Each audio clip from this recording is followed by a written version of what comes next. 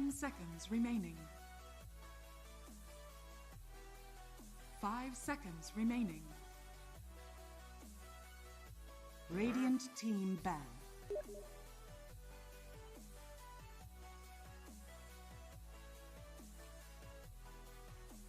Morning and welcome to the Moon Studio New Year Showdown. I'm Harry Freak and our first series of the day is gonna be Yangon Galacticos versus Team SMG. Today we're gonna have 3 series for you guys, so finally the showdown is starting in full throttle. We have first series of the day, of course, this one, Yangon Galacticos versus SMG. Then after that, Army Geniuses versus Hoyo. And in the end, we will round the day up with Neon Esports versus Execration. So, quite an action-packed day today for us. We're gonna have up to like 9 or 10 hours of Dota here at the Moon Studio New Year Showdown. So, I hope you guys are gonna enjoy each other. First up, it's Yangon Galacticos versus SMG. We saw Yangon even taking 1K off of Neon. Team SMG, they didn't manage to qualify for the DPC this season, so considering the current results, we could say that Yangon are the favorites, though given some names in Team SMG, we can expect a lot from these guys, so we can't really write them off. We have ET Faded, Nia, Mushi, Afu, and Ninja Boogie, so quite a 10 seconds remaining.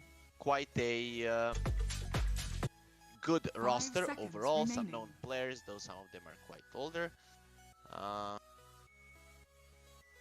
Basically, there's also some info here about Yangon Galacticos. Apparently, the players don't really feel too safe in Yangon right now. You all know that there are protests happening in Myanmar.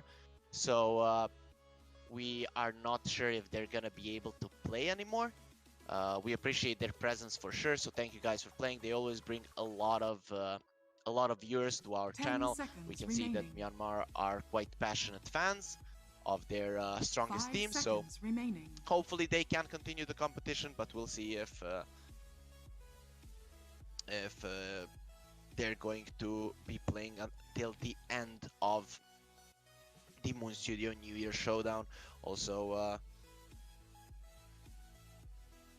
as far as I know, they're quite close to where the protests are happening, their boot camp is, so that might be one of the reasons that they won't be able to play. And it almost happened that today they were missing internet and couldn't appear, but in the end they did, so thank them for that.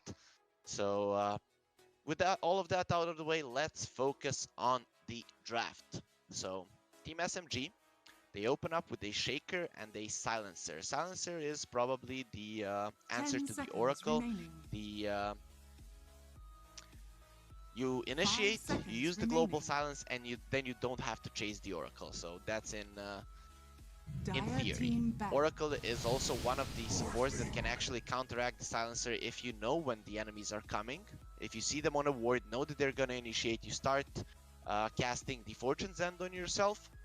The global silence comes out, the spell pops, it removes the silence from you, and you can use your ulti. So that's not that easy to pull off, but it's definitely possible. Yangon, they take the Morphling.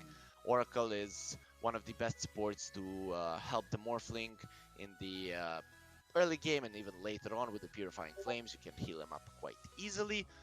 It's also somewhat of a deny pick. You don't want to be playing against a Shaker Morphling combo, so we definitely will see this Shaker from SMG not really taking more points in his enchant totem during the game, just so that he doesn't give that insane damage to the Morphling. Though, like I mentioned a few days before, it sometimes happens that you it's muscle memory, you pick the spell up mid-team fight twice or thrice once you hit a level, and then you kind of mess up. So we'll see if SMG are gonna stay focused about that.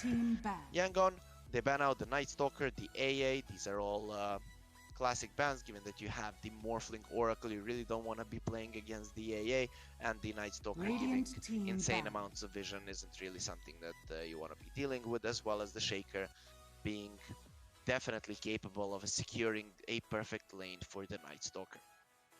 So SMG, they ban out the Tide, the Timber, and the Clock, so mostly focusing on 10 seconds the offlane remaining. bans. 5 seconds remaining. We'll see what they want to pick up. They probably want a melee core that's not a troll, given their bans. I'm guessing if they really wanted a troll, they'd leave the Tide in the pool. Though we still don't know where the silencer is going. It would be cool to see a core silencer, but I kind of feel like it just got picked up because of the Oracle, and it's mostly gonna be a global silence type of hero with securing the lane with the Glaives of Wisdom. So, Yangon. Radiant team, Dire team pick. They wasted a lot of time for that ban, but they instantly go for the pick. So they get the Pangolier. This is a good answer to the Silencer. He naturally builds into a Yules. If he goes into his Rolling Thunder, he doesn't really care about the Global Silence. He doesn't break the Rolling Thunder.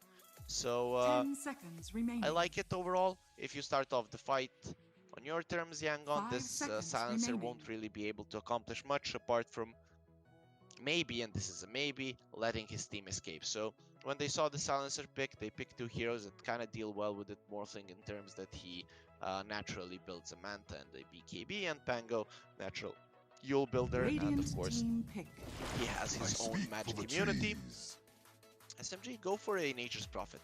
Earthshaker NP, quite a formidable lane. When you have a Nature's Prophet that and you're close to your own tower, it's not easy for Yangon to play, especially during the time when Morphling is level 1, level 2. Even up until level 5, he's gonna be in a lot of trouble. Oracle and Morph, they don't deal with the treants at all, so I definitely like this pick from SMG. They are lacking some thinkability, but Nature's Prophet can go for some auras, though I don't think that's gonna be the case. Most likely gonna be an Orchid build for him and trying to find the Oracle. But overall, I like this. You kind of have two global presences with the Silencer and the Nature's Prophet, and the Shaker. Once he gets his Blink and the Axe Shard or whatever he wants, he will be able to. He'll be able to just run around the map, always be where the action is gonna happen, and then you have these two guys to assist for sure. So I like what SMG have at this point. And Nature's Prophet also, throughout the game, if the Morphling is, let's say, farming on a ward, the ulti can hit him and just kill him instantly. So that's also something that you kind of have to be wary of. But, you know, Morphling players, they always like to keep their HP low. And yeah, I'm gonna go for a Tusk. So Tusk and Pango, this is a formidable combo with the tag team and the Swashbuckle. You do a lot of damage, a lot of slow. You can also somewhat help your Pango maneuver with the Ice Shards. He does bounce off of those. And we go SMG for the PL. Overall, the only hero that deals well with the PL on the side of Yangon is the Pangolier. Sure, Morph can be solid, but in the end, it's definitely a PL favored matchup. It's also a hero that does well with the Tusk, can escape the shards. If you use the tag team, he just uses the Doppelganger, gets away. So right now, I definitely favor SMG's lineup. There is a last pick on Yangon to kind of equalize this, but Lesh immediately banned. I kind of feel like Team SMG, you banned the Huskar here. I'm not sure if Yangon do play the Huskar, but that's something that could catch you off guard, given that some of your heroes come online a bit later on. Yangon, they take the Roche, come online around this 20-minute mark when the Morphling gets his Manta, and you could be in a lot of trouble if they start running you down and mowing down those towers. And also the spears of the Huskar persist, so you're gonna be knowing which one is the real PL. They're gonna ban out the Ember Spirit though. That's a hero that deals well with the illusions as well. So it's not gonna be there. relatively limited lockdown on the 10 side of seconds SMG. Sure, you remaining. do have a shaker, but that means that until he gets a blink, he's not really going to be 5 joining the fights seconds that remaining. much. We might be seeing the Furion rotating a lot across the map. And Yangon, what do you want to ban? Is the Dire OT team ban? pick. Yes, they go for the Death Prophet ban. That has been a very popular hero right now. And given the burst damage of Yangon, it's not really Radiant there. team pick. You have it, but if you're playing against the Yules, you're going to be in a lot of trouble, and now an Earth Spirit is going to get picked up. So at this point, we have no idea what SMG is doing. This might be an offlane or a mid Earth Spirit. This might be a mid Silencer and the position 5 Shaker. So we don't really know, but in my mind, it's a mid Earth Spirit, 5 most likely. seconds remaining. You do give another good target for the Morphling ulti as well. Though given that you already have a PL and the Shaker, you don't really care that much, I guess. That is already covered. And Yangon, small You may now select reserve your time, and they go for the Troll. Okay, I like this. This is a hero that deals well with the PL. Basically, with the limited lockdowns that we already said, they can't really keep him in check that much. He naturally builds into a BKB, and he will need it this game to use his ult properly, because there might be some Yules coming out from the side of SMG. I definitely like this last pick from Yangon. You have the Oracle Troll combo right now. Young PH, he has been known to even play more aggressively if needed to assist his team. He kind of always makes a good decision. He has been really on point and definitely the star player of this team. So whose draft do I like more? Oh man, this is a tough one, to be honest. So it's gonna be Troll against the Nature's Prophet in lane.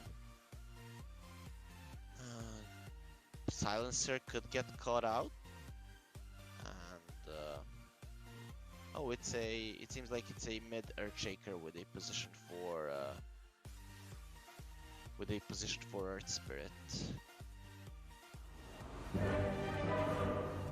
And mid morph against the... Okay, I have to say I side with Yangon a little bit, given that they have a bit more of a rounded up lineup. This last pick Troll, I like it a lot. The Shaker mid, I'm not sure how well that is going to work.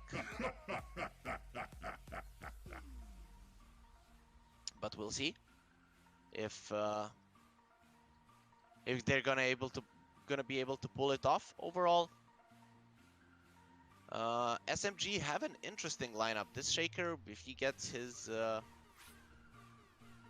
blink or Ags or whatever early, they have these kind of 4 heroes that can constantly run at you. But the problem is that with the Troll and the Oracle, Yangon do have a response and they can go for the aggressive moves of their own. If Yangon are kind of positioned really well and they know from which side the enemies are gonna come, I don't really see SMG winning fights. Maybe with a global silence, but overall it's not gonna be easy. Still, if you do get a good initiation, Team SMG, they definitely have a lot of heroes to chase down the Yangon heroes, and that can be pretty problematic. If you lose like 1 or 2 heroes during the global silence, the other ones are probably gonna die as well. The Troll, the Shaker, the Nature's Prophet, they definitely have people to run Yangon down. What I'm interested in is if Young PH is gonna be going for an Axe. Usually you'd see a Maelstrom, Yasha BKB build. It's definitely not bad here either to go into a Maelstrom, Yasha BKB, then finish the SNY. Well, I tried. This bomb. I definitely like the Axe on this hero. Is just way too interesting, and especially against the Silencer, you can remove 2 of his spells from yourself, and also you can remove the Earth Spirits, Magnetize and slows. So it'll be interesting to see if they can go that route this game. So Yangon, they say go. Everyone is set on that. Team SMG, this is former Team IO. So I'm guessing they got a sponsorship, which is pretty nice for them. Wish them all the luck. It's a bummer they're not playing the DPC this season, but hopefully they do get in it for the next one. Go crazy! Really some big names in SMG.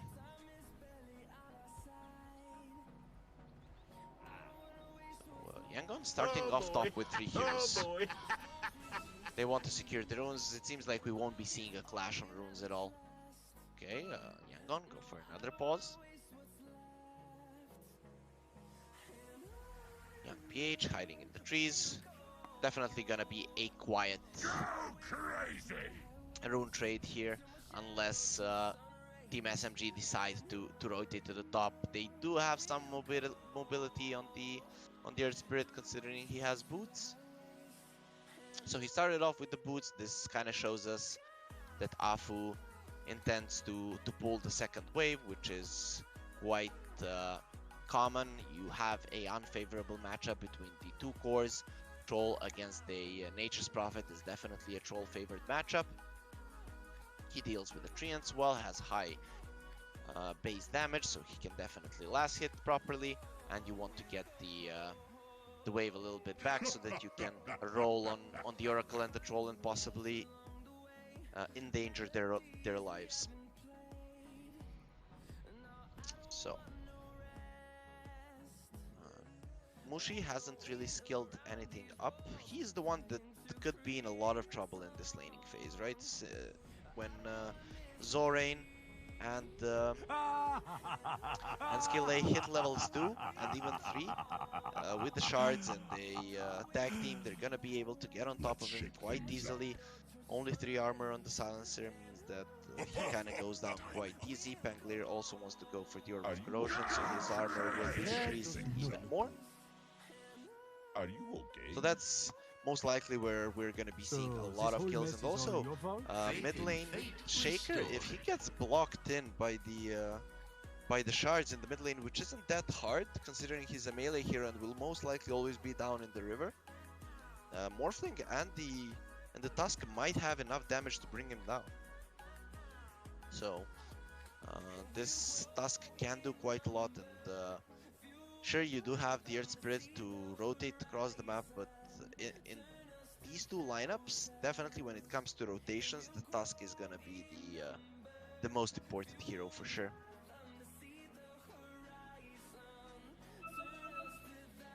So Morphling still restarting his PC. Taking some time. We're seeing some drawings on the map. Nothing specific. They look just like kindergartner scribbles. Not really a lot of artists in these two teams. That's kind of a bummer, but their art is Dota. And Ha has reconnected right now, so we'll be jumping into the game in a second. Like we said, the runes probably not gonna be contested. That's a bummer. Usually we like to see a bloodbath right off the bat, but that's not going to be happening in this game. Afu, he's rotating towards the mid, wants to check if there is a ward. He won't really 30 seconds to battle. know where it is exactly, since it's on the left side. Okay, he actually will know. He positioned himself quite well. He knows it's on the left. And Mushi, seems they want to ward it. Yep, they will. Oracle coming in from the deny. For the deny, he won't be there in time. And a nice influx of gold and experience for the supports of Team SMG actually. Afu not getting that experience there. So, no real fight on the runes, a little bit of a win for SMG. Mid lane, this is gonna be interesting. The Shaker obviously will be maxing the Enchant Totem, given that it's a core Shaker. And in the mid lane, with the Enchant Totem, he might actually be able to win the mid lane in terms of last hits. Morphling usually in mid has high amount of damage, so, and you can't really threaten his life in the mid lane, but we'll see how well Nia is gonna do here. So again, Yangon are pausing. they're very sorry, but hopefully everything checks out. I just hope they don't have any internet issues. Like I said, there was a there was a chance that Yangon don't have internet today, just because everything that's happening, and Neon were ready to jump in to play one more game. It seems like they're restless. That's probably why they're the best Southeast Asia team right now, because they can play for a billion hours. But Yangon, for now, they're good, and hopefully it stays that way for the entirety of the tournament. So you guys might notice that most of the teams that are playing, or all of the teams that have been playing in the Showdown till now, are from Southeast Asia. The Chinese teams are gonna start playing from like the 18th or so. That's when they're gonna be in boot camps. We see our CEO Moon. She's immediately worried about the players. She's asking, "Are you okay?" You know, she always thinks of the worst, like the protesters or the police or whatever are knocking on their doors, but I'm sure that Yangon are fine, and are gonna be okay. See, your gate is locked. I think they're fine. Hopefully, if they're not, they'd be writing something, send help. But they're definitely okay for now, and hopefully they don't get themselves in any trouble.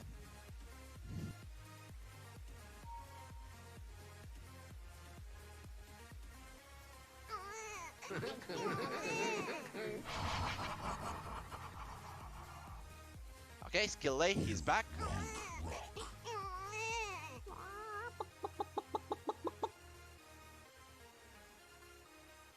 So hopefully we'll be going back. There we go.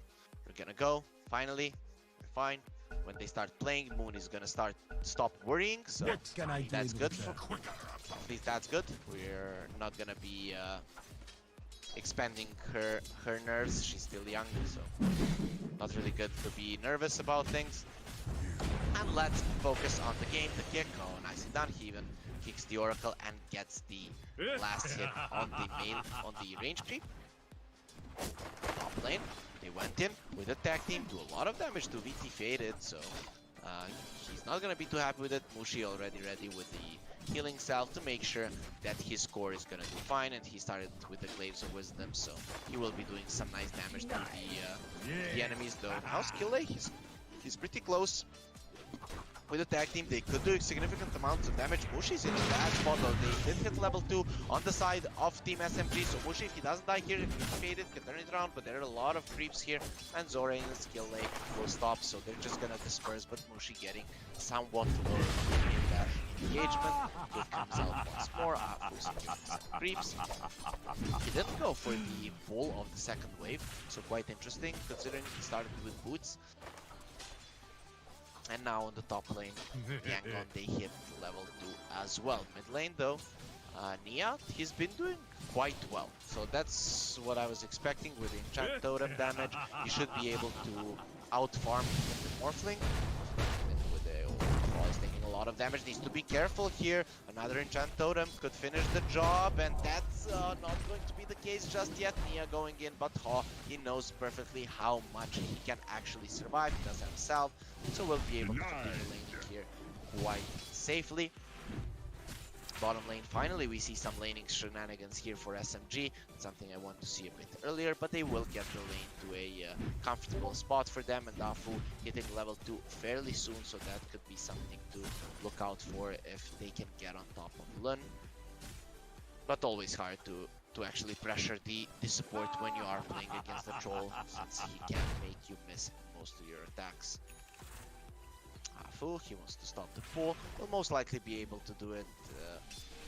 One goes, turns around with the Fortune's End, does a lot of damage to Afu actually.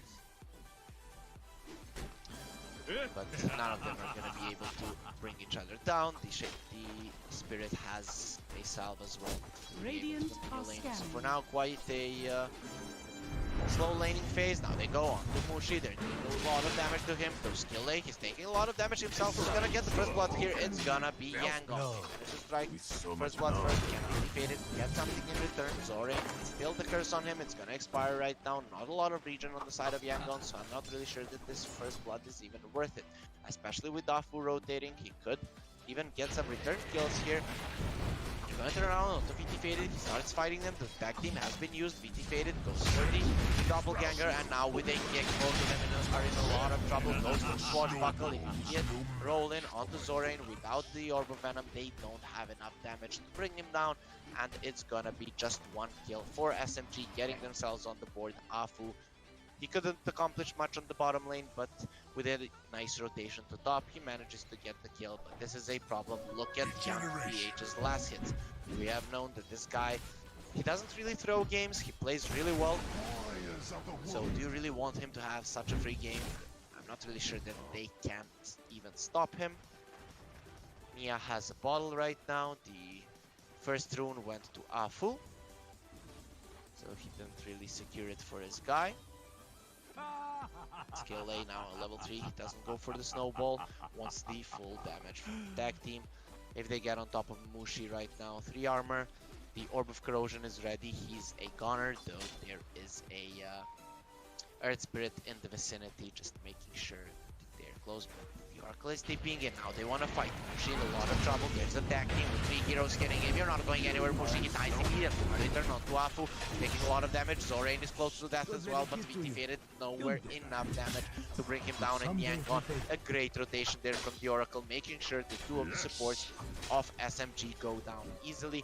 Meanwhile, their carry is farming well, so this laning stage definitely going in favor of Yangon, and they're gonna secure the 3 runes as well. Wish fulfilled. So a beautiful start from them, already up to a 1k gold lead. Now Troll is alone, he goes on to Ohio, this could be a solo kill, and it is going to be Young PH now getting hit by the tower. They want to block him in with the treants, he doesn't have any mana, no HP as well, but again, no Orb of Venom means that this Earth Spirit, he can't run anyone down, and Young PH is level 5. Against a level 2 Earth Spirit, it's not really a question who will win a man fight if it comes to it. Top lane, defeated, it's fine, they don't really use the tag team.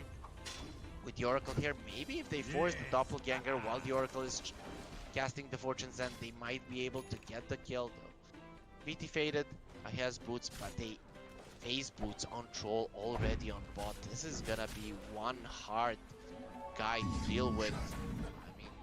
SMG, they need him down soon. The roll is coming in. Afu will not connect, but he does have a kick. If he gets the kick on the Young PH, they're gonna be fine. Maybe they can bring him down. Top lane, Mushi dies though. Afu sees him, he misses the kick. Young PH juking around the trees. He's the tree there, but big perfect sprout inside of the main. He can get out. The roll will connect this time around. Can they bring him down? The Oracle is there and will heal him enough. Skill A is coming in, and this is gonna be a disaster. Afu, you missed your kick, and now you will pay for it with the whirling axes. They're keeping it. They need just a few last hits, and they will get it. One actually get the last hit there.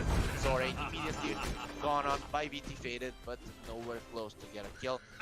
And the early laning stage going in favor of Yangon heavily. Zorain doesn't have a lot of mana, he has Dex right now, but he's looking pretty dead. He wants to wait for the Arcane Curse to get out, but VT Faded goes to the side. He's not gonna get disarmed there, so he gets an easy kill.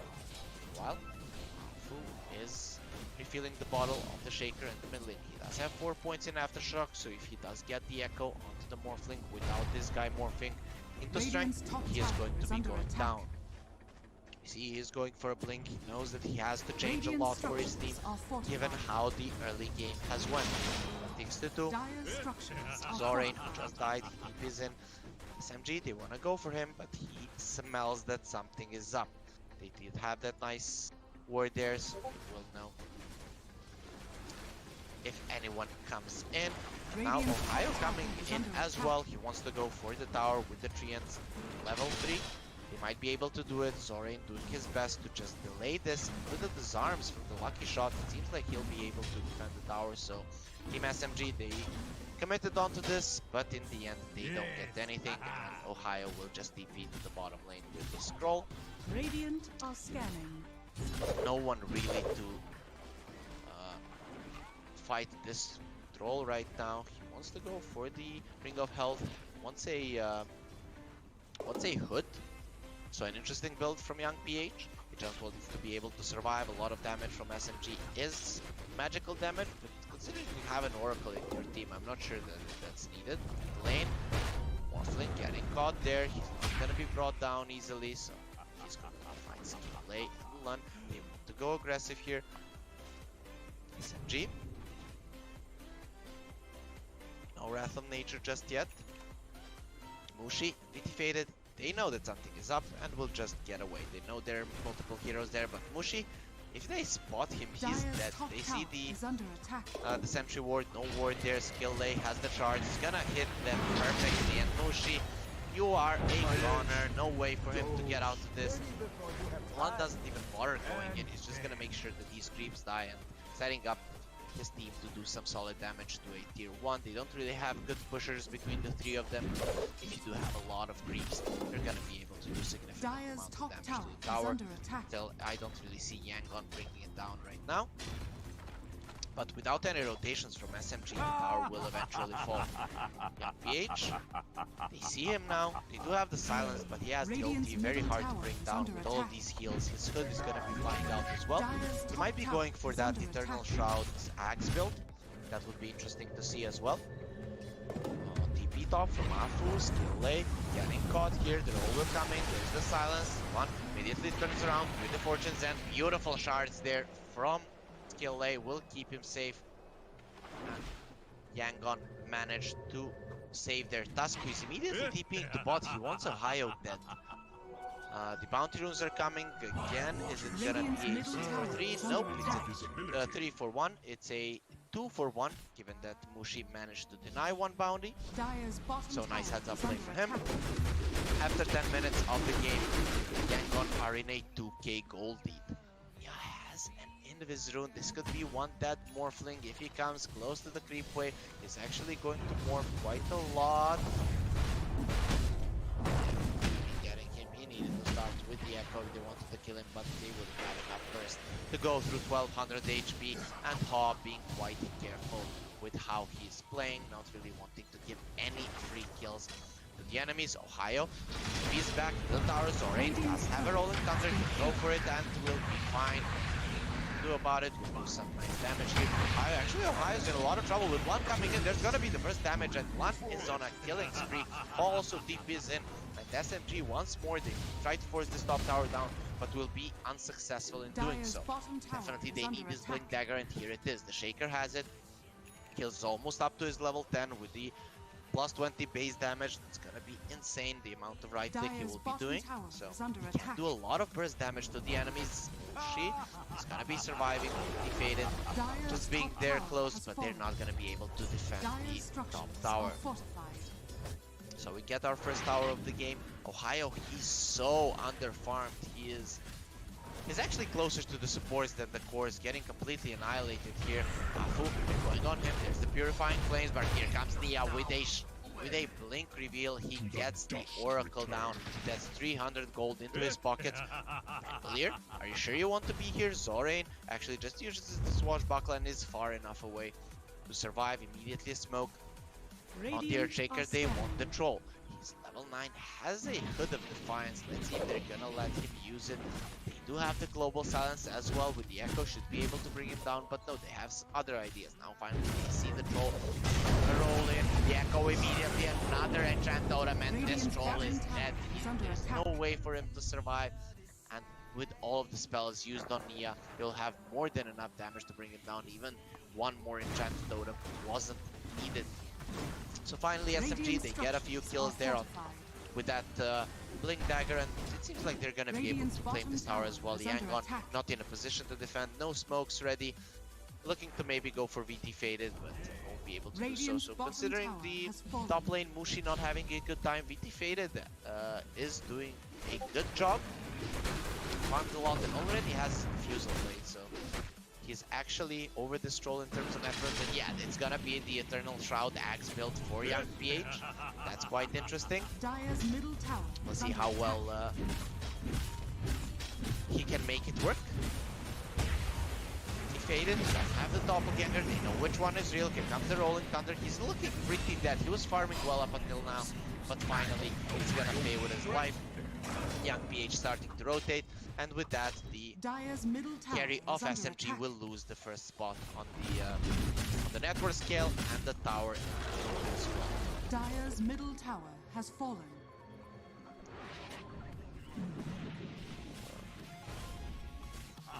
TP Zora into the bottom lane. He wants to defend. Afu is here. He does have 1 point in silence, but no other heroes are close, so he's just gonna be taking some experience here. And Zorain finally wants to push out the lane with the swashbuckle.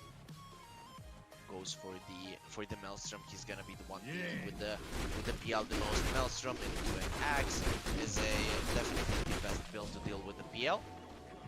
We'll see if that's what he wants to go for. Nope, he wants to go for a Blink and a Boots of Travel. So as to have some more maneuverability. Yangon, a 3k gold lead, pretty faded, is still doing a good job, staying quite relevant in terms of net worth. Shaker as well. Wants to go for a Yule, and finally we see a smoke from Yangon. Most of their plays have been made without the smoke. Can they get the Shaker? They need the shards to connect. No, the Fortune's End is there. There is a global silence ready, so they can turn around SMG if they want to, and immediately they go for a counter smoke. They're drawing towards the Morphling, playing only on 500 HP. This is a really fast smoke. This could be one dead Morphling. The Echo is ready as well. If he gets echoed in the face, Hall will die immediately. They know where he is. He's been scouted by the Treants now. Enchant Totem already pre-used. They go for the Echo. He didn't manage to use anything. Here's the global silence, and no one really to save him. The kick will make sure that he goes down. Zorain leaping in. His life isn't going to be in jeopardy. He just wanted to save the Morphling, but will not be doing any Radiant such thing. structures are So fortified. second Echo used for another core kill, and SMG, they're doing quite well. Here comes the roll. They go for the magnetized. Silence is there as well. They focus him down. More stuns are coming through, and Zorain is gone. They get this top tower as well. So finally, that top tower falls, and SMG getting a few kills in a row, getting them fairly close in terms of net worth to Yangon, who have been sporting a comfortable 3k Radiant's gold top lead up tower until is now, under but it's attack. gonna get decreased quite fast by a few nice moves from SMG. Faded has the Fusel Blade and the Blade of Alacrity on top of it. We'll have a Yasha fairly soon. Bottom lane though, Young PH going on to Ohio. Ohio needs to be very careful how he approaches this troll. He knows that he's strong. He's gonna use the ulti. He can't eat through the trees right now. Ohio saving his crowd for the last second there. But now Young PH, he could be in a lot of trouble. Here comes PD Faded. He does have a Diffusal Blade. No mana on this troll. He already used his magic form charges, so he won't be getting out of this with the two heroes coming in from the side. His death will be certain. Here's the roll off. Who actually misses that? He's gonna get the kick though. There's the silence. Another roll will come out, and bam! Actually, Mia doesn't even want to get that kill. Yangon, they know they're starting to lose the momentum and immediately go for a smoke. These three heroes, they have a lot of burst damage, but if they run into a lot of heroes on the side of SMG, it could be turning out badly for them. Global silence not ready for 30 seconds. It's almost the same for the Echo Slam. The smoke will break. This is a perfect target. Nia has been found out. Uppercut to the face, and goodbye, Nia. Can he blink out? Actually, nope. Zorain will roll into that duel perfectly. Now, they're trying to catch him, but with a nice waveform to the side, he's gonna be fine. Immediately morphing in to strength, and he will survive, getting close to his Manta, which will definitely help him survive these initiations from SMG. So Yangon, they get a big kill. Finally, a nice skirmish for them. Mushi getting caught. Does have the global silence. Afu in a lot of trouble as well. He won't be rolling. The global silence has been used as well. Will it be enough for Afu to escape? He's gonna be able to roll to the side, and with that, survive this gank. So they force out the global silence, get a position 5. Not really a biggest kill for Yangon, but immediately with that they turn into Roche with the tag team and the lucky shot. They should have more than enough damage to bring this down. They also have the minus armor from as well. And this is one death row from the Echoes. Ready though, and SMG, they don't see anyone on the bottom lane, so Roche is getting pinged out. Maybe they can get there in time. They don't really have any Radiant's smoke, bottom so tower this has Roche is fallen. actually gone. Your Just shrine gonna has get it. fallen to the Morphling, radiant. get the Manta as well, so a big timing is gonna be hit right now by Yangon. No VT faded. He's not even going for a Manta. He wants the SNY. My vision. Not really a lot of things to purchase. PH going in for VT faded. He does have the doppelganger. Jumps to the side. And is going to be fine. Right now, Yangon, they are a bit on the greedier side with the troll and the morphling, so it's quite understandable that this early mid game is not really going their way, but they're still sporting a lead. Faded, going for the tower. They're thinking about going on the young PH, but with the possibility of Oracle being behind, which is exactly the case, you don't really want to be committing on him. And Team SMG, they will get out. Immediately they smoke. Do they want to just get rid of the Aegis on this Morphling? Maybe they can even kill him once without the usage of the Echo. Start off with the Fissure into a roll, and this Morphling could go down. It's a level 2 Fissure, so more than enough. There's the Fissure, they come in, the roll is there as well. Do they have enough stuns? Not really. They go for the silence. After he uses this Manta, he's gonna start morphing in. The rest of the team is coming in to help. They do have the ult to keep him in place, and they have forced a lot of rotations here. Gonna be fine. Zorain is here as well. He does have the boots of travel, came in on the wave, but won't be able to catch anyone. So Team SMG, I have to say, a good rotation. Actually buying a lot of time of this Aegis. Dire's top tower Has 3.5 is minutes under left on it, but still a nice move. Definitely, they know the enemies are on top. Immediately Yangon, they smoke up, want to get the rest of the map in their hands. PH again, there's a roll in from Afu. They will silence the Pangolier, but he's gonna be fine. Afu is looking pretty dead. The global silence will get used up, and there's the Echo as well onto two. Two of them are falling quite low, and Morphin already lost his Aegis. Nice rolling thunder with a sword buckle there. Finally, young PH uses his ulti. He's gonna be fine. Two of the heroes inside of SMG have fallen, but they have played the Aegis at least in the end. This Earthshaker will fall as well. Look at that damage from the Morphling. Lan is looking pretty dead. I'm not sure how much damage he took, but he will be going down in the end. It's a 4-for-2 fight with Hog getting a triple kill, so a beautiful fight for Yangon. Everything was used on the side of SMG. They don't manage to win the fight, don't manage to bring any of the cores down. So they did show that if there was no Aegis in that fight, they would have probably come out on top, given the Morphling just instantly died with that engagement. SMG, they're definitely going to have a chance to win this game. In the mid game, they always have the shaker jump with the global silence. That's basically a perfect initiation for them.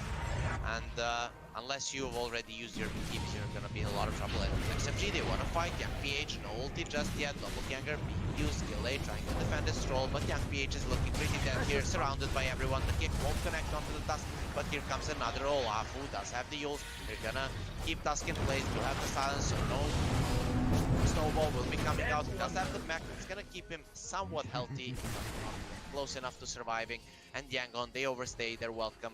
They thought the enemies are not gonna fight without the Echo and global silence, but boy, were they Radiant's wrong. middle tower is under attack.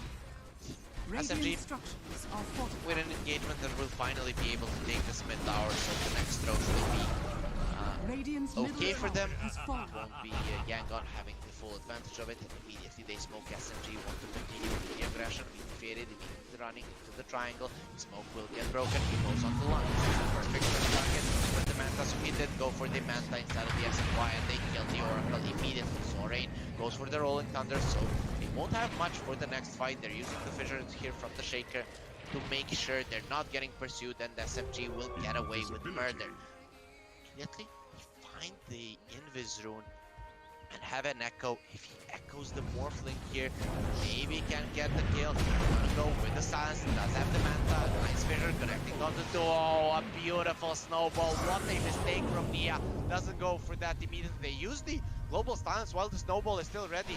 Getting the mana burned out. He's trying to run away. He's gonna Wait for him to the side. He's getting quite low. He's okay for now, but the illusions are killing him. No, he's gonna be able to survive. There's the ulti from the Oracle onto the Morphling. The two heroes are dead right now. It's gonna be cleanup time from Yangon. Here, beautiful blink out to get out of the whirling axis, but the slows are there. He turns around with Enchant Totem, getting disarmed, so won't be able to slap anyone with a totem, and they go down. So SMG, they make a mistake there. Actually, it was Nia that made the mistake. He doesn't go for the Echo Slam immediately. The Snowball gets used. Then they use the Global Silence over the Snowball, not really accomplishing much. And it turns out a disaster for Team SMG. At least VT Faded didn't die. Oh, he sees the Fango, doesn't have any stick charges. Zorain is looking pretty dead here. He's taking a lot of damage. VT Faded will kill him slowly but surely. It won't even be that slow. This PL, at least he is the saving grace for SMG. VT Faded not really dying in these engagements. Every time surviving, he's stopping the network charge still, and once he gets that basher, that could be finally a way to man fight this troll. So troll gets a Yasha. He didn't go for the Eternal Shroud finish. At one point he might upgrade this hood, but for now that's not gonna be happening. Not sure what he wants, maybe a Manta just to remove the Global Silence, to be able to use the Battle Trance. It's a good item against the Orchid as well.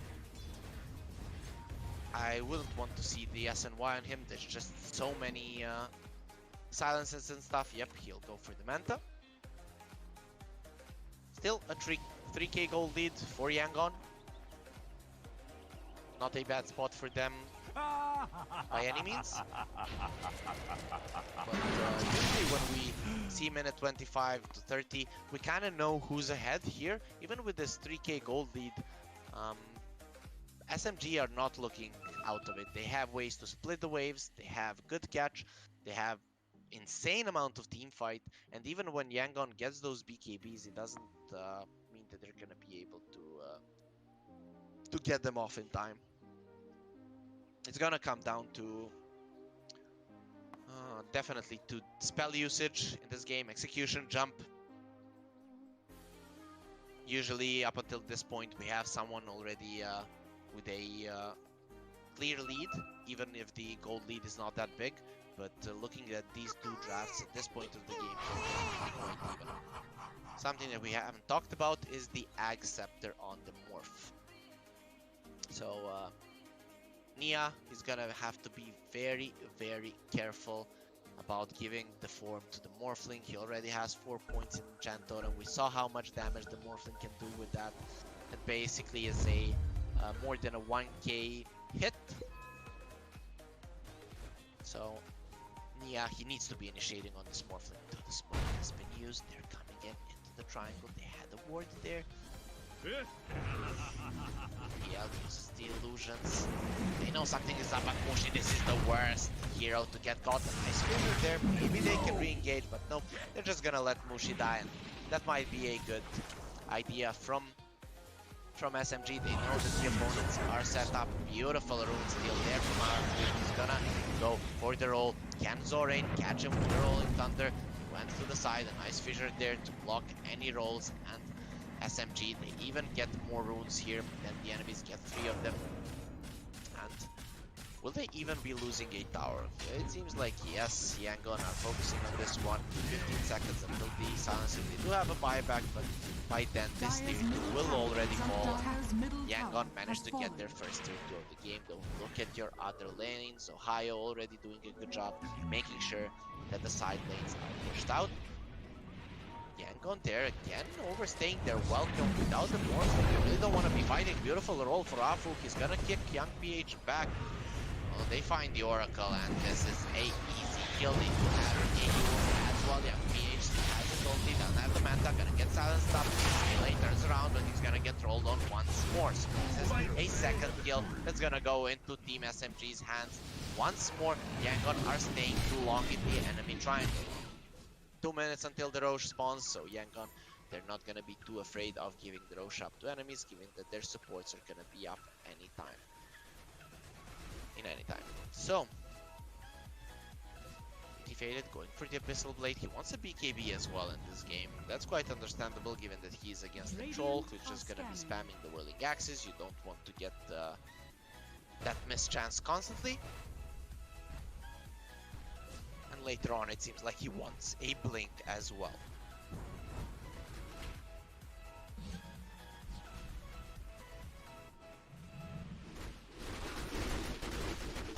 So the farming will continue. We might be seeing a fight here. Global Silence being used immediately. The Oracle has already fallen. The next target will be the Tusk. This PL really going hard on him, but has the Doppelganger on the side. With the buyback from the Oracle and without the Global Silence, they need to get away. Silence coming out onto the Morphling, who is in the Shaker form. Shaker now, he's fighting Skill A, doing a lot of damage. Does have the Echo, but here's the Fissure, and bam, the damage. Oh, just gives him the taste of his own medicine. Ohio trying to run away.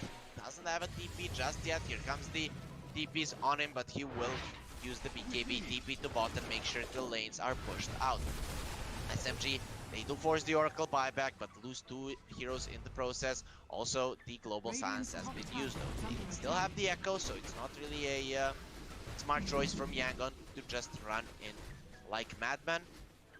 We'll see what their choice is gonna be. Roche is up in 20 seconds. The Shaker will be up for that, so we might be seeing a fight for that second Roche. Might actually be the point of the game where it turns around. This Oracle buyback, it could come into play, that it has been forced since he could die once more. Dire's bottom tower is under attack. Ohio. Radiant's bottom tower is under attack. He is still hiding. Defaded, has the Basher, Abyssal Blade almost ready. Buybacks are gonna be very important for this next Roche. The outpost on top is still being controlled by SMG, so they definitely have better map control to contest the Roche. The Roche has spawned. Yangon are aware of this. Team SMG should as well. It's a long respawn time, so they should know what's up. They're positioning themselves well. Nice vision here. Ohio will go on bot as well. Zorain still using his courier around the Roche. It's fairly low though. They can't catch it on the side of SMG. Shaker going for a Shadow Blade. So he wants to have even more initiation to find the Oracle. If they find the Oracle now without the buyback, it's gonna be a big deal for sure. Dolan, he's going for a Blink right now.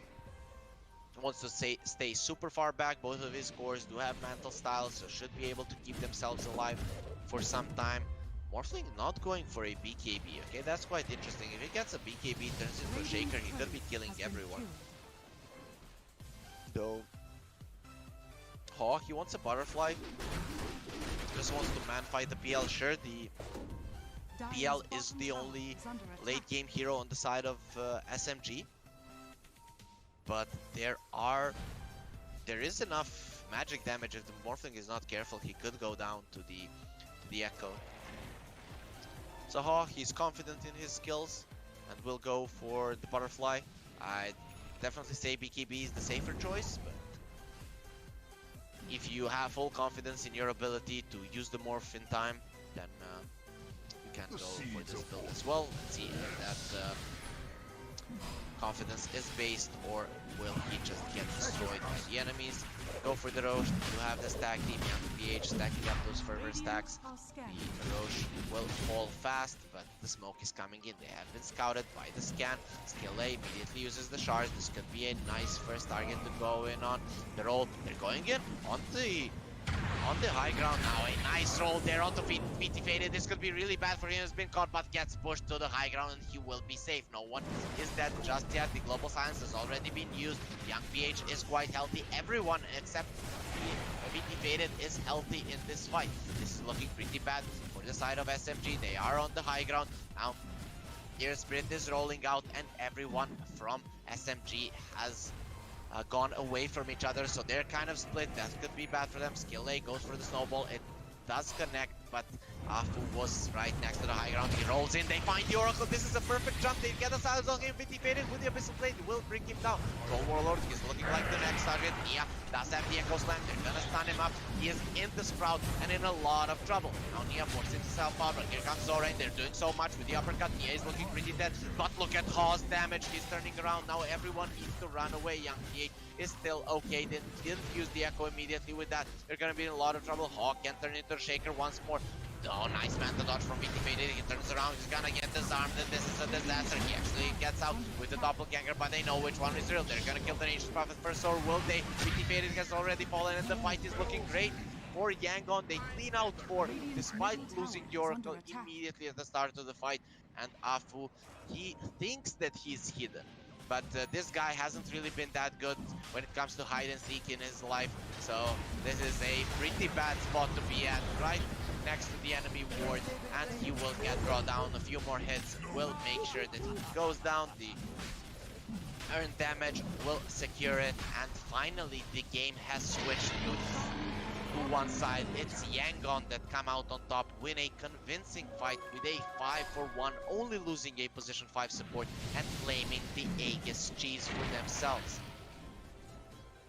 Nia just not being able to find the perfect jump. Now he has the Shadow Blade, so that might come into play, but has the damage already been done? We're gonna be finding out in the next few fights. Do SMG have what it takes to bring this back, or will it be a 1-0 start for this best of 3 series for Yangon? Aya being the top. He just wants to continue split pushing. Like I said, SMG looking at their draft, they always have ways to play, right? With the Echo, with the rolls in, the PL is always going to be able to overwhelm the opponents if it comes to that you're winning the fight and the enemies are running away. You have the Nature's Prophet to push out the lanes, not really good catch on the side of Yangon. So overall, SMG, they do have tools to play this game, but Yangon, they're already knocking on the door, going for tier 1 on bot, and will most likely go for the tier 2 as well. Let's see what Young PH wants to do. Nope, they're invading the triangle, want to control 2 of the lanes, but the bottom one. When you have, oh, just a second, Zorain, bottom lane. Is he gonna get found out? Yeah, here Zorain immediately goes for the Rolling Thunder onto Ohio. The TP from the Tusk is coming in. His blink is not yet there, but the Shaker gets the Fissure, but he doesn't get them before his Nature's Prophet goes down. Here now trying to survive. They have the Sentry, yes they do, but he manages to hide in the trees, has a blink away. If he wants to use it, let's see where he'll blink to. He can just go for a TP out right here. They use the smoke, and they're running now towards the Troll Warlord. They did use the Global Silence, and Troll is looking pretty dead. He doesn't even get the G's off. Actually, he did, and falls, and nonetheless, they kill him twice. Global Silence being used, so that's the strength of SMG's lineup. They have the ability to just run around the map, and with that, keep Yangon in a bad spot. So SMG understanding and reading the map perfectly, knowing that they could kill the Troll, and this is quite good for them considering the enemies have the Aegis. You need to buy time, and you get the kill on their position 1. Morphling is more of a position 1, okay, position 2. But still a big kill for Team SMG, only losing the Nature's Prophet there. Nia didn't even use the Echo. If he did get that Fissure before his Nature's Prophet died, it would have been a disaster on the top lane. They would have killed both of the Pangolier and the Tusk as well. Definitely would have been a disaster. Ohio now has a Bloodthorn, so if he gets a Bloodthorn onto anyone and the PL starts hitting them, it's gonna hurt. He's gonna go for a Skadi, which is quite good against the Morphling for sure. Range heroes don't deal well with this, but the Butterfly will help him definitely. See if the PL will switch his build up to a Monkey King bar, or maybe just getting after a Skadi. But SMG doing a really good job just delaying this Aegis timer, and only a minute and a half left on the timer. So Yangon not really accomplishing much. They didn't even take all of the outer towers yet. Defeated. So wanna fight on top. Will show himself. So Yangon know what's up.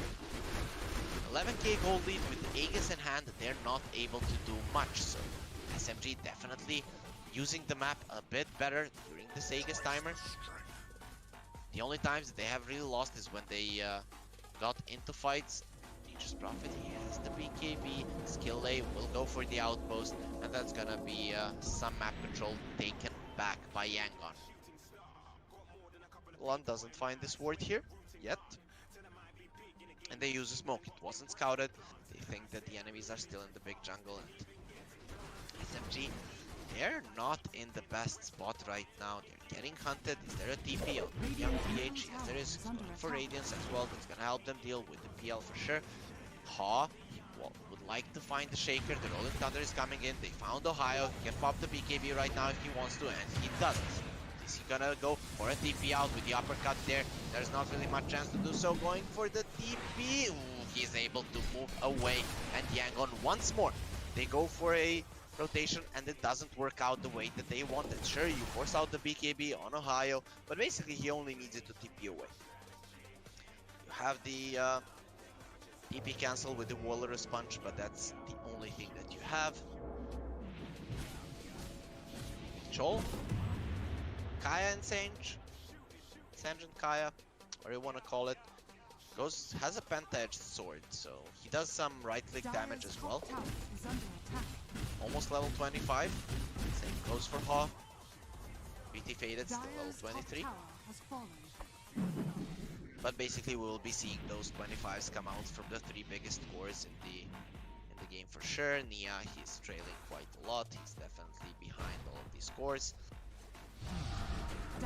Silence doesn't go through, and they don't manage to catch this Spangler. It would have been a perfect catch. He does have a Lotus Orb though, so I'm not sure if that silence even hit, if they would have been able to do much, but at least he will be able to block out.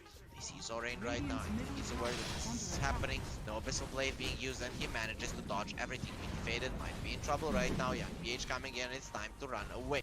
They know which one is real, going in under the PL, but then Echo gonna connect onto the Pango. It's only one hero. The Global Silence being used. VT Felix thinking about going in, but I think it's time to run away. Morphling coming in, he annihilates Silencer, and now Nia in a lot of trouble. They're just gonna use the illusions. Urjaken trying to run away, does have the invis. Do they have anything to spot him out? Not really. Then no detection, invincibility from the Shadow Blade. The Earth Spirit trying to run away, but here comes Ha, and he'll make sure that you're not going anywhere. So 2 supports on the side of SMG die. They did use all of their spells, so it's not looking good for them. Morphling still a little bit on this timer for the Shaker, but won't be able to. It won't persist while they are attacking this tower. There is an illusion escape on DPL, but it won't accomplish that much. Haw coming in, he's gonna turn into a PL. His illusions will help him quite a lot. Shaker coming in, can he prevent this push from happening? It doesn't look so. Without the Echo, they can't really do that much. The buyback is ready on their Spirit. With SMG, they can just delay this. The Araxes will fall without them really being able to connect. BT faded. Is he gonna go in? Maybe they can go onto the Troll. They do have the Abyssal Blade to go in. BT faded. He's gonna miss a lot. Probably will go for the Monkey Bar at some point. Silencer taking so much damage. Mushi needs to be careful. There's a stun on the Morphling. Can they kill him? A nice snowball save. Once more, Skill A is on point there. Maybe the Morphling has gone too far. They do have the silence for him. Manta is still ready. Ulti being used on the Skill A, so he's gonna be surviving for now. All goes for the Manta. Will be able to get out. Has turned into a Shaker, and he's so far away. Now Troll Warlord getting silenced up, but he has a Manta of his own. Ulti still ready. They're trying to burn his mana. Young PH, he might be in a lot of trouble. He has his ulti right now. Will he be using it? There's a stun, and he will use the ulti, so he's surviving for now, and the PL has gone down. Nia now taking a lot of damage. He doesn't have the invincibility. Shadow Blade right now. They catch him with the Fortune Send, goes immediately for the ults. Can he get out of this with a bash? No. They use the Global Silence, trying to save him. That's not gonna be happening now. Mushi's in a lot of trouble as well. He doesn't have a buyback and will go down. A buyback from the Shaker, goes for the Echo. It's gonna connect onto a lot of people, but only gets the Oracle, and now he'll pay for his life. There's gonna be redemption for the Oracle kill, or will it? Zorain going in. Morphling, he has died in this engagement, so he can't really help his team. Young PH still running in without the PL. I don't think this guy's ever dying. They're just trying to keep him in place. The shards don't really hit onto anyone. Young PH is just gonna be denied his chase, and in the end it's gonna be a fight in favor of Yangon. They force out so many buybacks. They even killed the PL. Sure, you did lose the the Morphling, but other than that, everything went your way. SMG, they're in a 3 versus 3 situation right now. Can they stop Young PH? It doesn't look like it. Without the PL, this guy is untouchable, and even with the PL there, Young PH has perfect items to deal with the PL, especially without the Monkey King bar. VT Faded is completely useless in these fights. Someone needs to deal with the troll, and the PL can't do that, and I don't see a possibility for other heroes to do it either. Shaker getting caught here. He doesn't have the blink just yet. He's gonna yield the Tusk. That's gonna give him some time. They're using the ulti from the Fury, and they need to fight right now. Maybe they're overstaying their welcome. The Tusk has been caught, stunned up, and brought down. There is an ulti on this troll. He's coming in. He wants to fight. He's gonna use the whirling axis. Doesn't have a way to eat through the trees, but turns around onto Ohio, doing so much damage. Can Ohio survive? Yes, he can. Here comes VT Faded. It's gonna go onto Young PH, who still has his ulti. He hasn't used it just yet. The Oracle is close as well, and Zorain is assisting his team. Yeah, it's gonna go onto Zorain. Zorain, no rolling thunder, and he's gone. Actually, Alon uses a perfect Fortune's End, but he should actually false promise, but he should be going down as well as Zorain. Now Troll is chasing Ohio, gonna get silenced up. Does have a Manta still, but they can't bring him down just yet. The buyback from the Bango, they need to come in to assist their troll. He could be going down here. Young PH is not taking any damage. Uses the Manta right now, still has the ulti. A nice snowball fade it around onto Ohio. Ulti being used by Nia, but there was a Yule onto the troll, so a big mistake there from them. Now they go on to VT Faded. They're trying to bring it down. Will he get to the fountain in time? Yes, he will. VT Faded is fine, but Trollkey still wants to go aggressively. He has his ulti. This is a disaster for SMG. They will lose the bottom bracket. Young PH has his ulti. Can he use it? Yes, he can. He does have the battle strength. Strong dispels, turns around onto everyone. He's not dying yet. The GG has been called, and SMG have had enough. Troll did die in the fountain, but against the Megas, you won't be able to do anything. And game 1 goes into the hands of Yangon Galacticos. A solid performance from them, a beautiful build coming out there from the Troll, and he makes sure that in the late game he's a beast. Impossible to deal with from SMG. Sure, you could kill the Morphling, but this Troll was an insurmountable feat for you, and in the end, Yangon get a win. SMG were looking okay, looking at their draft. They really had chances to win at any point, but the discrepancy in farm between the Morphling and the Shaker was just way too much, and Shaker and the Nature's Prophet really couldn't contribute that much to team fights for their team, and that actually made quite a lot of difference later on. The Troll just running in without any fear of getting brought down, and finally a win for Yangon Galacticos. Quite a interesting game. Yangon Galacticos looking like the better team. They are the ones in the DPC, sure on the last spot, but SMG didn't manage to qualify this season. So guys, that's it for game number 1. We're gonna go on to a short break, give a little breather to our players, and then we're gonna come back with game number 2 to see if SMG can equalize this, force a game 3, or will it be 2-0 for Yangon Galacticos.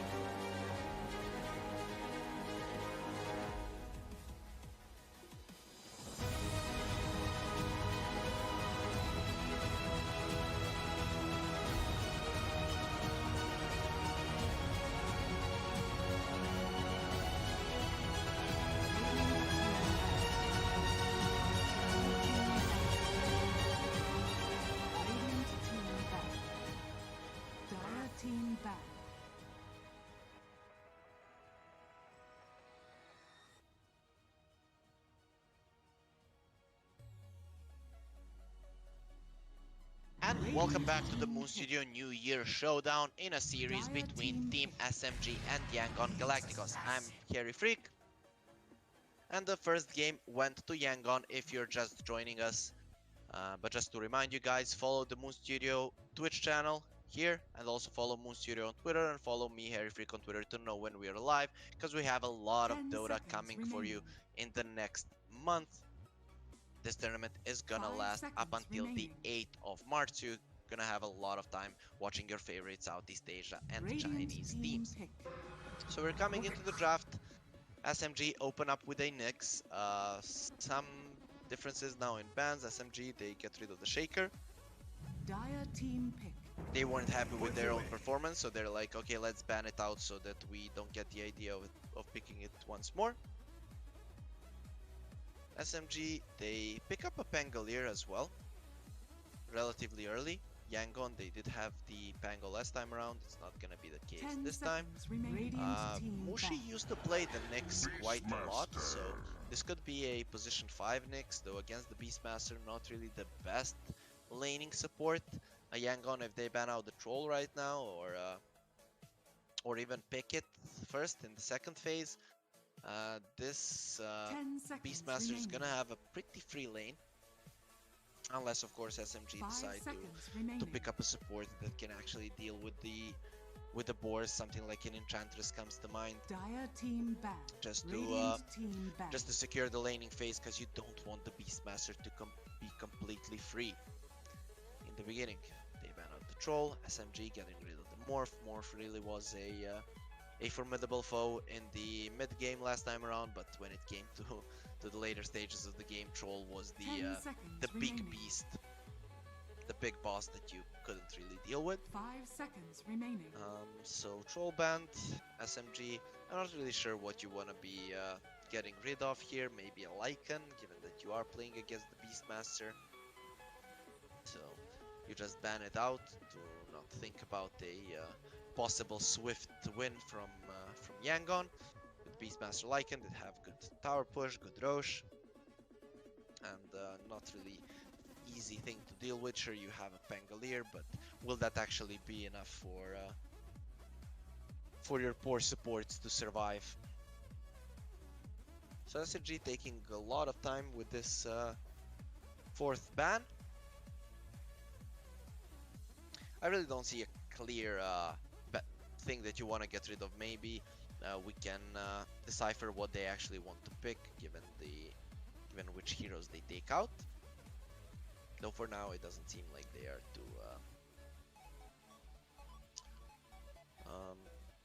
too sure about it themselves. Just one info, guys, on Team SMG. They were IO Dota 2, Dire but team now back. they are sponsored by Lim Jun Jai, or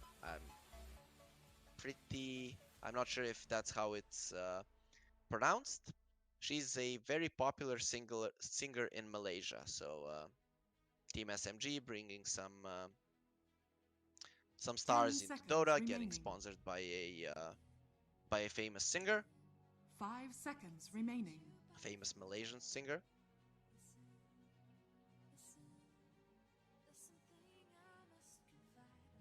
So SMG getting rid of the monkey. Radiant team ban. It would be a formidable foe to deal in with the lane as a Pangolier, considering that you might be laning with the Nyx. Two melee heroes against the monkey, it would be a disaster. Yangon, they ban out Dire the team back. Enchantress as well, so I really like their approach. They got a perfect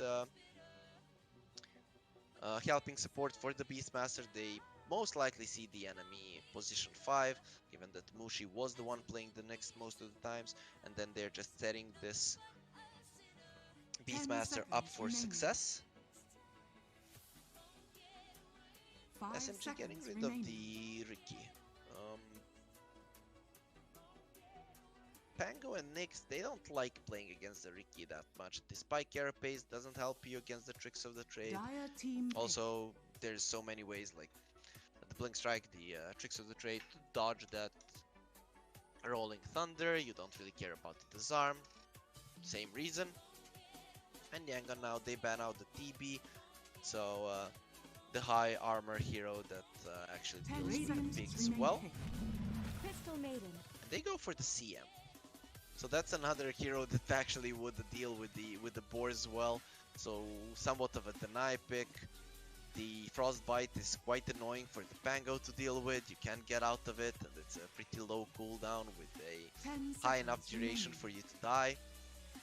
Beastmaster and Rubik, they benefit from 5 the aura seconds quite a lot, remaining. though again, who doesn't really? And I like what Yangon came up with thus far. So what's it gonna be, SNG? Also, something that we haven't talked about, one of the best supports to deal with the Beastmaster in lane is the Jakiro, and you have the Rubik against that as well. You really don't want to be picking a hero with a great stun like the Jakiro against the Rubik. So SMG, they're gonna go for a Storm Spirit. You're playing against a Rubik Instant Lift, a potential Aurora in your face, and a Frostbite. Sure, if you're the one initiating on SMG, that's great, but you're playing into a Beastmaster. Yes, you do have a scouting hero of your own in the Nyx, but it's much easier to control the map with the Hawks than it is with the Nyx just roaming around. So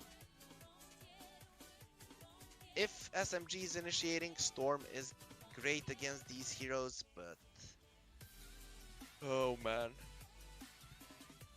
I kind of feel like Nia is gonna have a tough time this game as well. Mid only or Tiny Airline. That's his Dota name right now. Hopefully he's not serious and he's just using that to intimidate his teammates in a game. Or we're gonna get some of Nia's Overwatch cases and have to send him to low priority.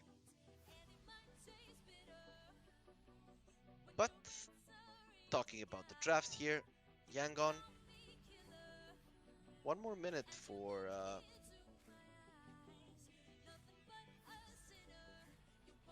of their reserve time, so they have a lot of time to think about it. Usually teams do waste a lot of reserve time in this second phase, and there's gonna be a Queen of Pain. I'm not a fan of this hero right now. Not too popular in the current meta, though. She is a lane dominator. Can win against the Storm Spirit. Storm Spirit naturally high armor, but doesn't deal well with the Shadow Strikes. And if she's the one to get the silence first, then this matchup goes her way. If the Storm Spirit actually manages to go to the jungle, ramp up his farm, get a few kills, then the matchup goes his way, though Yangon, they do have ways to take down towers, which SMG don't have. And overall, for now, I really like what Yangon have in their pockets. So SMG, what's it gonna be? They go for the Medusa. Okay, I like this. I like this a lot. Yangon, they can't really get on top of her that easily and kill her. They're gonna ban out the Anti-Mage. Pretty common. You have a Storm Spirit and the Medusa. You don't want someone burning your mana. Basically, Medusa deals well in the lane against the Beastmaster. Something I've forgotten. Nyx is a good hero to help her out. Actually, this kind of turns this draft around. It's kind of greedy for SMG, and they could be in trouble if the Beastmaster starts claiming their towers and their map gets small. But overall, if SMG is able to counter this beast in a sense that they have a good lane against him, delay the tower pushes as much as possible, they can actually get to a point in this game when the Medusa is untouchable, and then you are kind of afraid of going for her. The next assassin is scouting out things, Storm Spirit jumping and killing people, and that could be a good way to play for SMG. Also, Medusa gets a Manta, doesn't really care about the Orchid from the Queen of Pain, and a pretty solid pick, I have to say. So I forgot about this hero a lot. It doesn't get played that often, but it's quite okay currently in the meta, and SMG go for a Tidehunter. So there's no troll in the pool, not really a lot of range heroes here. No one on the side of Yangon Galacticos can deal with a Tide. Do you go for something like a Void here? Not really a viable hero at this point, so I'm not really sure that's gonna be the case. So it's gonna be the Ursa. Ursa, against the Tide, he's okay. But there's gonna be a Pango. Oh, actually, it's gonna be a Nyx and a Pango 5. So Mushi will be playing the Pango.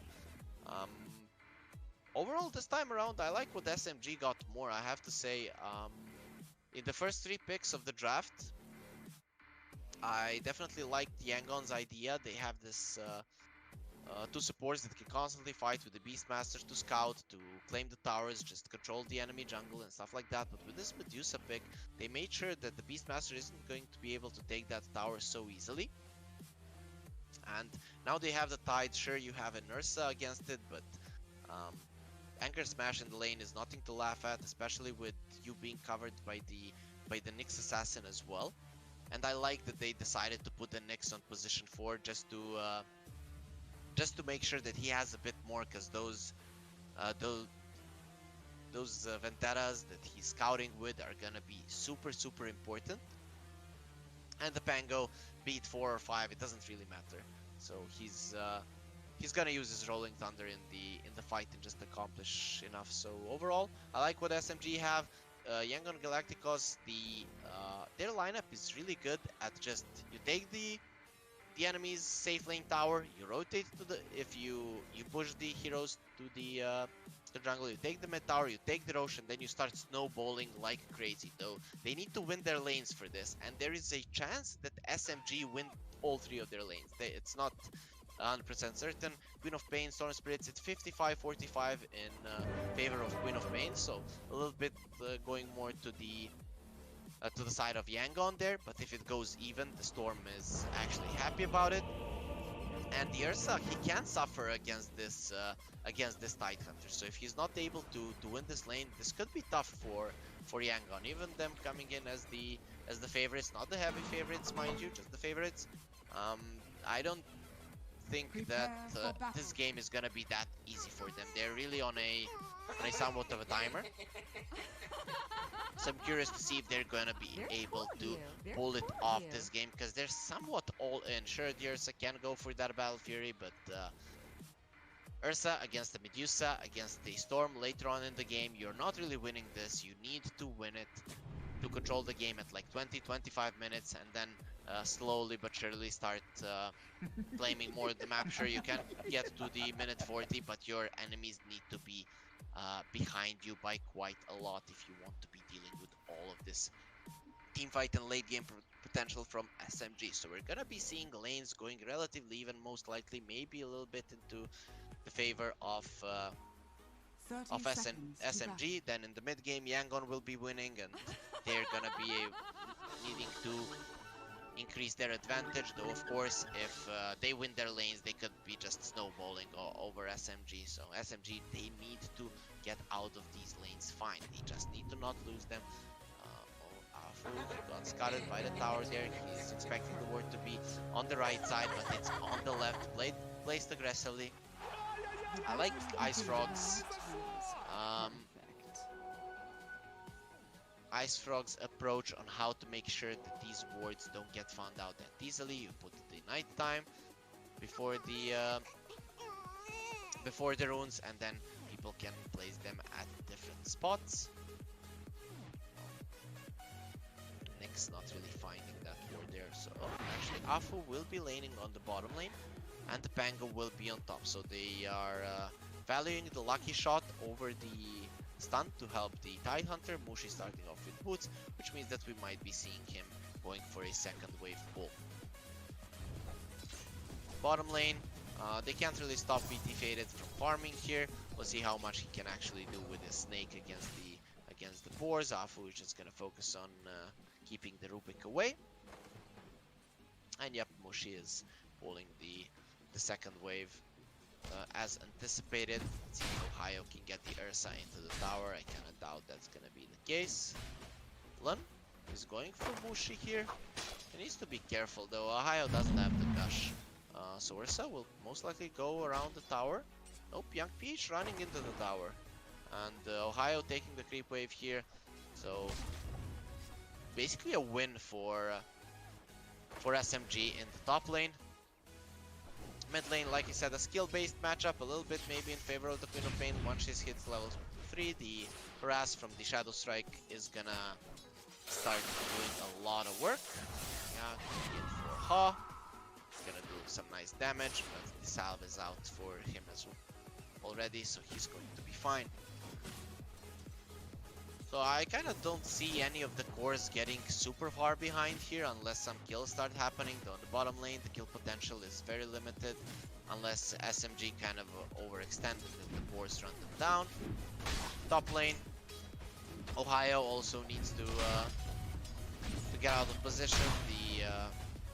The Pango will most likely be able to run off always with the boots, with the swashbuckle. He's gonna be fine. But he at least made sure that Ohio is having a nice time. It goes on to Young PH, who doesn't have a stick just yet, and he's doing some nice damage to him. So while the lane is here, the side of Yangon, they are in a lot of trouble. They could get caught here. Ohio turns around on PH and is actually winning these trades for now. Mid lane, none of the mid laners are really farming that well, though now with the full wave coming in from the Queen, she's actually gonna be doing fine. Oh, Nia doing great here with the denies beneath the tower. Ha does have it. Oh, he doesn't have a salve, so that is quite problematic for him. Nia just going for more tangos. Ha needs to be careful, but he's now on the high ground, so he's making sure that Nia is the one taking more hits. Bottom lane, both cores farming, faded, getting everything he needs, though this Beastmaster is no pushover. And for now, we're just seeing the farm trade on these lanes. Centaur doesn't really care about Mushi, but Lund doesn't get the pull off anyways. Young PH, he needs to be careful. There's the gush. They also have the swashbuckle, gonna slow him down. Lund is coming to save his Ursa, but that's not gonna be happening. And SMG, they're gonna be the ones striking first on the top lane. That's exactly what I meant. The Ursa against the Tidehunter, it's not a matchup that like 100% goes Ursa's way. Sure, if the lane is in a perfect spot and so on, but these are professional teams. They're not really gonna let any lane go that way without like doing some shenanigans. Bottom lane, Afu is going to be the one taking the rune skill lane, getting stunned up beforehand. Now he's turning onto Afu, though this is a Nyx assassin with high base region. He will be fine. In top lane, SMG, they strike once more. This time it was Lun out of position, and with the gush, Mushi gets a kill to his name as well. So a great start for SMG. This is exactly what they need. Good lanes so that they can stop the mid game aggression. Zorain taking a lot of damage. He doesn't have his tick charges, and with the mana burn, Afu gets the kill. He didn't want to skill anything in the end, decides to go for the mana burn, and they get the kill on the bottom lane as well. So the side lane's going for now in favor of SMG. Ursa farming great, but he has lost his life once, and that's definitely gonna hurt him. Oh, VT faded. He's in quite an aggressive position. Afu going for the bounty rune, which means Ha won't be able to refill his bottle. It is completely full right now. FPH steals the rune, gonna get slowed down by Gush, but being on the high ground, not really a place where you want to go. VT faded, they're going on him. He does have one level in mana shield, only 3 magic wand charges. Skill A, does he have a lift? Yes, he does, but this Medusa is going to be fine. No boots on Zorain means he can't really get on top of him, and the Medusa is gonna be surviving. And Afu even gets the pull off, so this bot lane is looking better and better for SMG. Though a nice pull there from Skill A as well. So in terms of last hits, mid lane, completely even. A slight advantage for the Queen of Pain, but it's really insignificant at this point. Top lane. Ohio is topping the net worth chart. Considering how Young PH's game was last time around, now he's definitely not as happy as he was. The runes, this time around Skill A will get it. Afu, he doesn't have the spike airpace top lane. They go for the Ursa, the anchor smash, the damage Young PH takes is insane. He wants to go for the kill. He knows that if he starts running away, he's gonna be dying anyways, but then anchor smash finishes him off. And now Mushi going on to Lun. They want him as well. If the slows come in, he's gonna be dying as well. They do have the gush ready. Mushi comes in, there's the slow, and Crystal Maiden is dead as well. Feeling of pain leaping in his anchor smash, and that's double kill, but with a sonic wave, this might get turned around, and Hog gets a nice double kill on top. Sonic wave hits on both of them. Ohio immediately dies. His ears burst, and Mushi, he manages to persist a little bit, but in the end will be going down anyways. They did force a rotation from the Queen of Pain, but they were the one. Definitely Faded takes some damage here, but look at how much the snake is doing. It's going to hurt this poor Beastmaster a lot. Ohio is now on top, has the Ravage. They go for the Ursa, the Enrage is ready, so he should be able to survive. No pull, and young PH gets out of harm's way for now, though Nia is level 7 and he has the Electric War Text in 2 seconds. The Rubik is rotating right now. They are aware of this, so I'm on the ward. And Skillay is just gonna come and leech some experience from it. So young PH, he's still doing good. He is over the Medusa, who has had complete free farm on the bottom lane, even with 2 deaths. But before he gets his Battle Fury, the Medusa is definitely going to have an edge in terms of farming potential. 5 seconds until the rune. They're expecting it to be on bot, though it was on bot twice already. It's gonna be there. Skillay gets Tanta pulled in, and this is looking like a pretty dead Rubik. Spike Carapace will bring him low as well. Nice usage over the Fade Vault. Another kill into the hands of SMG. On top lane, Ohio will use the Ravage. Yes, he will. Crystal Maiden goes for a TP. At least forces Ohio to use his Ravage, but he doesn't really mind. It's not like they're looking to fight anytime soon.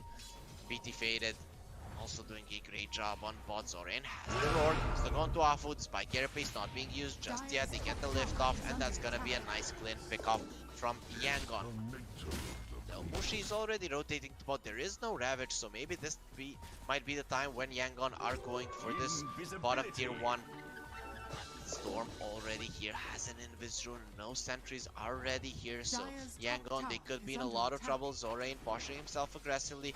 They start diving. BT Faded, it's gonna be a disaster. They go for the Beastmaster, getting pulled in. The Swashbuckle as well as the Snake. They're gonna do so much to him. No Earthshock for the Ursa. He's trying to run away. Does have the Enrage still, so he should be fine. Nia jumping in on the Ursa. A nice lift there.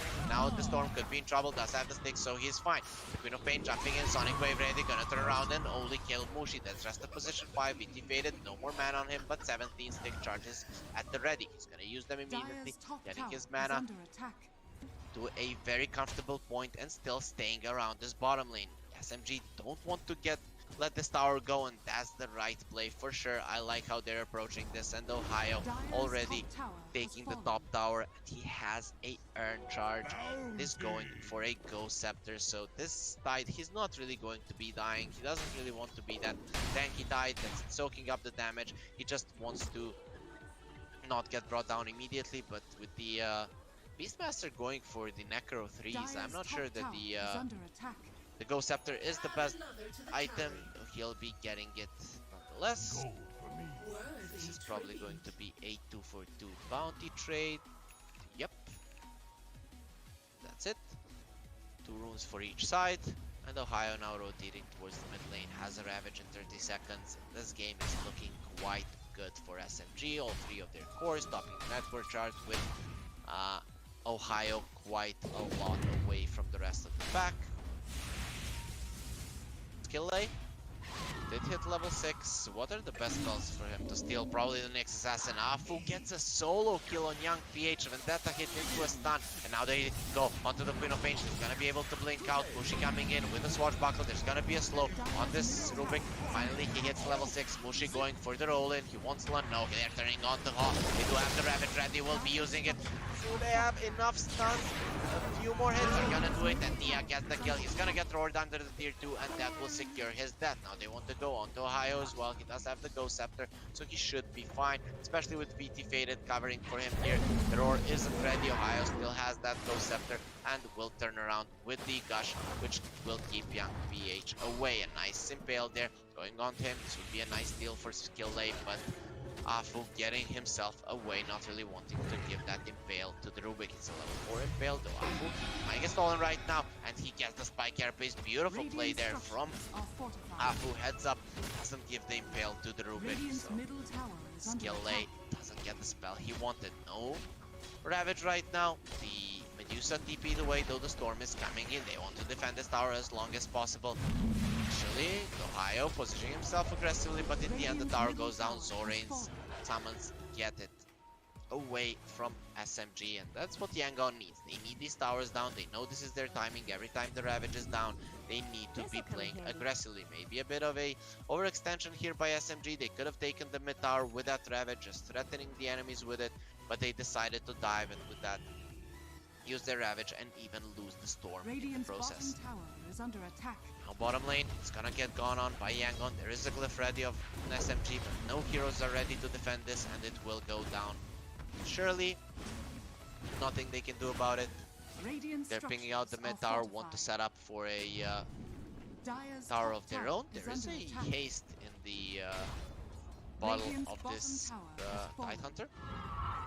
That could make a difference, but Storm definitely ahead of this Queen of Pain. He's gonna have that Orchid possibly earlier, and the faded Medusa coming in as well. CM getting caught, he's taking so much damage. Turns around, uses the ulti, but will get the Rolling Thunder over him immediately. Now a stolen Rolling Thunder. Medusa taking so much damage, he doesn't have any mana, and the Sonic Wave makes sure that VT Faded goes down. He came there to assist with the tower, but with a stolen Rolling Thunder and these Beast Messengers purging off all of his mana, VT Faded goes down. So a great fight for Yangon, and Skill A will hold on to this Rolling Thunder, so they'll have it for the next fight as well.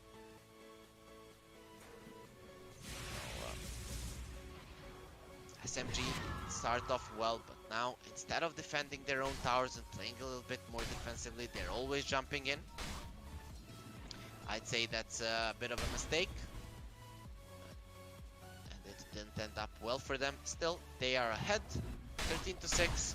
Two of their cores are doing well. VT Faded, a bit lacking in terms of farm, but he's gonna start flash farming the triangle right now, so that should be changing fairly soon. Ursa, not really close to his Battle Fury, still needs 2 components, close to one of those, but more than 1k away. And with that fight, the Queen of Pain is very close to the Orchid. Storm as well, a little bit closer than her. Will show on the bottom lane. No one really to catch him there right now, but there could be a smoke coming here from Yangon. They do have it. Will they use it? Nope, they just want to get this war down, and will be successful in doing so. Now, Nia knows that he might be in trouble, though the Orchid is ready. Queen of Pain, 300 gold away from hers, so usually if one of them get the Orchid beforehand, it's detrimental for the other, but now, considering that both of them have it, it's not going to make that much of a difference. Yangon, they are in a smoke. They want VT Faded. They also have the ulti ready, though can't get silenced up by the Queen of Pain. Actually, the Orchid's still not there. They do have the Roar though, and the lift. They can get him. They're gonna scout him out with the scan, but the TP is already there, and VT Faded gets himself out of harm's way and is now drawing a line towards the mid lane. He's going for an SNY, so not really going for the Manta. Interesting choice, considering he's gonna be playing against the Frostbite, against the Silence. But maybe he just needs that status resistance. Fu uses Spike here, but they see the Ursa and the Silence is there. Young PH is gone for sure. He's gonna turn around, slap the Storm a little bit, but they want to be fighting in the mid lane.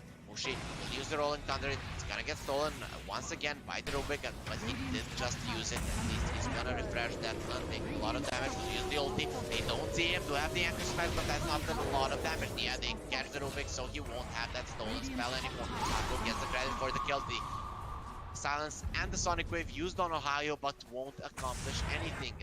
SMG, they hit this timing with the Orchid on the Storm, get 3 nice kills, get the mid lane tower, and don't even use the Ravage for it.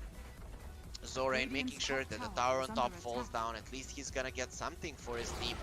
So that's nicely done by the offlaner of Yangon, but still a 16-6 lead for SMG with a 3k gold lead right now. It's quite significant. We talked about it. Mid game should be Yangon's time to shine, but considering how the lanes went poorly for them, they're not able to transition well into the mid game, and now they are they're in a lot of trouble for sure. Nia. He has this regen rune. It's gonna be expiring soon. We'll see what his next item is going to be. Oh, poor Crystal Maiden. She's just trying to deward. The silence not even needed, and Nia managed to get out. Afu thinking about denying the ward, but he's staying there for now. They're looking towards the bottom lane. The Ravage is ready. No Sonic Wave though. So Yangon, they're definitely lacking in terms of damage. Tidehunter finally finishes his Vlads. He wants to go for the Solar Crest to buff VT Faded, so he doesn't really need to be the tanky one, given that he has the Medusa. Just protect her with the Ravage, stay around her. You don't need to put yourself in harm's way. That's his way of playing this game. Go Scepter, Vlads, and the Solar Crest. In the beginning, I didn't really like the Go Scepter, but might actually be a great idea to go for a build like this. And if he's in a defensive position, he won't really get roared and gone on, so he just wants to make sure that they can't jump him from the backline and kill him easily with Ursa. Is under attack. And Medusa looking for a butterfly. He has two components, though the most expensive one is not there yet. He defeated. He's being very aggressive there. And he gives the split shot to the Rubik. Poor Rubik, that's not really a spell that you want. Tier 2 items coming out. Given that the game is pretty slow right now, we can see what we got. So the Pupil's Gift and Vambrace on the side of Yangon. They get the Grove Bow as well. No, Bullwhip on the side of SMG. We'll see who's gonna be whipping their teammates. It's not like it's not enough from the Queen of Pain doing the same thing, so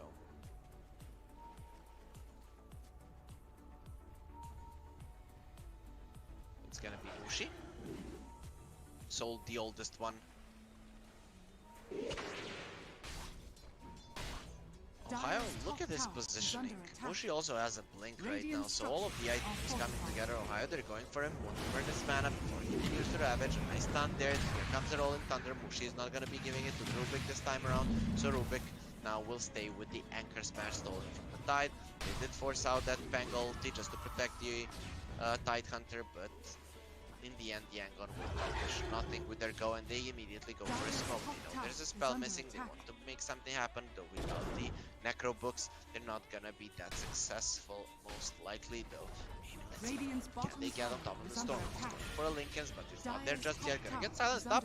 Ho just jumping in like that, that's not gonna do anything, my friend, and they do protect the tier 2 tower, but that's about it. Zorain coming in, if he gets a roar onto Mia, that's not gonna be happening. He defeated, uses the ulti, the roar won't accomplish much. They turn onto the other side, they do have the silence, he's gonna be taking so much damage. Can they bring him down? No, he's gonna be surviving, but Blunt will not be that lucky. They do catch Afu though with the silence, so he's gonna be going down. Young PH still has the enrage, though if he does get silenced up, Orchid will be ready in 4 seconds. SMG, they do have the Ravage, can force this if they want to, but it seems like they have another idea. Just get out of there. The late game is ours, no need to force anything, and I definitely agree with this decision.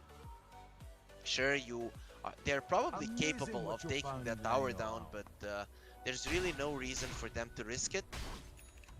The longer this game goes, with Ursa only having the Battle Fury, the more chances they have of winning, and we see how much of a lacking Yangon's lineup is if they're not the ones just chasing for kills, just constantly running in lift, frostbite, and everyone is dying on the side of SMG. They don't really have proper initiation, they don't really have good ways of getting on top of these heroes, let alone killing them. So, sorry. They know Ohio is here. They do have a ward and a sentry, so they are going to know that the Tidehunter is in the vicinity. They even give him 150 gold from the Necrobook Warrior. And now the lead is just continuing to increase from SMG. Yangon are aware of this. They're gonna go for a fight. Will they be able to win it? There's only 2 heroes on top. They're bringing 4 here. Ohio has the Ravage. He's gonna use it immediately. Actually, no. Medusa gets roared on. She's taking so much damage, but he's gonna be fine. He has 26 charges. He's closing right now. A stolen Ravage from the Rubik. That's pretty nice. BT Fade is pretty low on his mana, but the Snake will bring it back up a bit. Now, here comes Zafu. They want to go onto the Queen of Pain. Nice movement there. Medusa taking a lot of damage. Here comes the ulti from Lun, immediately getting silenced up, and the Rolling Thunder is there. They did get the Medusa down, but the Queen of Pain will lose her life, as well as the Rubik. Most likely, you did steal the Ravage, but other than that, you won't be doing much. They do get the Medusa killed. The Ursa was farming this time, so it's not a disaster for Yangon, but still a fight won for SMG. And if they play that a little bit better, I don't think the Medusa would have died, though. Dire's You can't top really tower use is your under attack. spells to a full degree. I think he could have used his ulti on BT Faded a bit earlier, but still, his Dire's top butterfly tower is fairly close, so even when it comes to it, that the Ursa has this BKB, he won't be able to do a lot of damage to the Medusa, and these summons won't be able to burn off that much mana because of the missed chances. SMG looking like they're going to take this game number 2. Still, we can't write off Yangon right now, though their lineup is pretty lacking when it comes to playing from behind. And we are seeing these two picks, the Queen of Pain, the Ursa, just not paying off for Yangon at this point.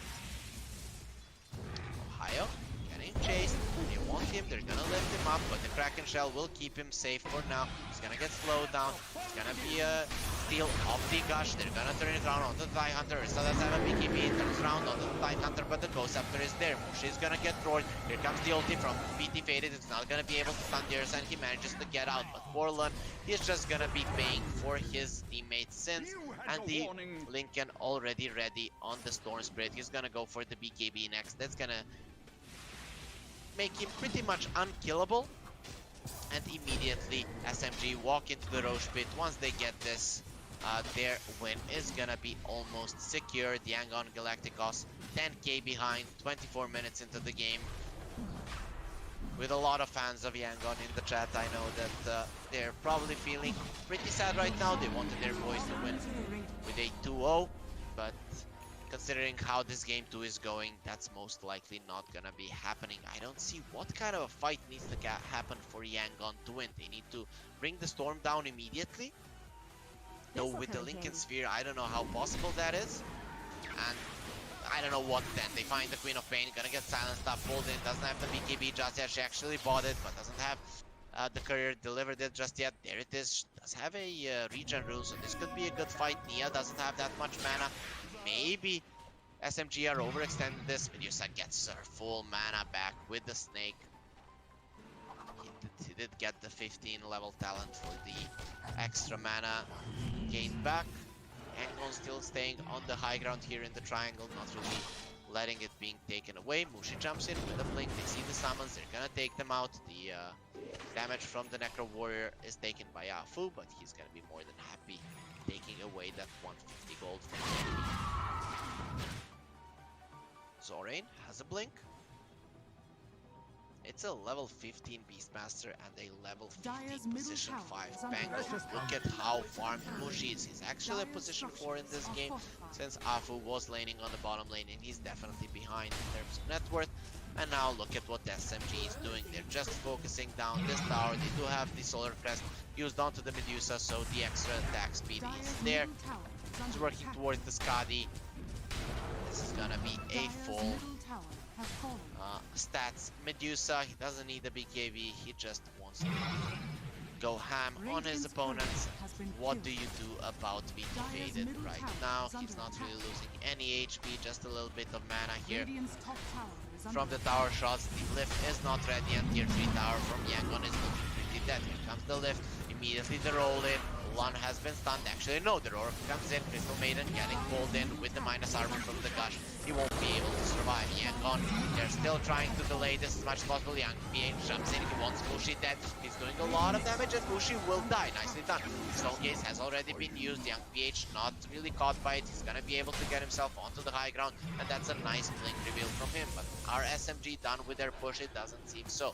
20 sticks on the Medusa as well. Stun onto the Queen of Pain. She doesn't get to use her BKB. Just bought it. They know the buyback is not ready, and this should be a lane of racks with a Fade Bolt. They're trying to delay this as much as possible, though.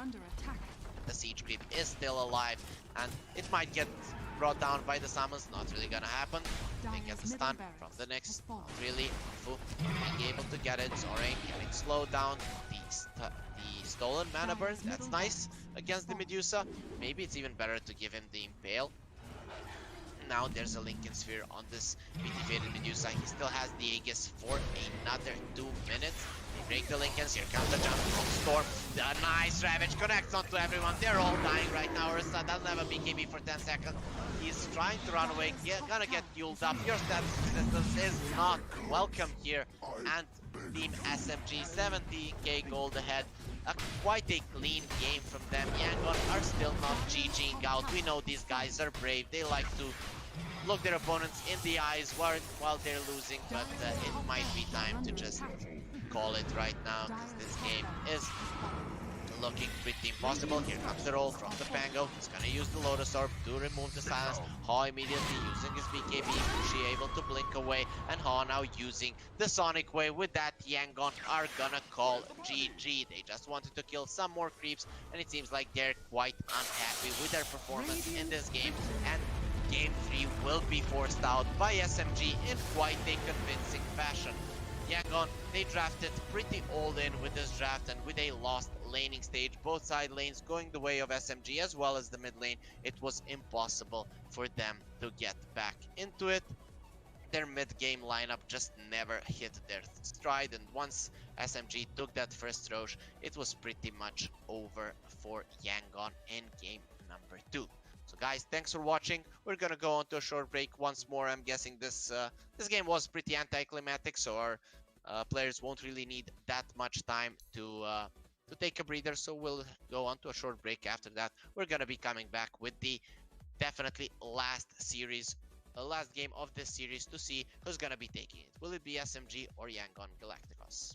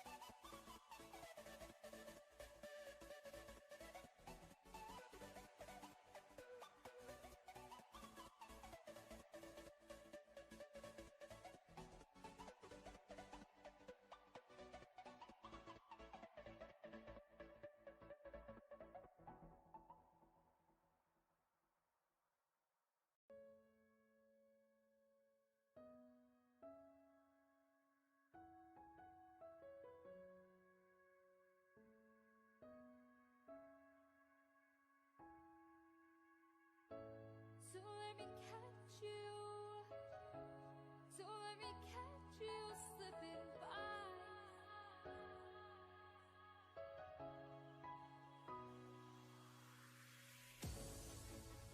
Why do I get myself? Why do I get myself caught up in these lonely nights? Oh, why do I get myself? Why do I get myself caught up in these lonely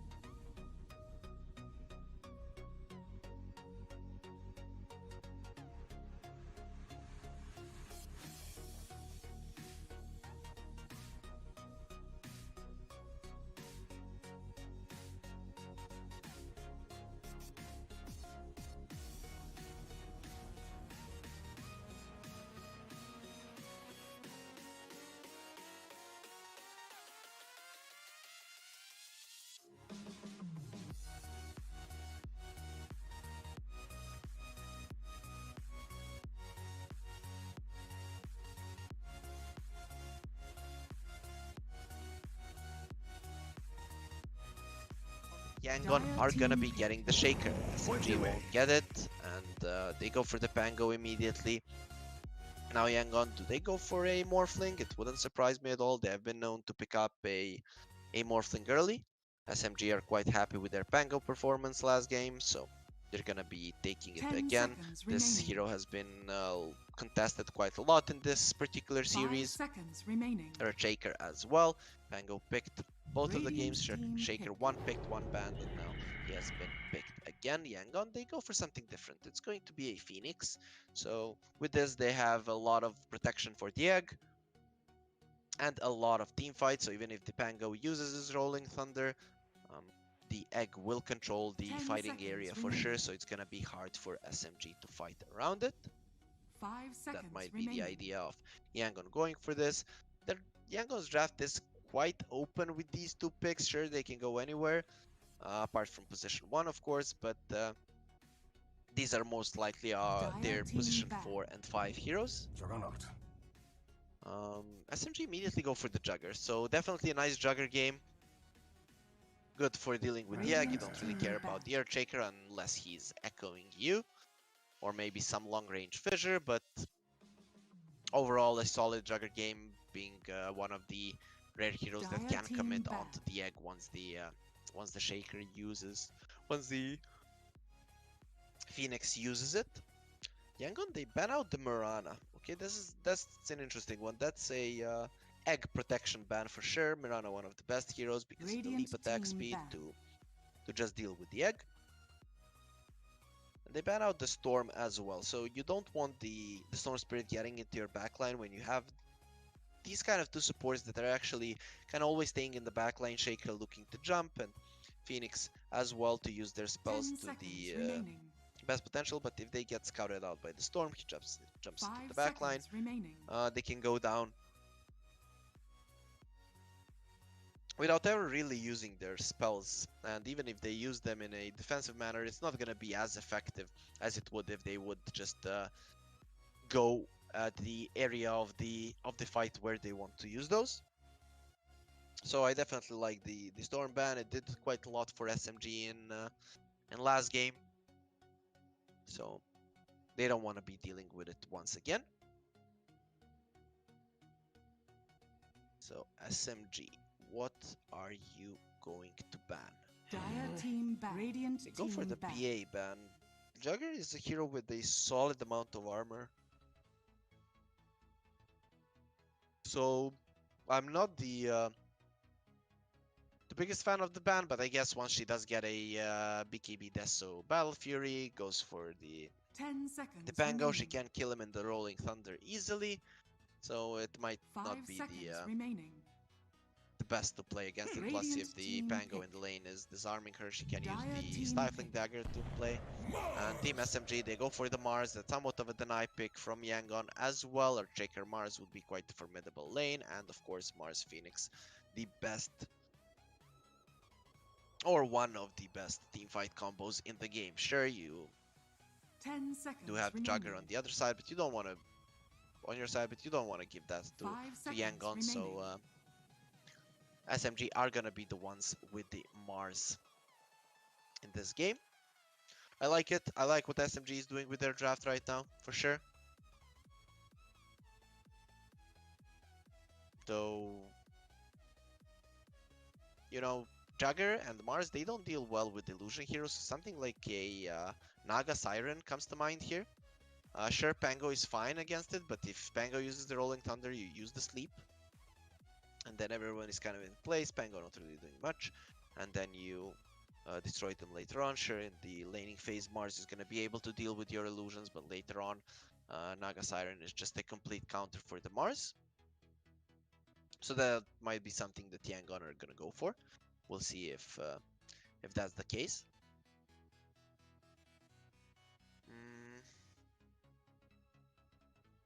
They have to show something right now. We're unsure where these heroes are going, assuming that they're supports. They have to show us a hero right now. It's gonna be the Ember Spirit, so they go for a bit of a flex pick. They don't want to show their cards completely to SMG. This hero can go both mid and safe lane, though with the Shaker in team, he might be able to go off lane as well. I'm not sure that that's 10 seconds remaining.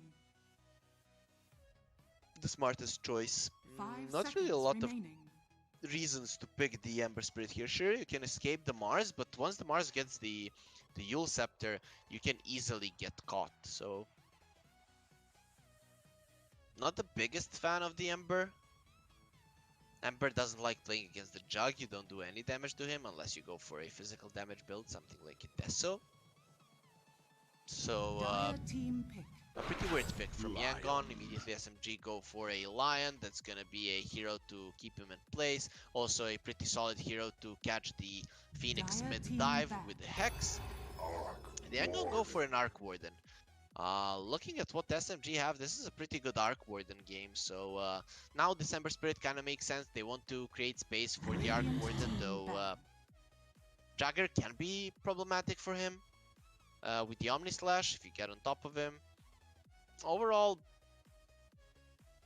yes, Mars and Lion usually won't get close to him, but overall, looking at the drafts, SMG definitely with the edge once more. 10 seconds Sure, Mars remaining. in the laning phase won't be able to stop Arc Warden from farming, but 5 if your other seconds lanes remaining. are losing and the Arc Warden your only farmed hero, that's not really a good spot to be in. Yangon, they ban out the OD. So this shows us it's a mid lane Ember Spirit. They don't want to be laning against the OD, one of the best Dire team laning back. counters to the Ember. Radiant team ban. SMG ban out the Beastmaster. I like this ban for sure. It's a great hero to just control the map. This time around, Yangon, they won't be in a hurry to end the game. They definitely have the late game potential with a lot of team fight from the Shaker Phoenix 10 with an Arc seconds Warden. remaining. So it's gonna be SMG a little bit more on the aggressive. 5 seconds remaining. Definitely trying to get an early advantage. Dire team pick. So Axe is gonna get banned out. So they just want to protect their Jugger. They want the Jugger to be a ultimate carry in this game, which definitely can happen. Of the Swift Blink, I mean the upgraded 10 blinks overall. seconds remaining. Jugger now has a lot of incentive to buy the blink, right? So that's gonna be 5 good seconds when playing remaining. against the Arc Warden. Though this Jug, he's gonna need a lot of farm. We'll probably go for Maelstrom, then Manta into Aghanims into a Swift Blink. I guess that would be the best item choice for him in this game. If he gets the Swift Blink onto the Arc Warden, it's just gonna annihilate him completely. So Yangon, how do they round up this draft? They need something that's gonna lane solidly well against the Juggernaut.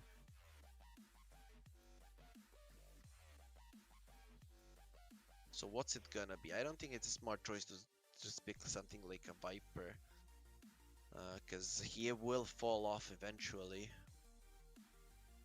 But I guess that's fine. Maybe it's fine just going for something that can win the laning stage, persist through the mid game, and then later on you just give it over to the Arc Warden. You do have the Earthshaker to secure the lane for you. It's gonna be DLC. Okay, so it is a lane dominator hero, pretty good against the Juggernaut.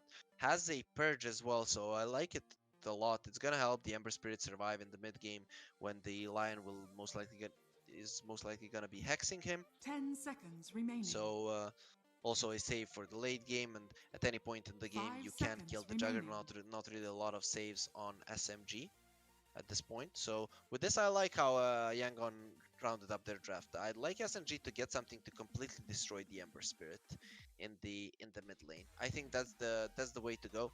This Ember is going to be the space creator, the one that's actually catching kills on the side of Yangon while the Shaker is farming. So him and Legion are gonna be playing together. He really needs a good game. So SMG just get something that's gonna lane well against the Ember Spirit. They go with the Nature's Your Prophet. hero. What? It's a mid lane Nature's Prophet, and it's a mid lane Arc Warden, so young PH will be playing the Ember Spirit in the side lanes. I don't know if I'm too soft on this. I'd send the Ember Spirit against the Nature's Prophet, to be honest. and the Arc Warden against the Mars. Not sure about this Nature's Prophet. I kind of feel like it just doesn't do that much. There is a lot of catch on Yangon. Sure, it helps you with dealing with the Arc Warden illusion, to have a way to push out the waves of your own. It gets the towers down early. Maybe that's the idea, but it won't completely dominate the mid lane unless it's against the Arc Warden, of course. So I kind of feel like if Yangon just swap out the lanes here, they're gonna be fine. I'm not sure who to go for here. I have to say this last pick, Nature's Prophet, I'm not the biggest fan of it, and on the other hand, I love the last pick Legion Commander. He's gonna have a great game, considering he's against the Juggernaut Lion, and has a Shaker to actually block the way for him. He's gonna have a few first waves really nicely for himself. And later on in the game, he's a great counter to the Lion Initiation. So I'm gonna go with Yangon this time around.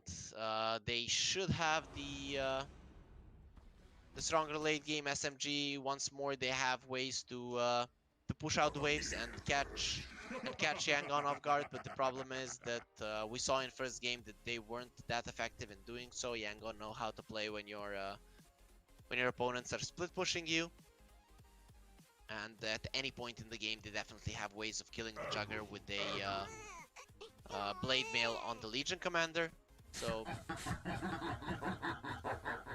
I think this is the closest draft that we've had. There were no clear out drafts in any game. Every team had a chance of winning, but I think this is the closest one where it's completely 50-50 and both teams have similar chances of winning. Just I tied with Yangon this time around. I just love the last pick Legion. I think he's gonna be playing against the Juggers super well. Yeah, they're changing up the lanes Yangon as well. It's gonna be the Ember Spirit against the Fury on mid. So I think the laning setup is better for them this way, and they should be able to win this game on the side of Yangon. They found the Shaker. They see that he has one ward. Maybe they're expecting him to not have warded just yet, but he did place it already.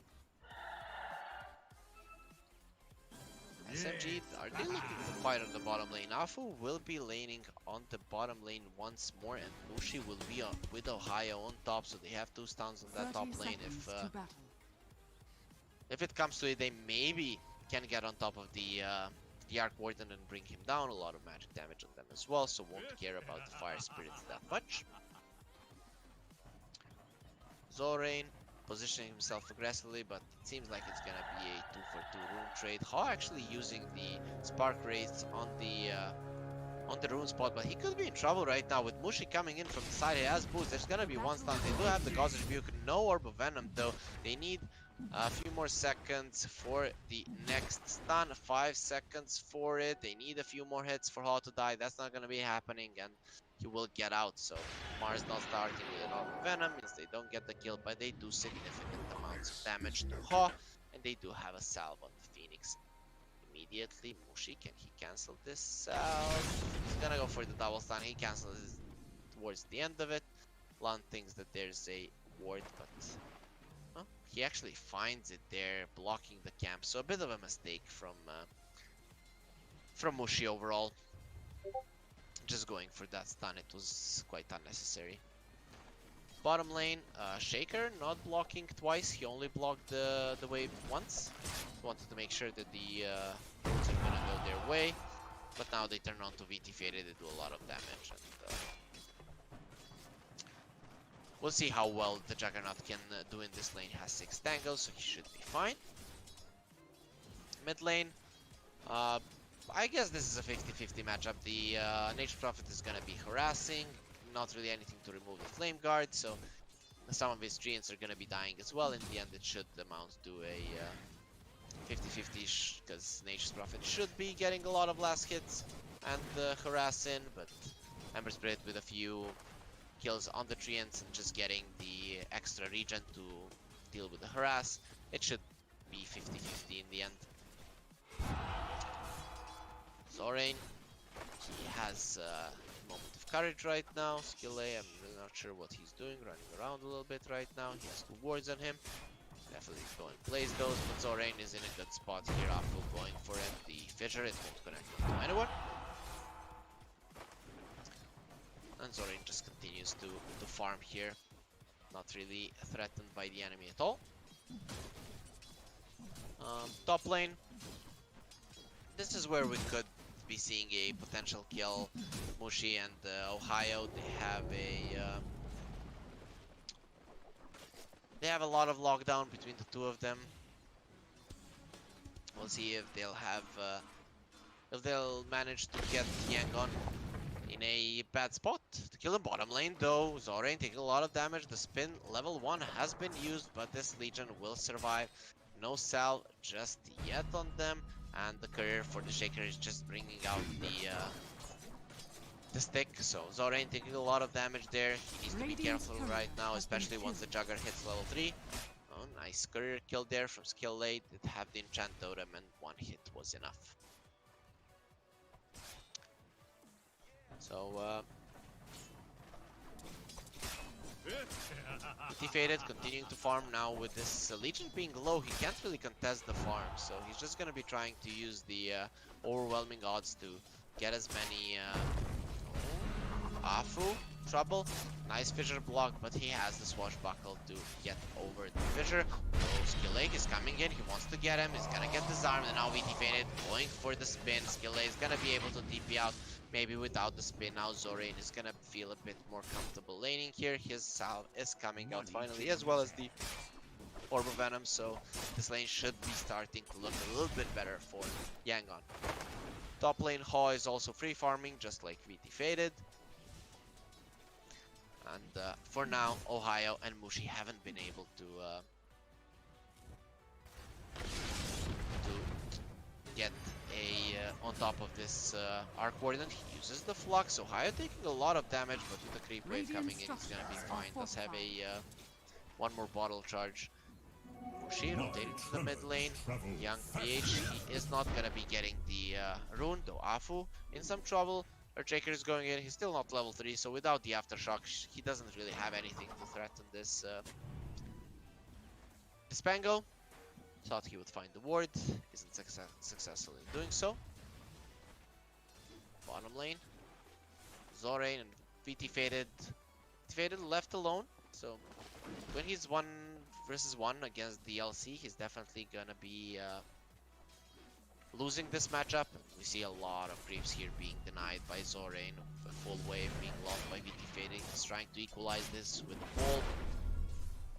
Skill A is being super annoying here. He does have boots on the Shaker, so VT Faded without the boots of his own can't really run him down. Runes will be up soon. Afu going for skill A. He wants to make sure that he secures the rune. Ember Spirit already secured that one on top. Now Phoenix in some trouble. He's gonna get onto the high ground. Ulti being used by the Furion. Who is it gonna hit? It actually hits skill A on bot, and they get the first blood. Now he's gonna be the second casualty of this runes, and 2 kills from SMG just like that. So as soon as the Nature's Prophet hit his level 6, they managed to get 2 kills. It's a bit lucky for the Phoenix, he didn't get hit by the ulti as well.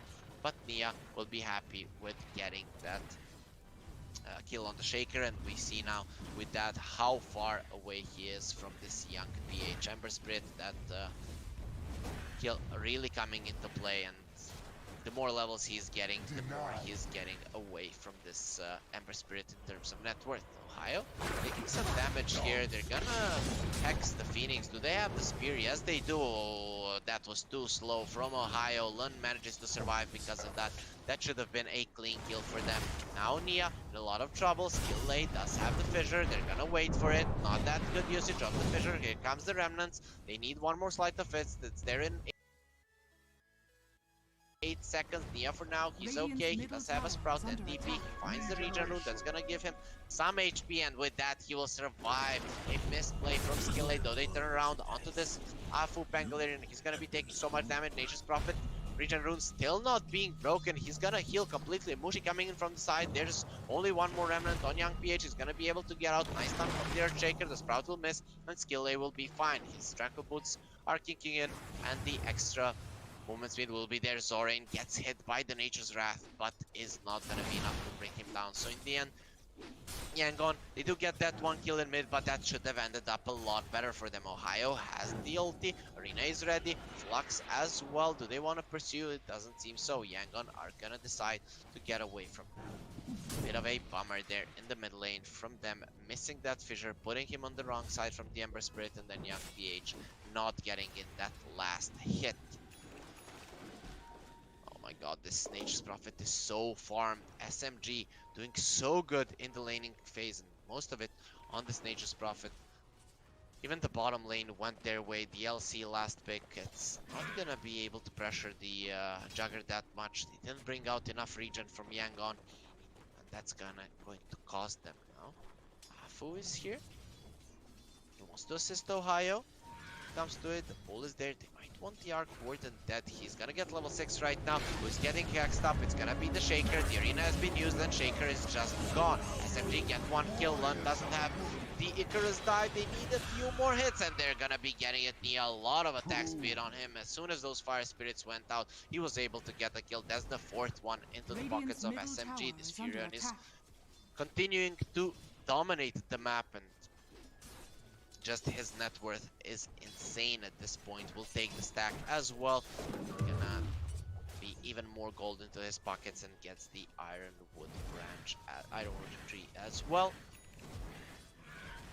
which will make him even more formidable of an opponent right now. 4k net worth, 8 minutes in. He's probably gonna be going for an Orchid. If he gets it super early, no one on the side of Yangon will be able to deal with it. So VT faded, he's done with the bottom lane, he's gonna be TPing to top. This is most likely gonna end in a tower. Nothing on the side of Yangon can help them defend this. There is no magnetic field on the Arc Warden. Huh? He's still staying here. He needs to TP right away. No, they actually want to defend this. Here comes a TP from Young PH. He's going towards the Nature's Prophet. He manages to get the chains. Quite lucky from him. Nature's Prophet is taking solid amounts of damage, but now Ember Spirit getting stunned up and going down.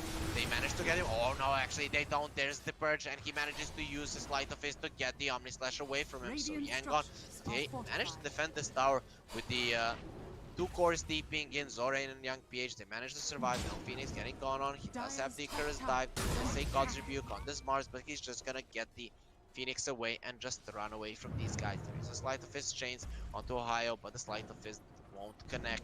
And with that, Young PH won't be able to get on top of this guy. Yeah, gets skill A. I'm not really sure what the Shaker was doing there.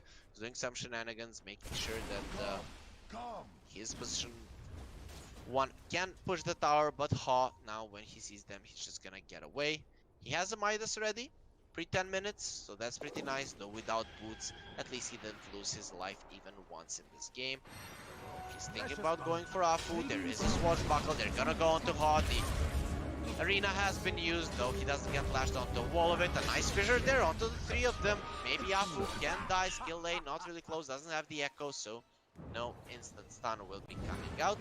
Ember Spirit, he's coming in. He wants to get the kill. He's going in on Afu. He sees him. There's the Sleight of Fist chains, and Young PH will run him down. Finally, they get something into their pockets. Yangon, they will punish at least one hero from SMG for their Arc Warden death and a passive Midas. So that's pretty sad for him. It's gonna make him not so efficient, though. This is a Arc Warden, so he's gonna be using his Tempest double soon. Those are gonna be two Midases used immediately.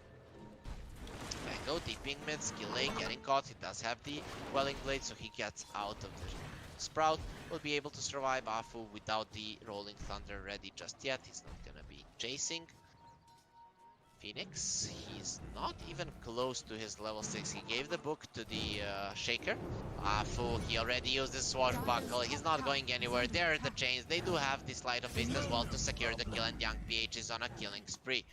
Now Yangon, seems like they want to push the bottom lane. They do have the siege creep top lane, though. They'll be losing their tower this time around. No way for them to defend. Nia almost has his Dire's Orchid. top tower is under So, attack. SMG, great laning stage start, still Dire's they're top not tower able to has transition fallen. it into that much. They do get the tower, but will most likely lose the tower. But actually it's full, so a full tower, there's Radiant's a lot of bottom time for tower is SMG to under set up attack. if they want to, though Mars he's more interested in going for the mid lane.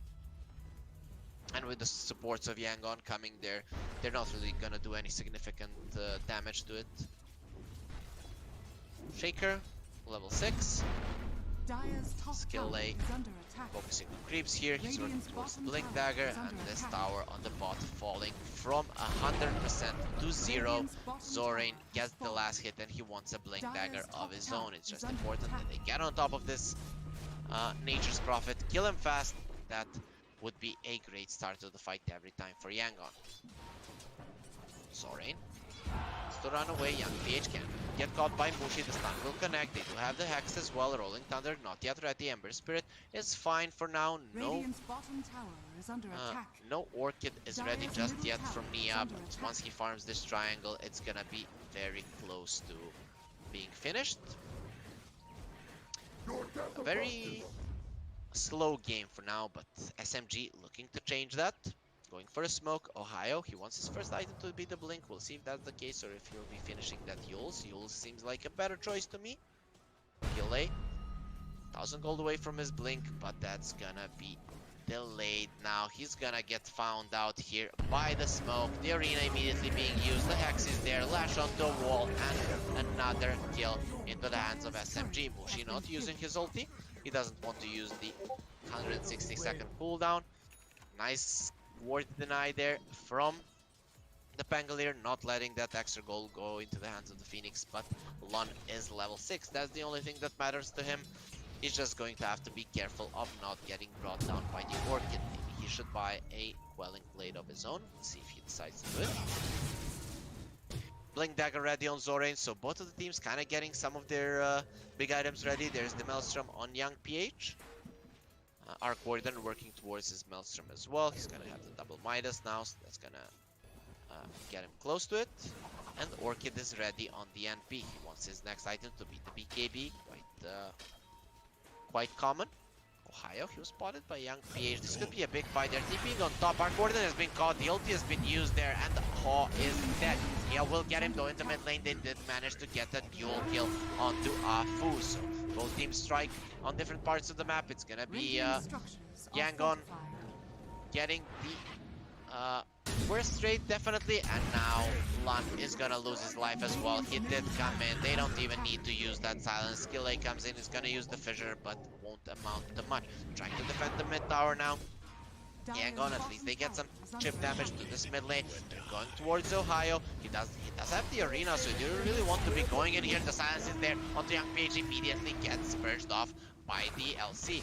Now the silence is there. Also the stun. Can he get out? No, he can't. The stun and the Hex are gonna be enough. You won't get purged twice. Young PH overstaying his welcome there.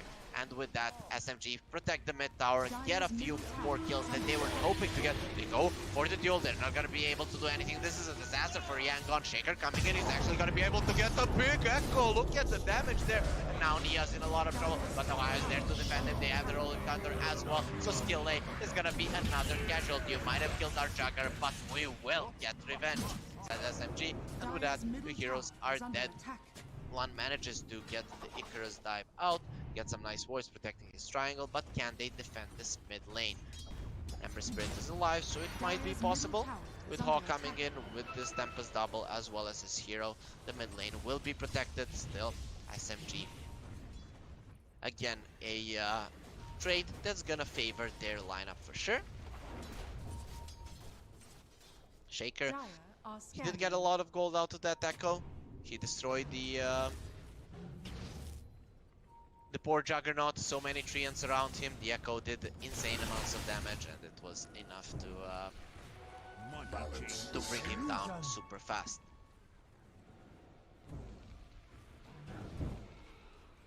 SMG, do they want to go for an aggressive move? They could go right now. No Echo, no Blink Dagger on the Shaker, so it is possible for them to make an aggressive play. Though Lun still yet to use his egg. He's 0-3 right now, manages to find the ward there. Skill A just focusing on getting that farm up. He wants the blink as soon as possible. Mars finishes his Yules. Just like I said, I think Yules is a better choice in both defensive and offensive manner against what Yangon has. So he'll go for it.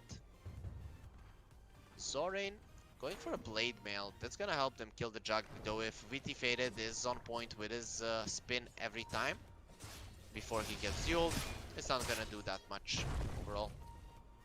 Zorain only 10 duel damage. Mars coming in. They don't know that he's here, so Skille and Zorain could get caught here though with Young PH coming in. They're gonna duel the Mars. He's not really taking that much damage. The stun and the hex are there. He's not gonna be dying. The silence is in onto the Ember Spirit. Do they have to press the attack? Not really. But Nia not really doing that much damage. Skille is gonna be fine. He turns around, does have the stun. He has to run away for now. Young PH getting a nice double shackles. Here comes the ulti. He's gonna try to dodge it. Not gonna be able to do it. Goes with the sleight of fist, but VT Faded in the end manages to do enough damage. Nia will get the credit for the kill. Lan coming in. It does have the egg. VT Faded has the spin, so Lan doesn't really want to use his egg right now, but they will get the kill on Nia. So Yangon, they lose a support and a core. Claim 2 cores for it, so definitely a fight that's gonna favor them. And all in the meanwhile, Haw was farming, so Young PH, he might be dying in these fights, but he's definitely creating space for his Arc Warden, who is definitely the position 1 in this game, and is going towards the Boots of Travel, has the Maelstrom right now, so he will have quite a lot of farm very soon. It's gonna start ramping up, and with the Boots of Travel, he's gonna be able to match the split push of the Nature's Prophet. Nia had a great laning phase. He's still stopping the network chart, though his progression has been slowed quite a lot, especially now with this death. He was 7-0 up until now. He wants that BKB done as fast as possible to continue playing aggressively. The Shaker has a blink. This is time for a smoke. They go for it. They want to get a kill into this mid lane tower. It's fairly low, so if they kill one hero, Yangon, they're gonna be very happy with that. Fitted has a DD. It's gonna be expiring soon. Triangle has been taken by Yangon. This is a pretty good position for them. Will they be able to catch anyone? Afu and Ohio, they have been found out. Actually, they find the Jugger, but he manages to get the spin off a bad Fisher there. The egg has been used, it's gonna pop, but how much will it actually accomplish? Already able to kill the Emperor Spirit. Will Young PH be able to survive for now? Yes, gets the Remnant back. In the back line, the Shaker has already died into the line. Now Lun in a lot of trouble. His egg has already been used and he's looking pretty dead. A bit of a mistake, a misplay there from Yangon. Young PH, is he gonna survive? Yes, he will. Not enough damage there being done to him through the Orchid, which means he's going to live. A big mistake. They could have gotten 2 kills here, or maybe even focused on the Jugger, but they just used their spells uncoordinated, and Zorain with a bad blink. That Fissure kept him away from the Juggernaut. Doesn't get the duel with that VT Faded survives. It goes with the ulti. Can he kill Zorain here? No, he can't. The duel is ready, so VT Faded needs to be careful how he's approaching this, but he will survive. Does have the Battle Fury, so that was his item of choice. Wants to go Battle Fury, S and Y, and they do enough damage. They get the ulti off on him, and VT Faded goes down. So he was being way too cocky there, rolling Thunder in a few seconds. Afu, can he get it off? It doesn't seem likely, and the Sleight of Fist will finish him off. The BKB is now done on Nia, but their mid tower will fall for sure. VT Faded being way too aggressive there. Duel on him was more than enough to have him die, and Yangon finally they get a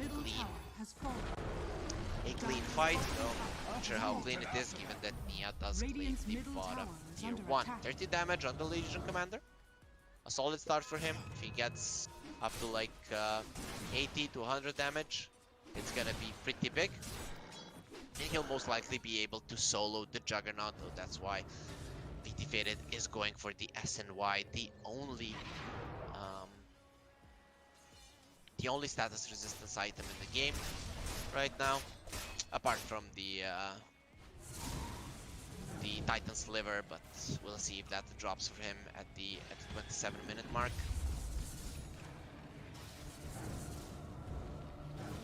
So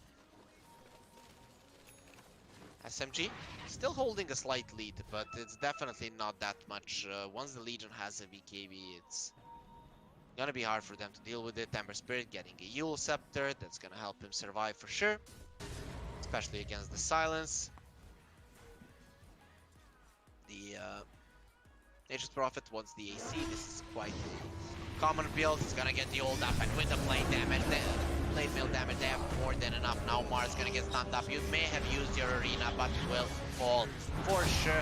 No way for him to get out. Blink not there for another few seconds. And that's 2 fast kills from Yangon.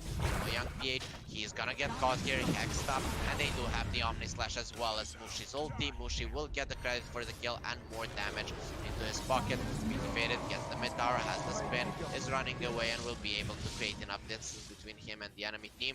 Zorain, he's chasing. Do they really have what it takes to fight here? The Rolling Thunder, he's threatening with it. Zorain being really aggressive. Now Mushi jumps in, he does have the blink. Here comes the Rolling Thunder, they're gonna connect onto the LC. Maw comes in with the Tempest double, but Zorain is taking so much damage. The egg has been used, it's not really going to die, but Zorain is. The egg will pop right now. They see Afu, he doesn't have Swashbuckle in 4 seconds, but has 20 stick charges, so should be surviving. The nice fissure there, but it's actually going to block his team away from Afu, and Afu manages to get out of there with his life intact. They lose the Ember Spirit beforehand, and now with this chase, Zorain goes down as well. Sure, you're creating space for the Arc Warden. He is the first in network, has a Gleipnir right now, but do you really want to give those kills away that easily? No is definitely the answer for Yangon. Still, they're in quite a comfortable spot. Ha is stopping the network charge with that Gleipnir, gonna be able to keep the heroes in place and dish out immense amounts of damage. But you really need to be scared. BT Faded is most likely the ultimate hero in the late game as well. Lund coming in, he knows that the Roche is happening, gonna slow it down a little bit, but no egg is ready. Shaker, he's not that close to the pit, he's running there right now. How long can they delay it? They know that the Roche is low, they're gonna get the arena onto the Phoenix. Immediate purge there, Phoenix doesn't have his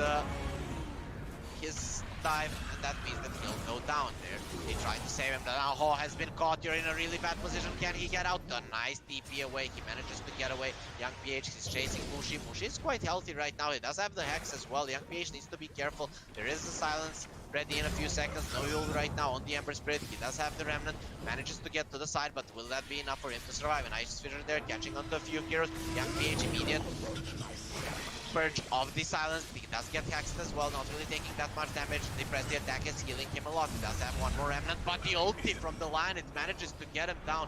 Finger is perfect. Now we're shaking in a lot of trouble. The egg has been used. No, actually that was just the Aegis being fogged. The Phoenix is dead. Still, now return on to Ohio. The Gleipnir is there and they managed to bring him down. Now Nia, he's gonna be next. Does have a BKB and skill 8 doesn't get there in time. He already used his Echo earlier in the fight, so he won't be able to stop that TP. They do get the Jugger and the Mars down, and when I heard that Aegis being popped, I thought it was the egg, but nope, Nia loses his Aegis. They didn't give it on VT Faded, that means the Juggernaut goes down. Now he's going for the attacks, and after that I expect him to go for a Blink Dagger.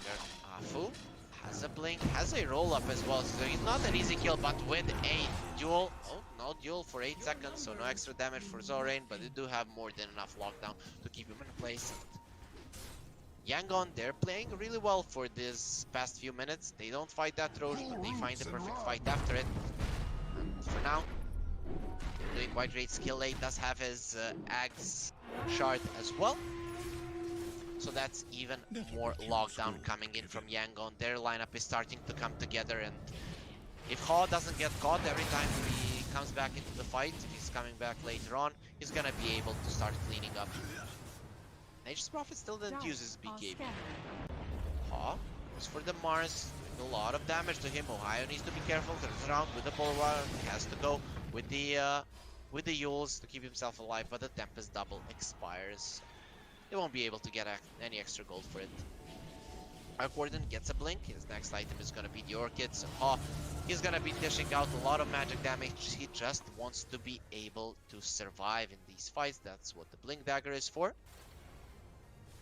For now, he's doing a hell of a good job at doing that. Kill A.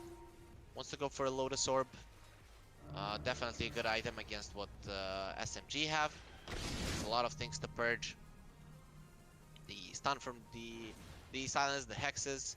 A lot of things to return as well. Hexes, stuns, silences, basically everything can be returned from some of these heroes of SMG. Mushi is gonna be very careful how he plays around that Lotus Orb. I have to say, Zorain has been on point with the press D attack. The purges are always there to protect the Ember Spirit. He's actually level 18, has a BKB 70 dual damage, so Yangon, even though the net worth is close, I'd say they're definitely in the lead here.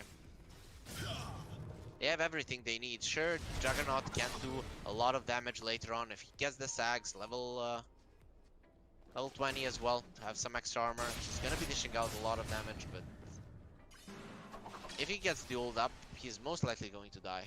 Ohio wants to go for a Deso. Oh, they know that he is here. Gonna ult the Phoenix and blink away, and Ohio will be fine. Rolling Thunder coming in. They want to fight here.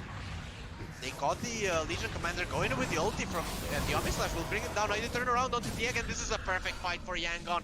That Fissure won't help you against the spin, and VT faded. Nice 2 kills for his team. Now Ember Spirit is getting caught with the silence on him. He can't get away on the Remnant, but he does have a Yule, so he should be fine. Skilling getting caught here. The Arena is there. They do have the spear as well, but nice usage of the Arc Warden illusion. The Shaker coming in, does have the Echo. Can he use it before he dies? Doesn't even want to do so. Witty Faded will just get him, and that's 3 swift kills for SMG. Yangon, he went for an aggressive play, but it's gonna end up in a disaster, and Witty Faded even gets that illusion. That's gonna give him the Axe right now, so this Juggernaut is gonna start being a big problem. His Swift Slash is gonna be doing quite a lot of damage. He won't need to use the Omni Slash anymore for those quick kills. They almost got caught there, but Dark Warden being on point. I really like his blink in front of that Mars Spear to protect the Shaker, but in the end he wasn't able to do it. Oh, Juggernaut getting caught. He has the spin right now. He did get silenced. He faded. Needs to run away. Doesn't have the Omni Slash. Has the Swift Slash though to create some time. He's gonna get chained in place. Now taking a lot of damage. Here comes the duel as well, and that's another 30 damage into the pockets of this Legion Commander. Afu trying to kill the Phoenix, but there is an Essence Ring on him. He's now trying to TP away and will be successful in doing so. So Afu will survive, but doesn't manage to save Witty Faded and Yangon. Finally, a nice skirmish for them, a nice clean kill. And that's why I'm afraid for VT Faded. He gets silenced up, stunned up, and he just goes down. He wants to go for the Abyssal Blade, so no Blink Dagger just yet. Young PH going for a Axe of his own. It's gonna increase his mobility. They know where Afu is, who is getting silenced. It's the illusion from the Arc Warden. Doesn't have enough range to fight the Tenacious Prophet with his Grove Bow. Titan Sliver being found by Yangon. It would be a great item for Team SMG, and they did find it as well, so there's gonna be a lot of status resistance. Arc Warden getting caught, there's that illusion. Maybe they can get the extra gold. This Tenacious Prophet is doing a lot of damage. Can they get it? Yes, they can. That's a nice influx of gold there for the Tenacious Prophet. Gonna be quite happy with it. He has the AC and is going for the Satanic right now. Zorain going in for the NP, uses the BKB as well. Can he do enough damage? He's not doing that much. Nia is surviving this, and they will be able to turn. Legion, wasn't able to kill him. 100 damage is not enough, and now with the finger, he will be going down. Afu uses the roll up there. He doesn't accomplish much. Young PH catches the line. He wants redemption for his fallen comrade, and he will get it. Ho does get the kill with the Tempest double. Meanwhile, on top lane, he's just pushing out. Still a fight, definitely favoring the side of SMG. They do get the kill onto this Legion Commander, and the 10-second BKB has been forced out. Nature's Prophet, he will use the BKB as well. His is down to 8 seconds right now. Legion Commander doesn't have enough damage. They go with the Echo for the Jugger. VT Faded, not even close to dying. Kill they thought they had the Juggernaut there now. Top lane, again, Nature's Prophet going ham on this Arc Warden illusion, though the Arc Warden is winning this fight right now, though with the help here, he'll just gonna be feeding some gold to once more, but here comes Young PH. He manages to bring Nia down, goes for the ult Scepter, and will be able to get away from VT Faded. Young PH, he still wants to fight. VT Faded has the Omni Slash. It's only 3 heroes alive of SMG, but the Mushi will be coming back to the world of the living, and he's back right now. So a beautiful kill there from Yangon. They're controlling the map quite well, still losing in terms of net worth, but we are getting a even game, the one that we expected. Between these two teams, it seems like they're quite close to each other in terms of skill. So Jugger going for a Monkey King bar, so he wants more damage and he wants the BKB as well. So he's afraid of the Shaker stuns, which he should be for sure. Smoke is coming in, Young PH gets a regen rune, he's gonna start moving away. Can Zorain get some kind of an initiation? Afu breaks the smoke, he's gonna jump in, goes to the side, goes for the roll up, and then goes for the rolling thunder. So now the Omni Slash is being used, and the Young PH is already dead. Both Swift Slash and Omni Slash being used, and now the finger on this Phoenix. Can he survive? Goes for the Dual Scepter, but will be going down. A nice fight for SMG. That was without the Nature's Prophet. He was already dead, so this might be a chase if he wants to TP into the fray here. Zorain still has the duel. If they don't get the duel off, it's a disaster. A beautiful play from Afu. He is the one that actually won them this fight with breaking the smoke, using the swashbuckle to the side, and just going for a nice ulti immediately. Jugger getting caught there, but who actually caught who? Earthshaker getting healed up with a Swift Flash. Mitty faded, shows him who's boss, and gets him out of the game for 45 seconds easily. So Yangon, that rotation didn't work out for them, and with this SMG they're in a really good spot to actually push high ground. Sure, you are against an Arc Warden though. The healing ward can help you quite a lot. VT faded, will be using it because you want to go in. Glaipnir being used, and they're actually not positioning themselves aggressively into that field. The tower is going down so fast. There's a Deso on this Mars. VT faded, taking some damage now. He needs to move away a little bit, but the healing ward is still going there. That's a lot of damage. Afu, that's actually him. I thought it was the Legion Commander blinking in, wanting to kill him. Press the attack on the Arc Warden. They just want to push out waves, but they did lose the tier 3 tower. 25 seconds for the Roche. 6k gold lead for SMG, so they are riding the momentum a little bit. Mushi's level 20. Okay, Radiant are scanning. that's a lot of levels on a line. He has a blink and a force, so a lot of spells to keep himself and his teammates of regeneration. safe. Hang on, they need a good initiation with a duel. If they don't get a duel on the right target, being it's probably the Jugger right now. They need him. That it's gonna be a disaster for them. If he gets the Omni Slash off, someone is dying on the side of Yangon. And now, yeah, going in for Roche. They do have the AC, have the Deso as well. So this Roche goes down pretty quickly. Yangon,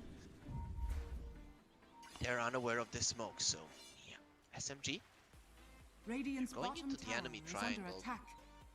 Not really gonna find anyone there. Yangon are expecting the smoke in their jungle, but are just gonna dodge Yangon completely. Radiant's bottom Yeah. tower is under attack. SMG completely. SMG will secure the Dire's 2 courier runes on has the been bottom killed. lane, and I'm not sure if Yangon do have the courage to go for this skill A. He is fearless. He doesn't care.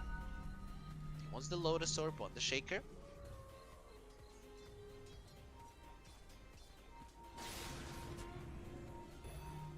Can they catch anyone? Top. They're on enemy vision here. They catch Pengolier. This is a perfect target. They go for the duel and they get him down. He does have a buyback, so if they want to fight, they definitely can. Phoenix getting caught right now, and he won't get the chance to use his deck. He does have a buyback as well. We're going to be seeing a big fight here for Roche. Ohio going in. They're actually going to blink out. They're TPing out right now. Zorain in a lot of trouble. Does have a BKB TP out if he wants to use it right now, and that's going to be the case. He's actually thinking about staying here. He's being left alone by the side of SMG. So 2 supports have been brought down, 2 supports have bought back. All of the spells will be coming back quite soon, so no one in a real advantage here. If Yangon managed to catch that Pango again, or if SMG managed to catch the Phoenix again, that's gonna be a big advantage in the fight. Let's see now. Ember Spirit going in. He needs to be careful, doesn't have a Lincoln Sphere. If he gets hexed up, Zorain can't help him there, but Mushi not in a position to catch Young PH, and the Ember Spirit will be fine, just being swift and annoying around around the pit. Nice ward here. That's most likely not gonna get dewarded by SMG. None of the teams really wanting to commit. So we see Ha just out pushing the waves. He wants to go for an axe, it seems like. It's an interesting new axe that once the spark rate goes off, another one spawns. That's gonna give him even more magic damage, but he didn't go for the spark rate damage. He went for the attack range. So that doesn't really synergize with his build if he really does want to go for an axe on the Arc Warden. So tier 4 items will be coming up right now. Both teams farming the jungle, so they'll both farm the items quite fast. Spell Prism on the side of SMG. I'm curious to see who's going to be getting that one.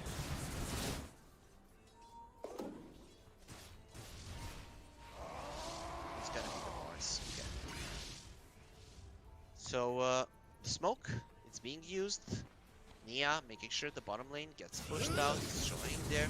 Ember Spirit gonna get hacked up. There's the Purge immediately, doesn't have a BKB, gets stunned up, but is moved out of the arena. The egg has been used, but immediately goes down. Now there's no more Phoenix, and the silence onto the Ember Spirit. Does he have the Remnant back? Yes, he does. He manages to survive. Yeah, TH is okay. Not in the backline, pushing has been caught, but he does have the Ghost Scepter, so he's fine. Tempest Double dies just like that, and Yangon have lost the fight. With this, Team SMG will be able to claim the Roshan as the objective that they've been looking to take for a very long time.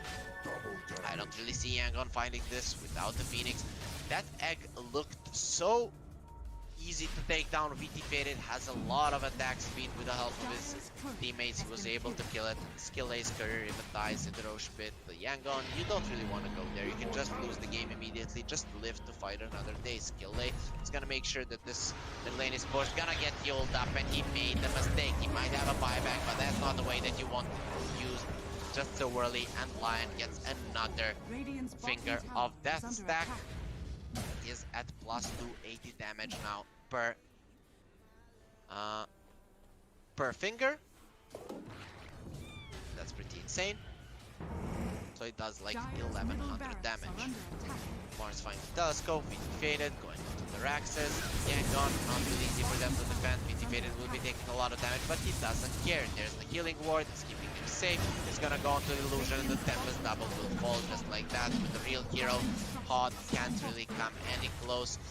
Zorain uses the BKB. Will he be able to TP out? Yes, he will. It was getting fairly close, but he manages to survive. Now they want to fight. The Lion has TP'd away. VT Faded getting healed up. Young PH finally has a BKB. He's gonna get ulted here, and Young PH dies. He did have a Remnant. I'm not sure why he didn't use it. A big mistake there.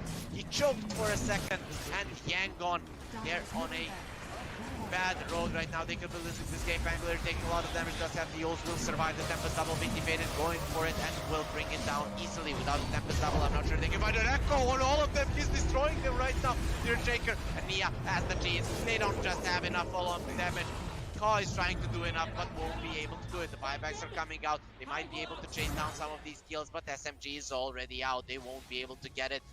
So Skill A getting a nice echo there onto most of the heroes, but enough status resistance on VT Faded allowed him to get away from there, be safe. There was a cheese on this Furion. He didn't die either, so not even the Aegis was claimed. It might have looked good there from Skill A, but in the end it accomplishes almost nothing.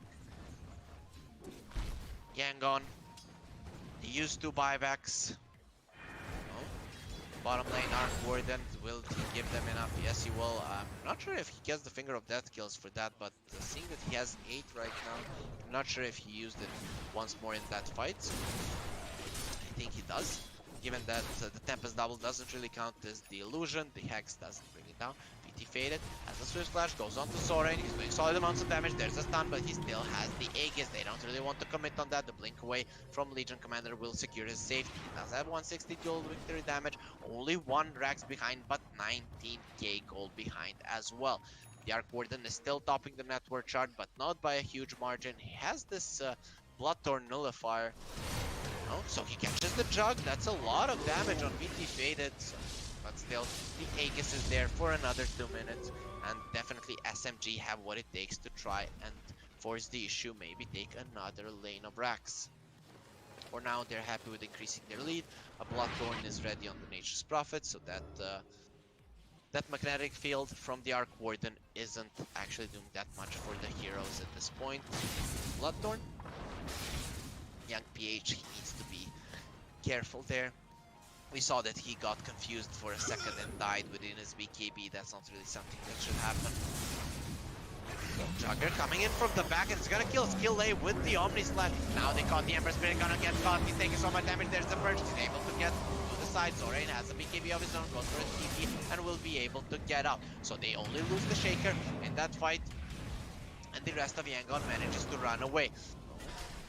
There's Ember Spirit getting out there. Now here comes the Tempest Double. He's doing a lot to Afu, but isn't able to kill him. Now they go in with a Swift Flash, trying to kill the Tempest Double, and will be successful in doing so.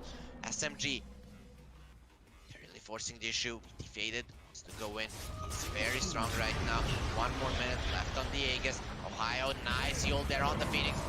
Beautiful play. They go for the egg right now. The duel will come out on the Jug. The egg will die in the process. They don't have a buyback, and now this Jug is even surviving through the duel. The Dimension will die without the buyback, and this is looking like it for Yangon Galacticos. How much can Hall do? It doesn't seem like a lot because he gets annihilated immediately as well as his Tempest Double, and Yangon have had enough. Young PH is playing around with his enemies a little bit, but not much he can do on his own. And SMG, they managed to win the series. First game goes to Yangon, second one to SMG, and the third one, it was pretty close, but SMG in the end come out on top with a 2-1 win over Yangon in this best of 3 series. It was looking like an even game up until one point when SMG around the Trosh pit, it was still even. Both of the supports died, but then when the egg was used and it got brought down, then and the second Roche taken, it was SMG all the way. And in those 5 minutes of the Aegis duration, they managed to end the game. Good performance from both teams, but in the end, Yangon don't manage to win it despite winning the first game. So guys, that's it for this series. We have 2 more series for you today. The second one is gonna be Army Geniuses versus Hoyo, and the third one Neon Esports versus Execration. We're gonna be starting very soon with the next series. It's Army Geniuses versus Hoyo, so stay with us. We'll be right back.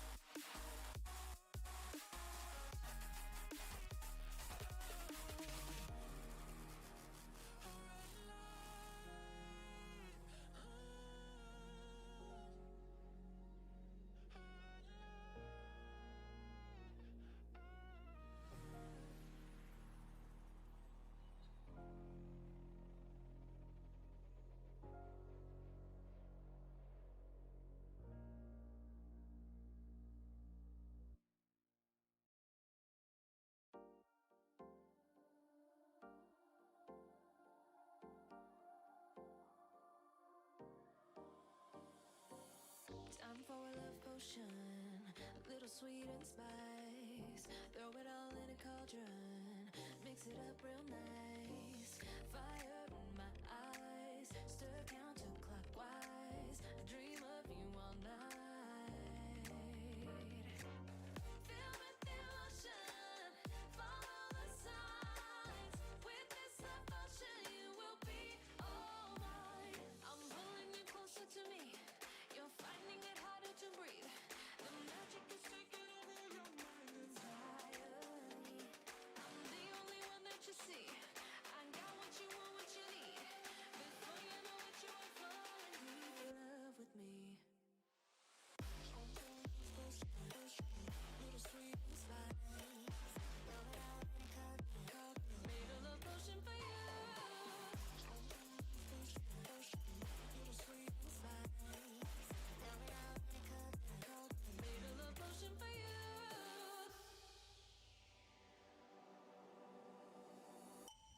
This is the moment, no turning back. One drop on your lips and the spell will take effect. Under the moonlight, stay close to my side. We're burning so bright. Oh, oh, oh. Feel with emotion, follow the signs. With this devotion, you will be all mine. I'm pulling you closer to me. You're finding it harder to breathe. The magic is taking over your mind entirely. I'm the only one that you see. I got what you want, what you need. Before you know it, you are falling deep in love with me.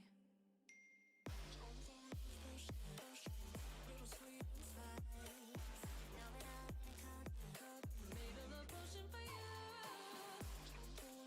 Hey, yeah. Little sweet and spice. Yeah. Made a love potion for you. Feel with emotion, follow the signs. With this devotion, you will be all mine. Feel with emotion, follow the signs. With this devotion, you will be all mine.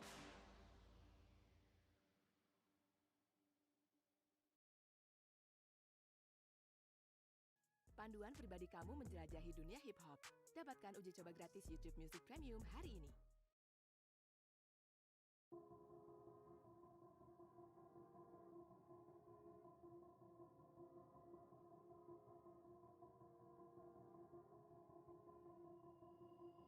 I've been thinking, lately it's just me against the world. Round and round, I'm caught up in this swirl, trying to dig and trying to burrow. Pressure turned this stone into a pearl. Lessons that I learned weren't always thorough, sugar-coated like a churl. Now I'm really out here on my own. Now my homies acting like I owe 'em, done extending out my arm. Made a lot of money from my poems. Been around it, now they say I'm on. I can finally say I'm up now, I'm up now. 20,000 on a bus down, a bus down. I'm on my way up, going up now, and I ain't never gonna touch down, touchdown.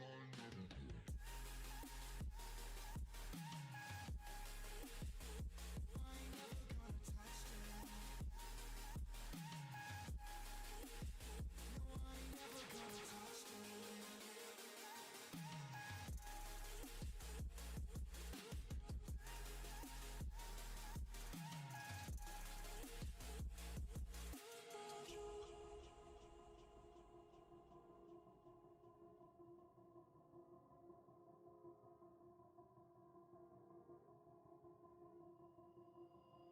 Mine's on, I can't turn it off. Late nights and I'm turning up. Hate life, then I learn to love. Down and out, now I'm way above. I always knew I had it. Now I'm living out my dreams. Treat that money like an addict. It's a habit, I'm a fiend. Feeling that rush. Rocket ready to launch. Hands up, ready and gone. Been waiting too long. Trust on plenty, that's wrong. Old me's dead and that's gone. Thank God I'm headstrong. I don't wanna wake up in a doubt that I show 'em everything I'm about. I ain't never going out. I ain't never did it for no clout. Now I'm sitting pretty on the finally say I'm up now. I'm up now. 20,000 on a bus down, a bus down. I'm on my way up, going up now, and I ain't never gonna touch down, touchdown.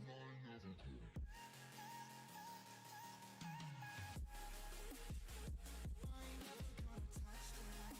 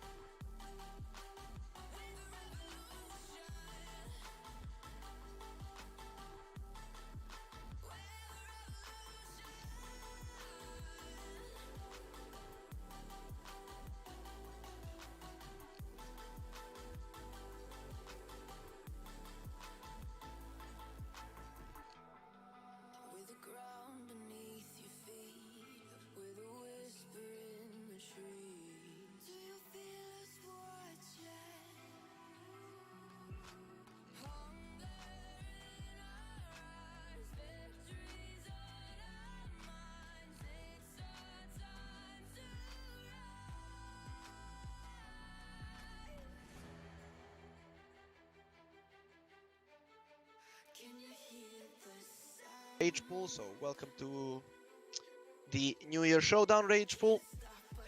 Hopefully he can 10 be seconds a remaining. good enough stand-in for Army Geniuses 5 to seconds remaining. rip the mid Radiant laner of Army team Geniuses pick. and give us a good series here. Hoyo, they open up with the Nyx Assassin Batrider. I always repeat this. This has been a staple opening for the last, I'd say, 2 months, maybe even more. So you get the biggest counter to, or 10 one of the seconds biggest counters to the remaining. Batrider in the Nyx, and then you get a Batrider.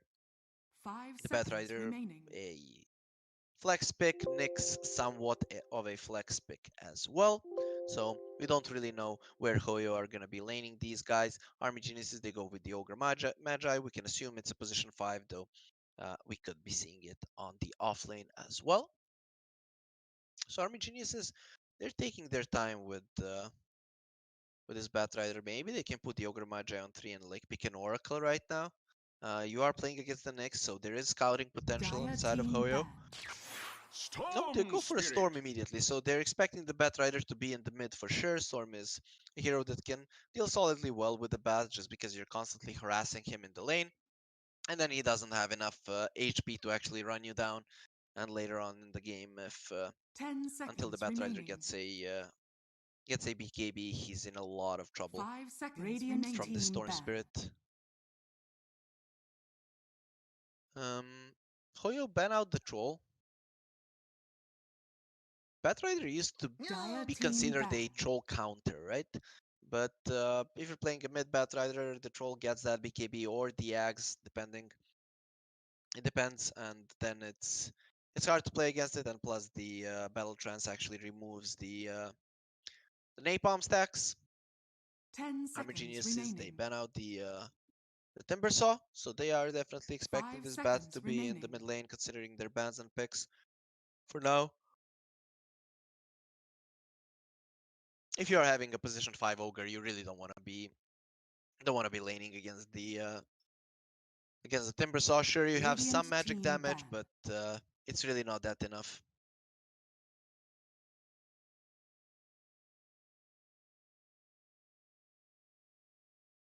So Hoyo, they ban out the PL as well.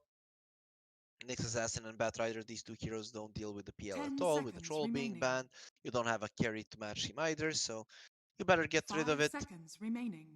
Sure, you could pick some kind of Dire a team ban. Lash or something along those lines, but given that you're most likely showed your mid laner already, it's not the easiest hero to go for. Army Geniuses, they get rid of the Morphlink. So, nothing really 10 too seconds surprising when remaining. it comes to bans. This Ogre Magi pick, 5 that's seconds remaining. a question mark for me. I haven't seen it for Radiant a long team time. ban. Sure, these melee position 5s have been popular for quite some time, but the Ogre was the one least popular from all of them. Hoyo get rid of the PA as well. Nyx doesn't like playing against the PA, especially when she gets a BKB. He's her main target. You just jump on 10 him, he seconds goes down, remaining. and then you can go for the other ones when you don't have the annoying bug 5 just seconds constantly stunning remaining. you. Army Geniuses could ban out the AM here. Nyx and the Batrider are good at creating space, so they might want to ban out the AM no matter at what point in the game the Mana Void can kill your whole team if the Storm Spirit is not careful, so or if you guys are not careful staying close to each other, so that could be a good ban here from Army Geniuses. Radiant team pick. But they get rid of the Ember. That's pretty interesting given that the Storm Spirit versus Ember Spirit is basically a 50-50 matchup, though Ogre Magi not the one with the doesn't really have an instant stun, so it's not easy to keep the Ember in place. 10 seconds remaining. So Army Geniuses wasted a little bit more of the reserve 5 time. seconds remaining. We'll see Dire team pick. what they'll go for. They go Mirana. for a Mirana. This is most likely a position for Mirana. When she gets a Yules, that's going to give them some catch. I'd like to see a core Mirana, but it would most likely be played on the mid lane position. I doubt we'll 10 see an seconds remaining. off lane Rana, though this kind of puts the Ogre Magi at 5 that seconds remaining. possibility to go position 3. The Fire Blast into an arrow is quite a formidable combo between these two heroes. So that's something that we could be looking to see in this game one between Army Geniuses and Hoyo. Hmm. Hoyo, they're taking their time. They're not really good at catching these heroes. Sure, if the Nyx scouts them, but if Army Geniuses are together, you really want to have something that can jump in. And until Nyx or the Batrider get a blink, that's not really going to be that easy. So I'm really interested which route Hoyo are gonna take with this draft. Army Geniuses are the ones with the last pick, so after the second phase, Hoyo should have somewhat of an advantage in the draft. Radiant team pick. Lion. They go for the lion. Okay, so now this kind of gives them some more cash. There's no purges on Army Geniuses. It's not gonna be easy for this lion to come in. Actually, I'd want to see lion position 4 more than a position 4 Nyx. I just kind of feel 10 that early seconds blink on the remaining. lion would make a hell of a difference in this game, whereas the Nyx, he just needs 5 some levels, so seconds he's fine remaining. with staying on position 5. Plus, I always come back to it how much I like the melee position 4s more than the ranged Dire ones right team now. pick. Beastmaster. The Army Geniuses go for the Beastmaster, so now you're gonna need something that actually deals with the boards. There's no troll in the pool. There's that Medusa that was played last game. That could be a solid hero to, or in the last series, 2 games ago. 10 That could seconds be a solid remaining. hero to deal with what Army Geniuses have. They don't really have that much 5 seconds constant remaining. damage. They have some burst, and once they use all of their spells, they don't really do that much. So the Medusa could be nice. They do have a lot of lockdown on the side of Hoyo, and not a lot of team fight. That would give them some team fight as well as a lane victory against the Beastmaster, especially with the Nyx on his side. So I'd like to see that from Hoyo. Maybe an Arc Warden, though. Against the Beast, not the best Dire hero. team ban. Oh, they go for the Wisp. Okay, this is most likely a carry Wisp.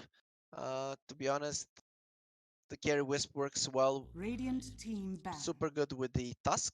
So it wouldn't surprise me if Army Geniuses just ban out the Tusk. Just who cares? They can put the Nyx off lane, just ban out the Tusk. It's too strong of a lane. And even later on in the game, it can be quite formidable. Um, 10 seconds I remaining. don't know what to think about this IO pick, to be honest. There is a lot of 5 stuns on seconds Army remaining. Geniuses. Um, they have jump on it. If it's not like it destroys the Beastmaster in the lane, it puts Hoyo in a really set timing when the IO gets that ag, starts dishing out the damage. They need to be very close to ending the game because in the later stages of the mid game, between like minute 30 and minute 35, they're gonna be in quite a lot of deficit. Batrider BKB is gonna start running down. Um, you can't, you will be losing the towers even if you are winning fights from the Beastmaster. So Dire team ban. I'm not sure if this was the right call from Hoyo to go for the IO. Maybe they're gonna pick some other mid laner and not put the bat in mid. That could be 10 seconds a remaining. idea. Get something a little bit more late game oriented. That's why our Army 5 Geniuses seconds are remaining. banning out the Kanka. That's a lane dominator that transitions into the later stages of the game quite well. Protects the supports from the summons.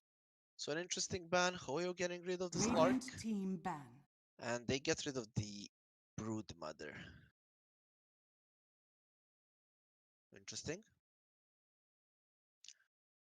Given that the enemies have a Storm Spirit, I kind of doubt that Army Geniuses would be running a Brood Mother, though when Mang Daya is playing in their 10 team, they do seconds pull out remaining. these cheese Dire heroes team pick. from time to time. There's the Medusa ban. I like this one from Army Geniuses. So why were they expecting this to be a support IO? Could be the case. We'll see what Hoyo has in mind. They're taking their time finishing up, rounding up this draft, so 10 seconds I'm not remaining. sure what exactly they are thinking to do with this Wisp until we 5 see the seconds last pick. remaining.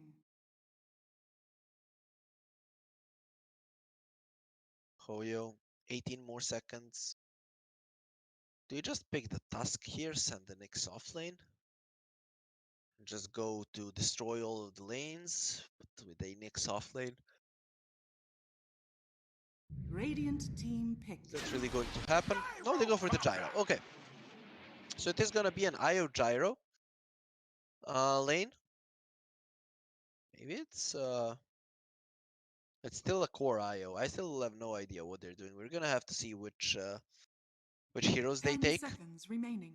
who plays what. Um, maybe a 5 mid lane seconds Lion, that remaining. could be interesting to see. With an You may early now Axe select to your deal with the heroes. summons, it would be pretty cool. Though I haven't seen Fearless play anything like that. I've seen play the Batrider though. Nope, he goes for the Gyrocopter. So it is a mid lane Gyro, a carry Wisp. So who's gonna be laning with the Wisp? Will it be the Nyx or will it be the Lion? We're gonna find out when they pick their heroes. The Batrider takes Tiger takes the Batrider. It's gonna be a position 5 Nyx and a position 4 Lion. So looking at the draft, Hoyo has something different. They go for the IO Gyro combo, but it's both of them are cores. Jagger is a pretty great counter for basically everything that Hoyo has. He can get brought down by all of the stuns on the side of Hoyo, but a lot of vision from the Beastmaster is gonna counteract that possibility most likely. So I have to go with Army Geniuses, despite them having a despite them having a stand-in. We see that their drafting has changed a little bit. They go for their mid laner a bit earlier. It's not gonna be some cheesy heroes like Mamang Dai actually plays from time to time. So their playstyle will change because of the change up in their roster for this series. But I like their lineup a bit more. I can see exactly what they're trying to do. The Juggernaut is going to have a solid lane against the Batrider. He deals well against the Gyro and the Wisp at any point in the game, plus has the Beastmaster and the Ogre to buff him. Not a lot of catch here for the Storm. Actually, okay, scratch that. They do have the Lion. I forgot about it. But he was picked up early, so it's somewhat expected for them to have counters for it. But overall, I kind of like Army Genius's draft a bit more. Jagger, good in the lane, good in the rest of the game. The Storm is gonna do okay against the Gyro. They have vision advantage because of the Beastmaster. We'll see how much the Nyx is gonna be able to counteract that. It is a position 5 Nyx, so it's not gonna be that easy, and he is against the Juggernaut, so Omni Slash or Swift Slash later on can bring him down quite easily. So I have to say I like Army Genius's draft a bit more though. Io Gyro, this is a formidable combo. If Io gets super farmed and it is a position 1 Io, so that can happen, and him and Gyro then start playing together, they have a lot of late game potential. We'll know what can happen in the late game when they both get to levels 25. Even before that, if the Gyro is constantly surviving and they're just dishing out immense amounts of damage, everyone can die. Though I kind of feel like Army Geniuses, if they just take it slow and then just storm the enemies at like around the 20-minute mark, they're gonna be fine. Just gonna see the clear path to their victory. Trade the towers, win the laning stage, trade the towers, get some items on the Jug, buff him up with the Beastmaster and the Ogre, and then just go ham on the enemies. Meanwhile, the Mirana is creating space. The Storm can get a few kills here and there and just control the areas with your wards and sentries to know where the Nyx is. So that's kind of a clear idea of how Army Geniuses play. I think it's quite obvious what they should do with their lineup, and I'm not really sure that Hoyo has a response to that, though. These teams are equal in the DPC right now. Not sure how their head-to-head went. I'm gonna check that right now. So Hoyo versus Army Geniuses. They won 2-0 last time, and now Army Geniuses have a stand-in. So if it's to be judged from that, we could be expecting the Hoyo to win again. But just judging from the draft, I think that Army Geniuses have a little bit of a better lineup.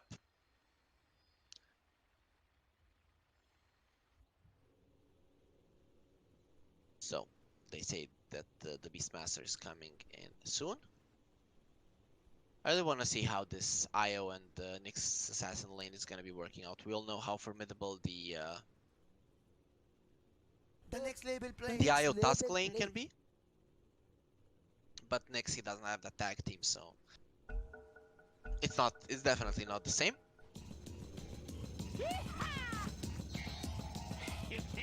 So we'll see. Hoyo, they're going on bot with the Lion and the Bat.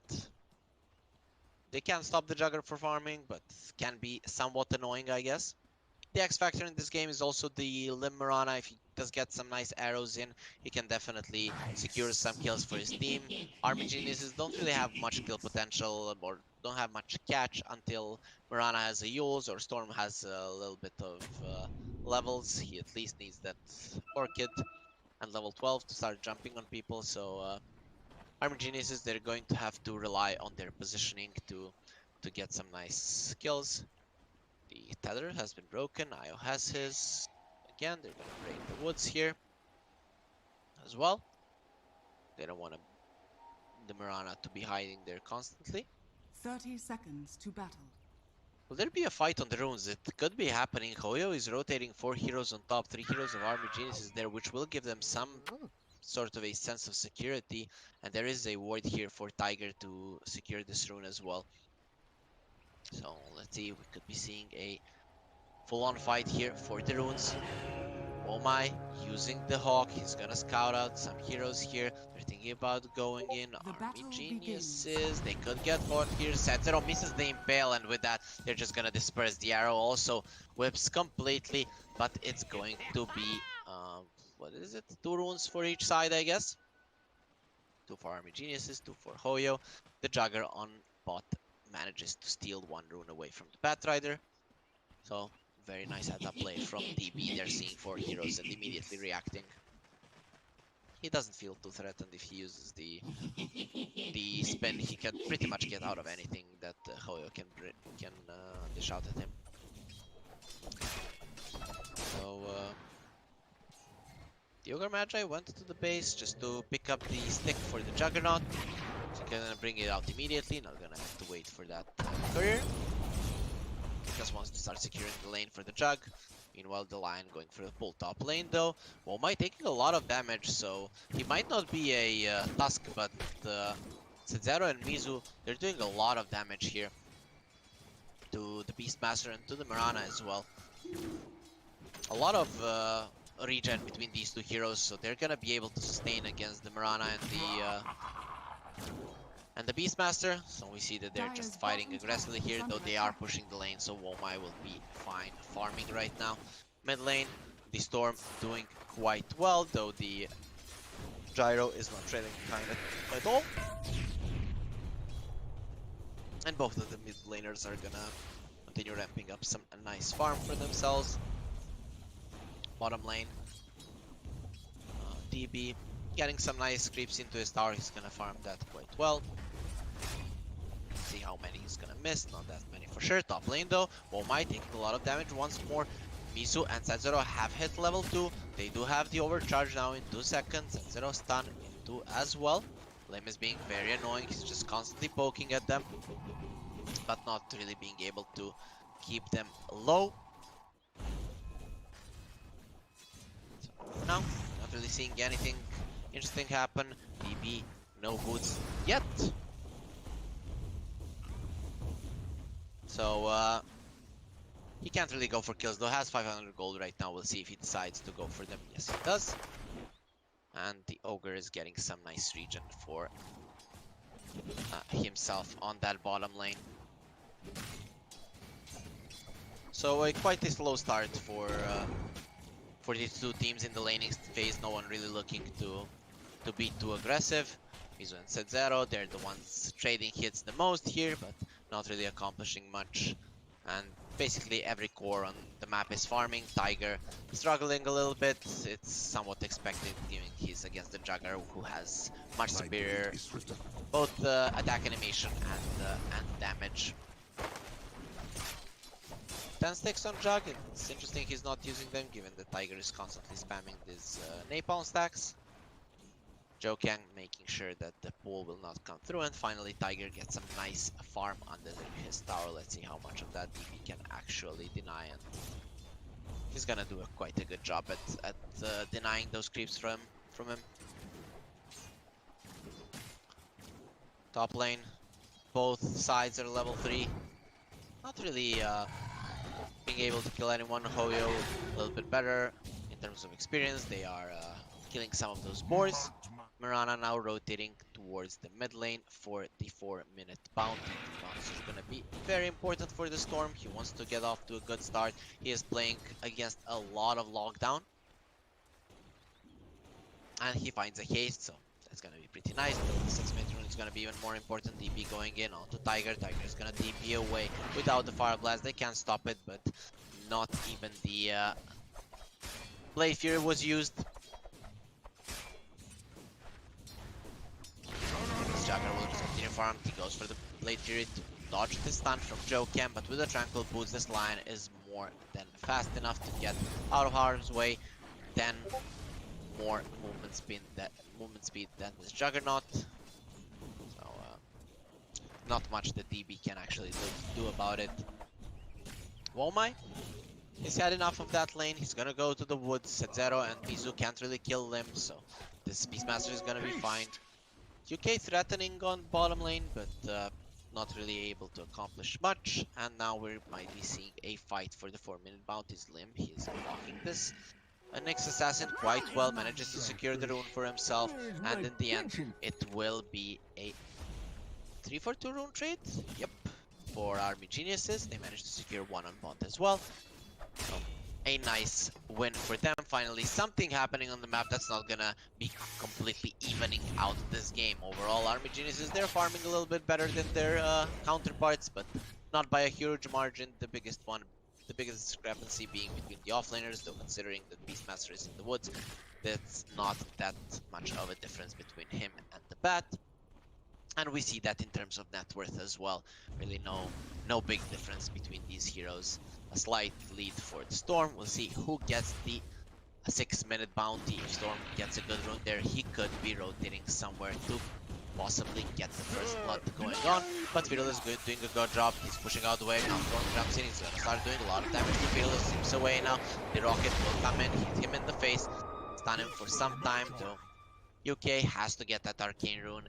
No such luck for the Storm for him to get it, and Rage Bull will just have to go into the woods to farm.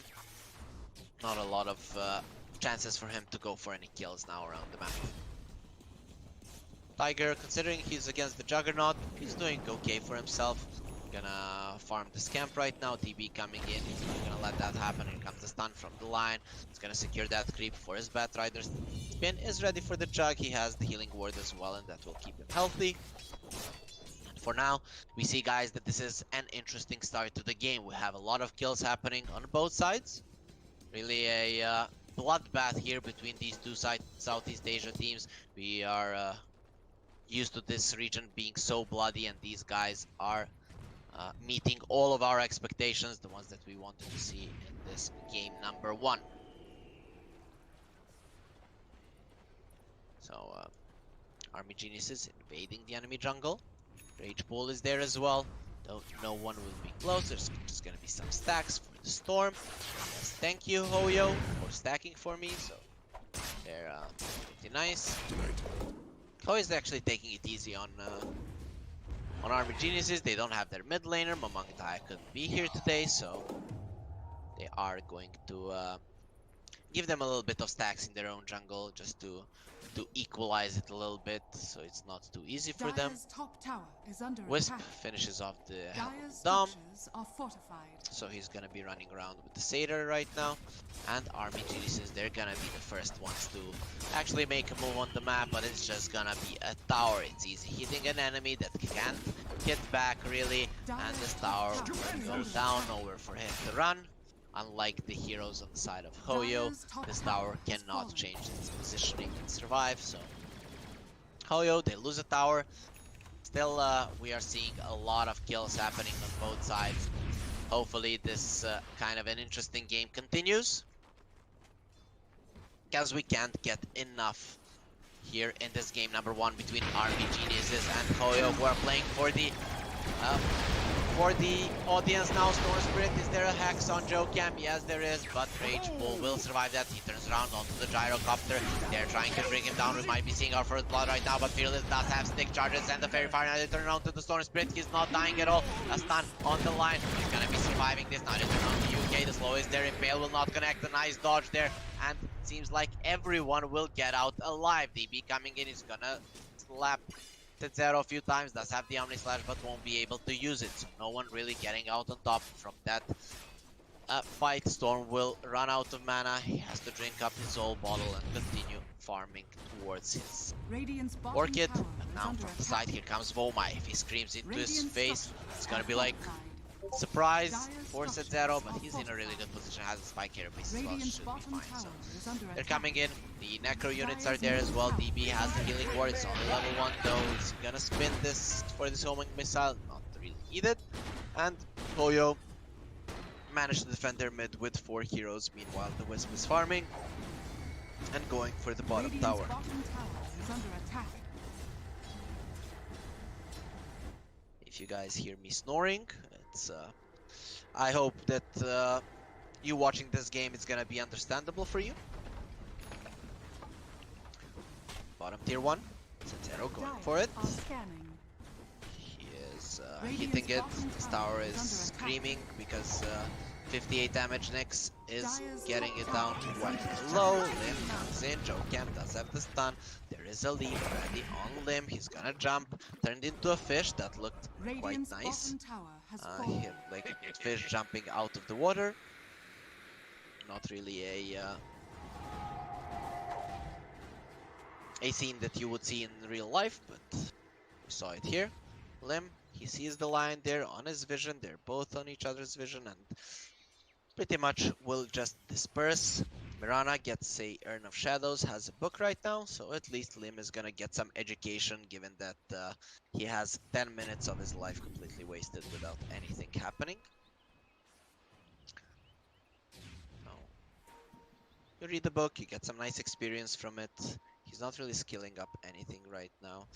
Has this urn, but considering the amount of kills happening on the map, he's gonna have a lot of urn charges as well. So 11-minute top mark, tower 1k is gold under lead for attack. Army Geniuses. They are leading in this game by quite a lot. Looking at the cores, they are all topping the network chart, and the Mirana staying head to head with this line. This might be the first blood. Beastmaster, he's unaware that he's being hunted. Gets spotted out right now. Oh my. Are you gonna be the first guy to die? Let's hype this up, guys. A lot. 11 minutes in, they're gonna go with the finger, and that's first blood. Mizu gets it, and Jokam also gets plus 40 damage on his next finger. So, first blood, 11 minutes into the game. One of the most exciting games that we've had so far here at the New Year Showdown. And immediately DB strikes back. He's gonna use his Omni Slash to kill Zoro. No way for the Nyx to survive the Omni Slash. He knows that there's a ward there, but it's immediately going to expire. So DB gets a nice kill, and that will get him super close to his Maelstrom, which will be coming out fairly shortly. He needs just one more creep. Even the passive gold would give it in just a few seconds. Dire's middle Army tower Geniuses, is they under know there attack. is no finger. Vendetta will be up in 25 seconds and they go for the mid lane tower. Hoyo, can they defend this? The Nyx is TPing in, but the units will make sure that the tower falls. Nice impale there onto the Ogre Magi. He's in a lot of trouble. Here comes an aura onto the Gyrocopter and the silence, and he goes down. The lasso has been used on the storm, but they can't really do the damage. Okay, and taking a lot of hits. One more hit will bring him down, and Lim gets a kill right now. We finally see a fight, and now the Wisp has been caught. Rage Bull doesn't have that much mana, and Mizu will get himself onto the high ground. Womike is thinking of chasing. DB coming in as well. The arrow will not connect onto anyone, and Zero and Mizu will be able to get out. So Army Geniuses, they force this mid tower down, and they get 3 kills in the process as well. Hoyo, not being able to respond to that properly, will lose 3 heroes and not gain a single thing from it. The 3k gold lead for Army Geniuses puts them in quite a comfortable spot, and they're already taking the enemy triangle, with DB farming the enemy Ancient, so that's gonna be some nice influx of gold for him again. Radiant's Mizu is bottom still tower farming. is He under wants to attack. go for the Orchid, has the Dominator as well, though they're all a lot behind the Storm Spirit, who has the Orchid already. We saw it used in the last fight, will be level 12 soon, and then he's gonna be an even more formidable force for Hoyo to deal with. Santero has a Vendetta. Hoyo, the only kill that they've been able to get was that first blood on the Beastmaster. After that, they just lost 4 heroes in a row. Will they be able to accomplish anything more? Army Geniuses, they smell blood. They know that they're stronger right now. They pretty much have everything they need. The Omni Slash is up again. Santero coming in. The rocket is flying onto the Mirana. They see the poor Ogre Magi, and this guy is looking pretty dead. Dire's structures are fortified. So, Dire's a solid bottom kill for tower is Hoyo. under attack. They use the second Vendetta, it's just gonna be 1 kill. They can't really transition it into an objective, and Army Dire's Geniuses bottom tower once has more on the fallen. bottom lane. They get a tower, so even with them losing the Ogre Magi, they will get the better trade in the last minute. And again, up to a 3k gold lead. Actually, it's kind of yo-yoing between 2 and 3k. Fearless going towards the Maelstrom. It's the Maelstrom Axe build, a classic gyro build. He even found the Possessed Mask, probably the best woods item that the gyro can hope for, at least from the tier 1s. Rage Pool, he wants to go for a BKB. He saw that the IO is going for a silence, so he won't really take any chances. Now he jumps onto Zero, the silence is there, arrow to the face, and the bug is squashed. Or Nyx dies again. Silence of the Storm is just way too strong for anyone on Hoyo to deal with right now. They don't really have anything to remove the silence. Batrider wants to go for a blink. They really need to be the ones initiating Hoyo, so I like this. Okay, the relocate is coming in onto UK.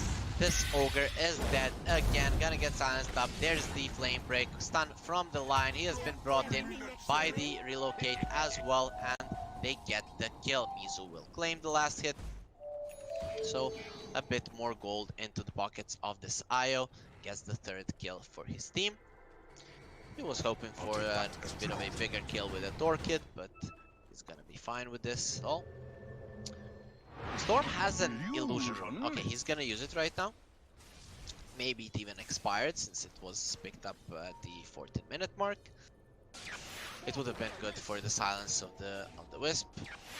Storm is gonna jump in, silences the line, but here comes Mizu. He's gonna silence the Storm. Not really a lot of mana on the Storm. Gyrocopter taking a lot of damage. Dominant Slash going into the backline. They're not really doing that much damage, and DP won't kill anyone yet. Fearless is taking so much damage. Going to the backline. Batrider is almost dead, but the Storm goes down first, and Batrider manages to survive, though the Gyro has lost his life.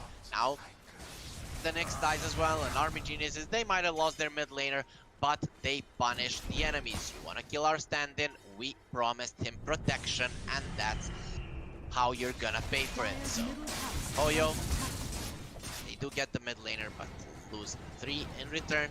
On top of their mid laner, the 2 supports fall down as well. And DB now, he's gonna TP to top, just continue farming. He wants that Manta as soon as possible, doesn't want to get silenced and brought down. There's just so much single target damage on Hoyo. And sure, you can kill 1 hero, that was the Storm this time around, but what are you gonna do with the rest of the guys? Fearless, he's the only AoE damage dealer. Now with the Maelstroms, he actually does a lot more. Smoke coming in. Fearless wants to get that one creep. He's gonna use the rocket barrage and gets the camp down. So now they want to get a kill into a tower. It's time for Hoyo to go in. There's no roar, there's no Omni Slash. UK breaks the smoke. Joe Cam, no blink on him just yet, not even close to it. Now they found UK. Impale is on him. Earth Spike as well with Mizu coming in. They're gonna use the Mirana ult, but there's the sentry as well. And Luker Magi is looking pretty dead. The rocket, it should kill him now. Can someone kill this rocket? No, it can't. It's gonna kill him for sure. UK was just looking at death and nothing he could do about it, but he took it like a champ, turned around on that rocket. Just accepted his fate. Radiant structures are fortified. Hoyo, they get the kill, but it's, again, only a position 5. Storm Spirit, Zero, he sees him. Rage Pool. Oh, can they get the silence off? They have the lasso, the blink is there, the silence follow-up will be there as well, and the storm will go down. He silences off the Batrider, uses the sticks, but not close to surviving there. He was fairly close to his BKB, but a nice play there from Zero. Arrow into the face of the Nyx Assassin. They roar the line as well. Both supports will die immediately now. The Gyro is in a lot of trouble. He's been found. He gets stunned up. Mizu is there. They turn around on the Juggernaut. The Omni Slash is ready. That's a level 2 Omni Slash if he wants to use it. He can go for it right now. He goes for Fearless, and Fearless will fall. He stays there to create enough space for Mizu to survive. Arrow connects! Ayo! Oh no, that's a disaster. The double Starstone as well. Can he get out with the Tether? No, he can't limb. Just a beautiful arrow, though Mizu, he wasn't really expecting it. Oh, that's a real bummer for Hoyo. It looked like they were about to cut their losses, but in the end, it was their throats that got cut instead. Not really sure if Io has a throat. He kind of looks just like a ball. He kind of just gets punctured, I guess.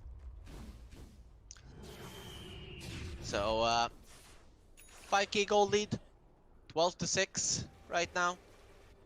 Hoyo, Zero coming in, slowed down, not gonna get stunned up immediately. Here comes the storm, gonna get the silence out, the arrow will not connect, and Zero will survive, scouting a lot of heroes on the side of Army Geniuses and at least giving some info to his team. Tiger has a blink, the Lion not close to his. Joe Cam has died 3 times in this game, only has 4 assists. Lim will put a sentry down. He did saw Zero for a second there, and now a ward being placed by the Nyx Assassin. If anyone comes close to that, it's gonna get taken down easily, but at least he gets the sentry down himself. Now Mirana and Beastmaster, they're going for a smoke. Blink is ready on Woma. If he gets Aurora on 21, it's like Hoyo, they're ready for this. They want to fight, and Army Geniuses, they won't go any more aggressive than they already have. UK posturing aggressively on top. No one really spotting him. Oh my, they know where Fearless is. Roar is there, arrow into the face, and Fearless will die with a double Starstorm there, along with the Spirit Vessel. No way for him to survive, and Storm Spirit even comes in just to make sure that there's not gonna be any turnaround. Has an Arcane Rune, and it seems like Army Geniuses are looking towards Roche, with the only AoE damage dealer on Hoyo being out of the fight for some time. They'll turn on to Roche. The 5-second arrow will connect. Storm already has a BKB, so this is quite a good go for Army Geniuses. Even if Hoyo decide to defend against the BKB of the Storm, they just go into a slaughterhouse, and Army Geniuses secure the first Roche for themselves. Storm will most likely pick it up. That's going to be the case. And Rage Bull, he's really being protected by his comrades. So they're giving him everything. 3 kills, only 2 deaths to his name. And now he's gonna show on the bottom lane, Rage Pool. It seems like Hoyo might be looking to take the Aegis down immediately. Tiger and Joe Cam are on the bottom lane. They do have the finger. Taking the Aegis down immediately would be great for them. Joe Cam has a blink finally. It's flying out. Zero is on the bottom lane as well. So Army Genius is not really looking to take complete control of the bottom lane right now, though the good part of their jungle has been farmed up by them, so they're continuing to to increase their lead even further.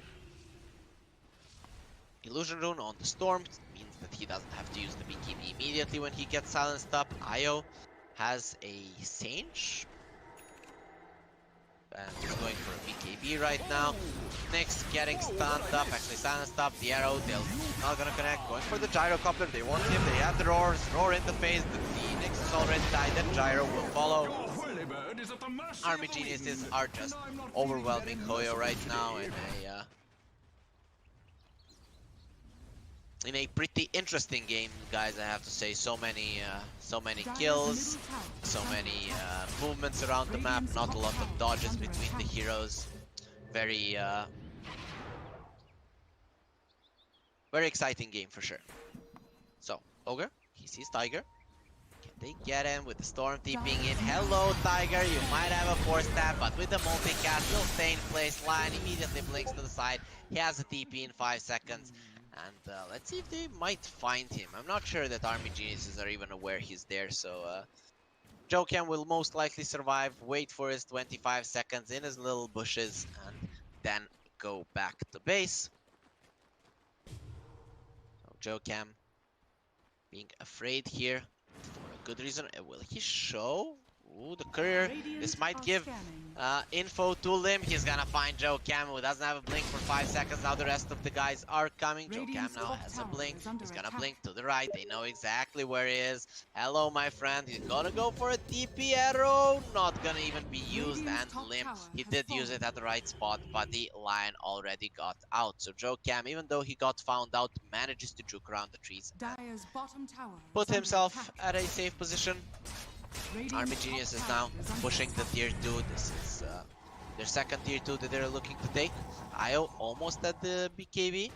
Gyro has the Axe. So some big items coming out from Hoyo. Will it be enough for them to turn this game around? Probably not, but at least they're gonna have more weapons to fight with. Jokam, he has been spotted there in the mid lane. The smoke is already coming. So Haste! Army Geniuses, they're hunting. Lim. It's gonna see Sub-Zero, no blink, this 4. Nyx Assassin silenced up, pulled into his death, and some multicasts will make sure that he goes nowhere. Io does have a BKB roar in the backlines onto the gyrocopter. He's taking so much damage. Fightful, can you?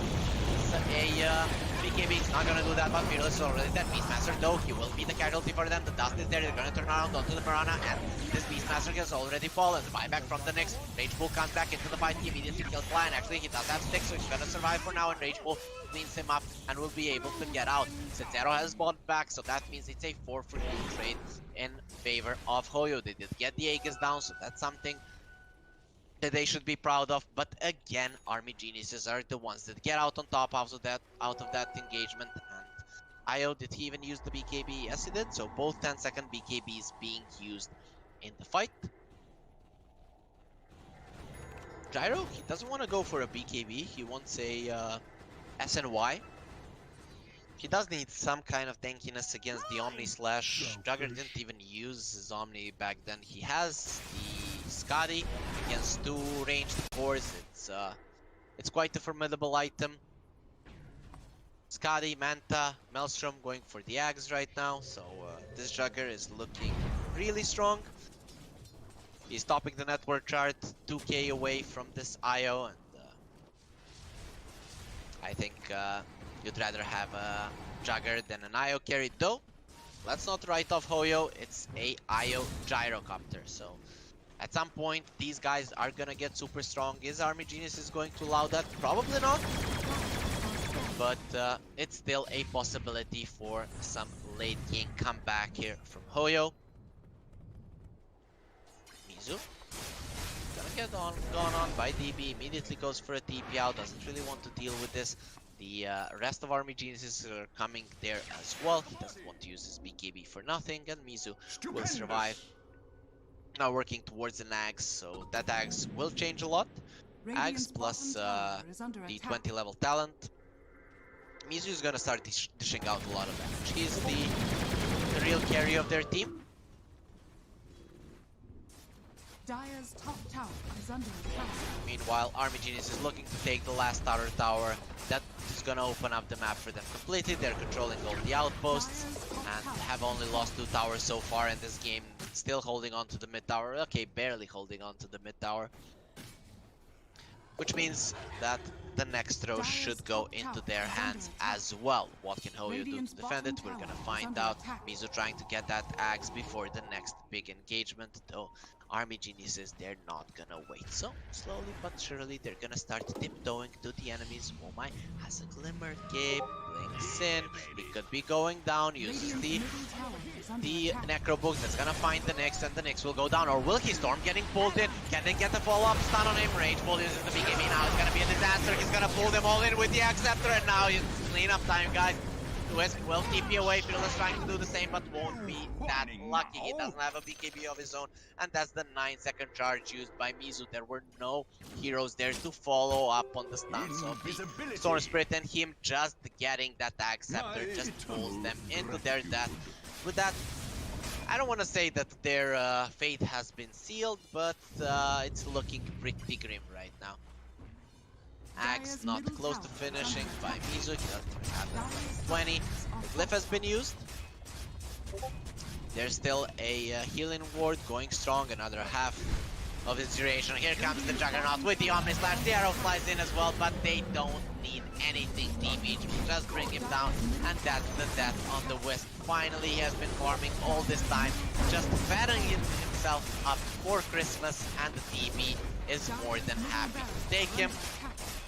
So that's some nice gold going into the hands of the Juggernaut. Wisp, no buyback, he's not even close to it. Jokem goes in for the stun, a nice doubler in spikes. But how much is that really going to give you? 40 seconds for another healing ward. Tiger has the lasso, they're gonna go onto the Juggernaut. They do have follow-up stuns, they want to use it, but again, beautifully Rageful goes in. Now there's the spin from the Juggernaut. You wanted to kill me, guys, but I'm gonna show you how it's done. Cleans up with the help of his team. They get 3 more kills in that engagement. Nice try from Hoyo, but it wasn't good enough. Army Geniuses clean them up once more, with Tiger being the lone survivor, not wanting to die with his team.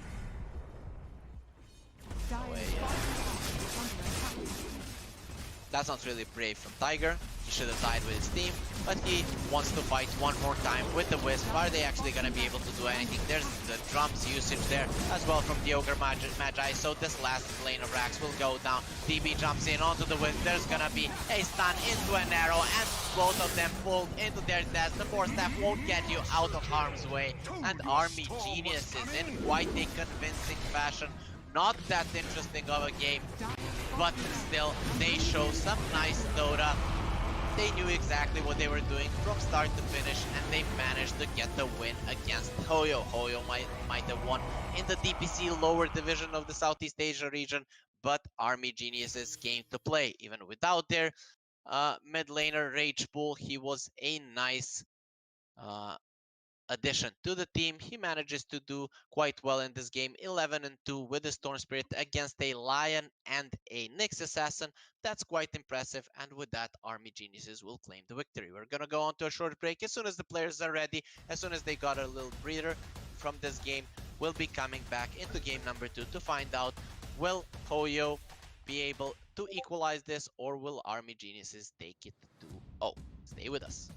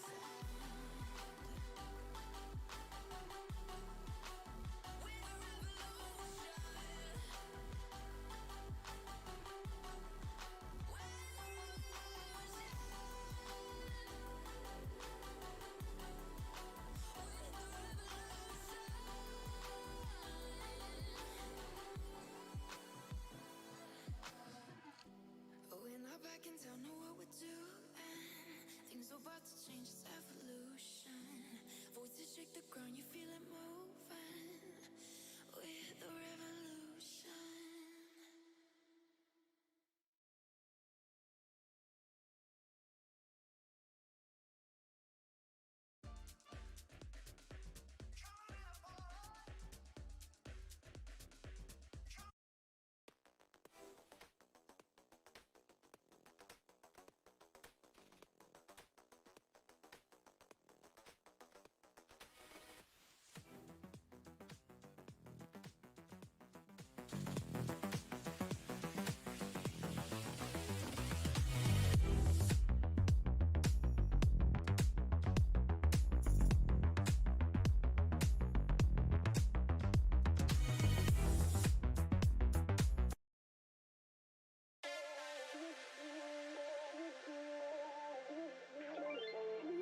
Ain't no love like a real love, but it goes so fast. All tied up like a captive. I'm on to you. Used to pay to my mind like standing on rainbows, playing it cool. I don't felt this in ages, and I've no more patience. So won't you please stay a bit longer? You're making me stronger, making me stronger. Stay a bit longer. You're making me stronger, making me stronger.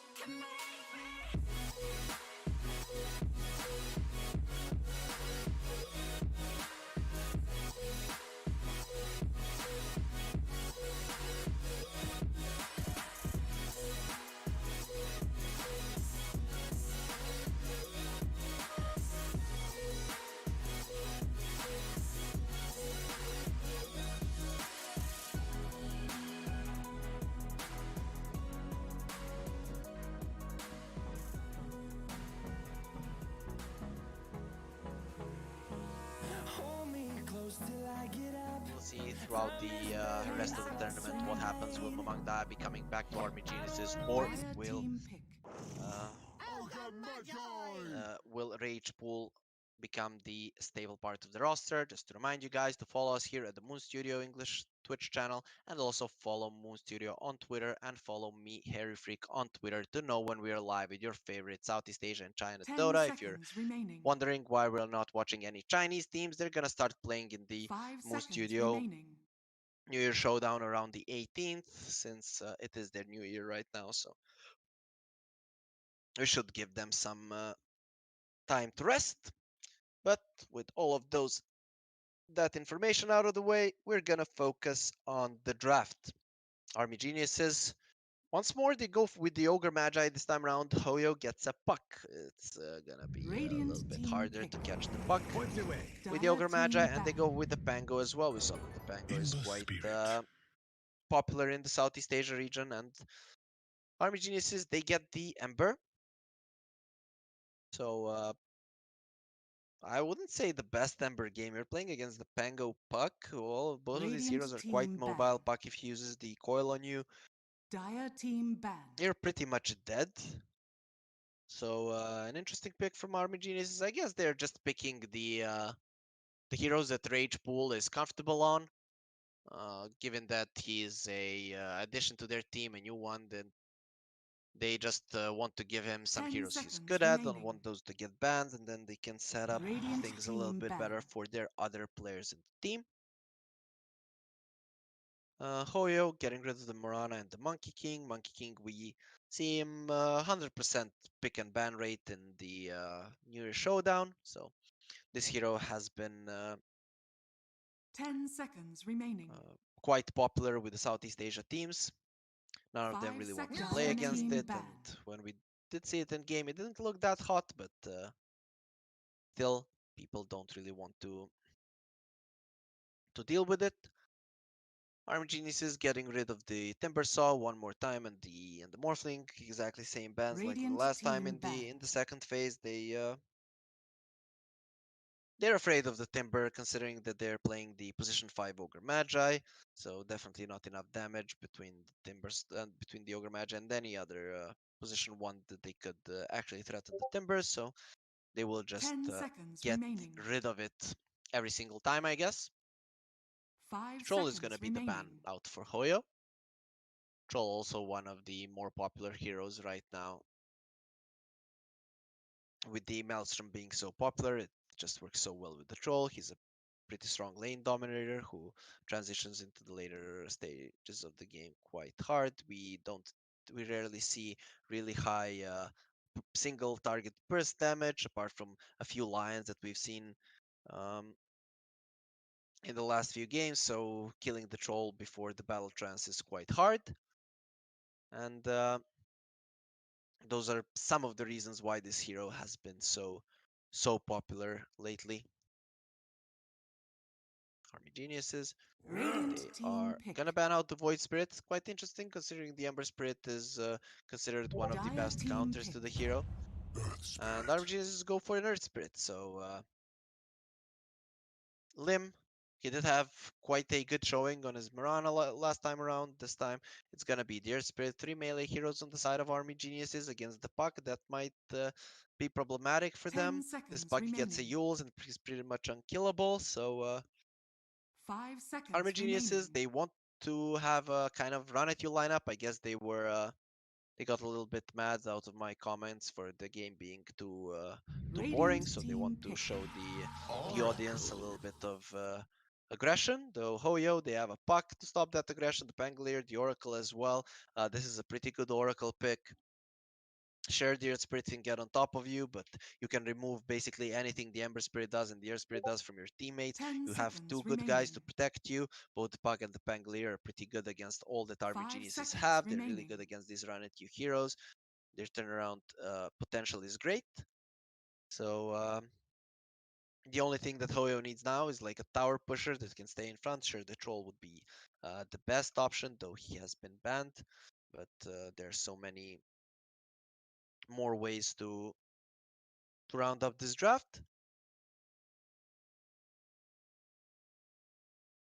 We even saw the bristleback being played yesterday, so that could be something that they want to go for. Dire Hoyo, if team they wish pick. to. The Army Bloodseeker. Geniuses go for the Bloodseeker. This is most likely a position 1. We haven't seen a position 3 Bloodseeker for a long time. He can go mid as well. Pretty solid counter to the Pangolier. Other than that, I don't see much reasons to pick him. Sure, the Fate's Edict doesn't help against the pure 10 damage of the seconds Bloodrite, remaining. but if it is a core Bloodseeker, we won't be seeing that Bloodrite 5 maxed out seconds until remaining. later on. Bloodseeker is quite a formidable hero right now. He can scale into the late game quite well with the new Aghanim shard that he has.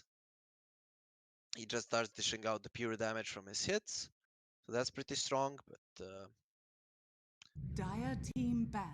not sure. I kind of feel like, yeah, Medusa. Hoyo gets some frontliner that can dish out damage. Medusa is a perfect example of that. You're playing against 4 melee heroes as a Medusa. You have Oracle behind you, have a Puck and Pangolier. I'm loving the Hoyo lineup right now. It's more like I'm loving 10 Hoyo's lineup seconds against remaining. what Army Geniuses have, but Army Genius 5 is pretty seconds interesting remaining. idea of how to play. Their lineup makes sense, but into a Puck, it's kind of hard to play, right? If they Radiant kill one team hero, ban. and then they can run down everyone. Ember Spirit, Earth Spirit, Bloodseeker, everyone dies, right? But how are you gonna kill that one hero? Medusa stands in front. You have the Puck to cover for her. You have the Puck to cover for the Oracle as well as the Pangolier. Medusa doesn't really care about the Rupture. She stands her ground anyways. You're 10 running into a seconds. Stone Dire Gaze, team into ban. a Rolling Thunder, into that coil. So I don't know. I'm afraid for Army Geniuses here. Their lineup, I mean, it makes sense just to run at the 10 enemy, but seconds remaining. I kind of feel it's going to be too hard in this 5 game. seconds remaining. So Army Geniuses, they ban out the Tidehunter. It will be quite problematic for them to deal with that, and even another hero that you can't run into. Also a Bloodseeker against the Tide in lane. He's not going to have a nice time. Hoyo, what do you ban? So Army Geniuses, they need an offlaner. Maybe they can put the Bloodseeker in the offlane, but I doubt they're going to be doing that. They do have the last pick on Army Genius, so they can definitely decide. Hoyo, Radiant team you're ban. gonna ban out the Anti-Mage, okay? Anti-Mage would be Dire good, I team guess. pick. Still against the Coil, it's not the best hero, but solid against the Medusa if he's ahead, which he can be. Running around the fights, just catching everyone, jumping in and out would be perfect for him. And Army Geniuses, they ban out the Enigma. So Hoyo, they have the Pangolier that 10 could be their seconds offlaner if remaining. they want to do so, but they could put him on a support position 5 as seconds well, remaining. or put the Puck on support and pick another mid laner. We'll see what they decide to do. I kind of feel like is Mars in the pool? Mars is in the pool. Mars looks pretty strong here. Would lane well, gets a Yules to catch the Ember Spirit. Radiant Don't have to use the team coil pick. for it. Yep, they're gonna go for it.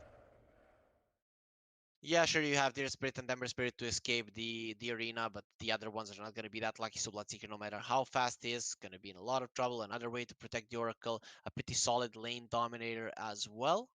10 seconds remaining. Oof, Army Geniuses, what do you go for? 5 seconds remaining.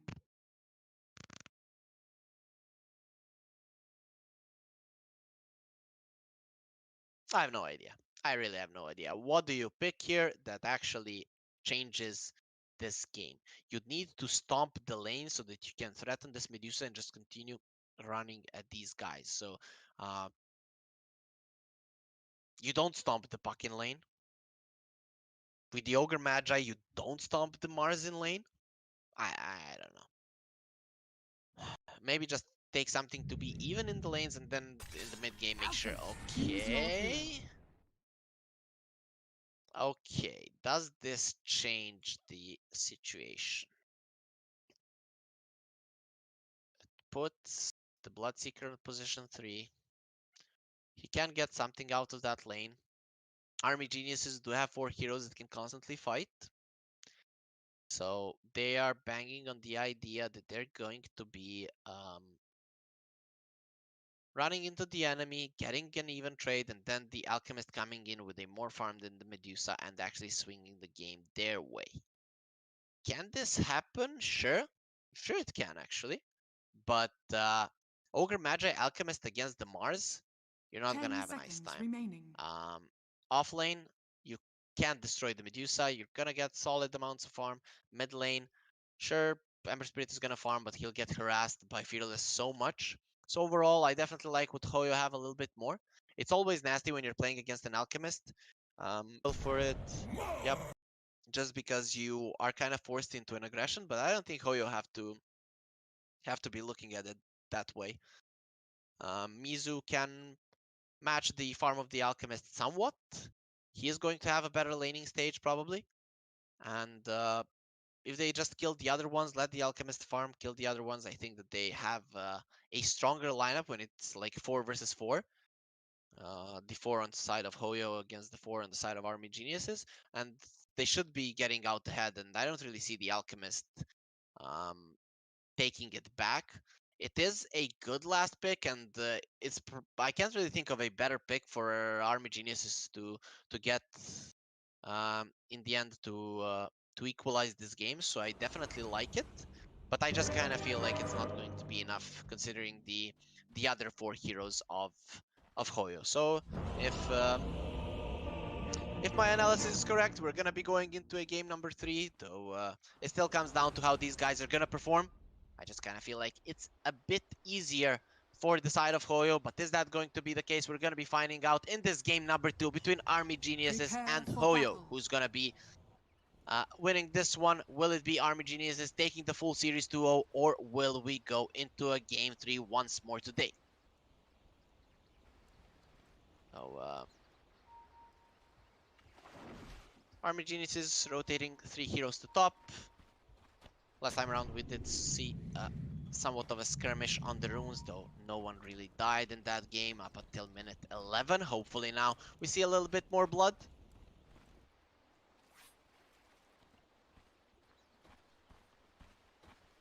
It all comes down to how aggressive these guys will want to play. Army Geniuses, they brought 4 heroes to top, and Hoyo brought 4 heroes bot. 30 seconds to battle. That was genius. So nothing is gonna happen on the runes for sure. Everybody. No, that's no good. They are they're saying something that I don't understand.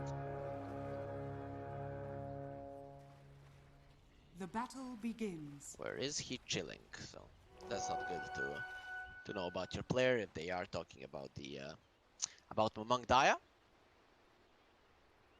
But if he is chilling, that kind of counteracts the notion that he did switch to the 496 gaming squad. Army Geniuses, do they want to do some damage to the Medusa here? They will get next to the wave. The Oracle is here as well. Medusa immediately TPs to the lane, so he will get close to his tower and will be safe. Immediately UK TP's bot. I'm curious to see how well this Alchemist will do in lane. Jokam and the Tiger, do they have the Orb of Venom? Yes, they do. So Alchemist, he did go for the Ring of Protection. I like this against the God's Rebuke. You definitely need more armor. UK myself is gonna do fine. So against 2 melee heroes, maybe the Ogre Magic can actually secure this lane quite well for his guy. Mid lane, we see already Fearless forced Rage Bull to use himself. He's pushing in the wave. That's level 2. Rage Bull is just trying to get some creeps, but he's gonna get harassed quite a lot here. We'll see how many creeps he can actually get on the tower. For now, he's doing well. Oracle getting stunned up. Zero needs to be careful. He's gonna get silenced up. A few more hits. Bromlin will do the trick, but Oracle now even has the Sal, so he should be fine. Using that, and actually secures the range creep. So nice heads up play from Zero there. Mid lane, Rage Bull farming pretty well under his tower, not letting any of the creeps get denied there by the puck. Overall coming in onto Mizu, he's gonna get silenced up, though Zero immediately removes that and finally gets level 2, so the kickback will be there. Bottom lane though, Alchemist taking a lot of damage. Jokem going for him. Where are the slows from the lucky shot? Still a level 1 Alchemist taking so much damage, and one more poke from the Mars will do it. That's a first blood for Koyo. A much more active game already than game number 1. Lim going for Sub-Zero, who has boots, so this Oracle will be able to outrun the Earth Spirit. He doesn't get the sentry, so this ward here will persist and continue to block the pull camp for the side of Hoyo. Solid start for Hoyo. Army Geniuses, they are farming okay-ish on their cores, though this Alchemist is struggling a lot. Lim going for Fearless. Fearless doesn't have a orb, which means he will go down with the roll and the kick. They bring him down, slide the fist, gives some more damage, so nice heads up play there from Lim, understanding where to be and just securing that nice kill on the puck. That's exactly what they need. They need December Spirit to have a good game, so he's the one that's gonna actually be creating space for the Alchemist. UK, you really want to be here. He does have both his spells, no mana for God's Rebuke, but it's not even needed. One more poke for the Tiger. That's gonna be his second kill of the game, already up to 17 last hits. This Mars is having a great time considering his last game. He's gonna be feeling quite good since that Batrider didn't really work out the way that he wanted. This time around, he's the one with the favorable matchup in the lane, and he's definitely using it to full potential. Now DB is going in with the acid spray. He has a lot of creeps there, so Tiger needs to be careful. Does have two bottle charges. Oh, he'll keep himself quite healthy now. UK not gonna allow him to farm that well. Jokem takes the bottle. He wants to go secure the rune. Puck, he's getting his bottle flown out, but it's not gonna be there for the runes. We'll see who's gonna have more luck. Be Army Genius or Hoyo. Sub-Zero is gonna get stunned up and silenced up. Womai has a lot of movement speed. This Oracle is not going anywhere. One more slap and Womai gets the kill. That's the second kill into the hands of Army Geniuses. So both offlaners doing really well for themselves. Fearless is getting out. Rage Bull did secure the rune for himself, so a bit more luck for Army Geniuses there. Jokem not being able to refill the bottle. B coming in, he's gonna turn around onto the Banglier. The minus armor from the acid spray is gonna hurt him quite a lot. Jokem, he needs to be careful. He does get stunned up and slowed down here. He could go down, but uses the swashbuckle and will get himself to safety. Right. Going on to Mizu, he's quite fast considering this Pango is low. So they need to be careful how they deal with this Bloodseeker. Gets a blood right onto you with the stuns and the slows from the Earth Spirit. You will be going down. Tiger zoning out UK while the Pangolier is picking up the runes. He'll be successful in doing so. He's gonna refill the bottle for his offlaner. Womai continuing to farm, not letting loose. Zero taking a lot of damage. Here comes the roll. They have the kick as well. Are they gonna use the blood right? Not really. Immediately the slow gets purged off by Zero, and he manages to get himself to safety with the salve.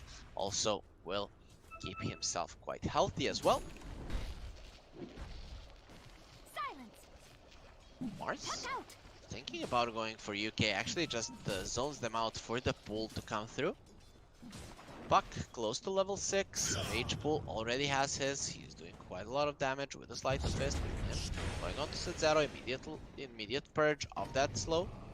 So he doesn't want to take any unnecessary damage on this Oracle. DB with a not so great start. Now he's starting to ramp up his farm. He's still trailing when compared to the Mars, but not that bad of a position for him. Puck, they catch Rage Pull, and now with the coil should have enough to bring him down. A few more slashes from the Pangolier, and he will bring him down. Now Zero getting brought down as well. Lim is chasing in. Jokem tries to disarm the Bloodseeker, will be able to do so, and Zero actually survived. They're turning around to Bloodseeker, but that's only going to heal him up. Jokem now, he might be in trouble as well. Roll comes in. Do they have the slow? Not going to connect onto the... He actually tried to hit the Oracle there, but it's not going to connect onto either of them, which means both the supports on the side of Hoyo will survive. Jokem now needs to be careful. Does have the Orb of Corrosion, that's going to give him some HP. The bottom lane, Alchemist getting caught in the arena, and Mars gets him down. That's a solo kill. So I started talking about how it was turning around for this Alchemist, but he goes down once more. Doesn't even have his power treads up yet. Definitely not the position he'd like to be in. He is over the Medusa, but it is an Alchemist, so I wouldn't want to be in the skin of Army Geniuses right now, considering how this early game is going, but we'll see. The game has just started. TP spot, Joe Cam is here as well. He's gonna come in with the swashbuckle, stunned up. Maybe he has gone too aggressively, but Tiger is here to protect him. God's Rebuke is there. Here comes a Limb. Earth Spirit can assist his guys, but the puck is coming in from the side. They saw him on the ward. So they're not really going to give any of the supports of the cores to the puck, but the supports will most likely die. The Ogre Magi has been caught, the God's Rebuke there, they even use the coil. Womai coming in, he's gonna use the Rupture, kick in from the Earth Spirit, but he's gonna stay there because of the coil, no way to roll, and this Mars will get out, so the biggest net worth hero on the side of Hoyo will not be going down.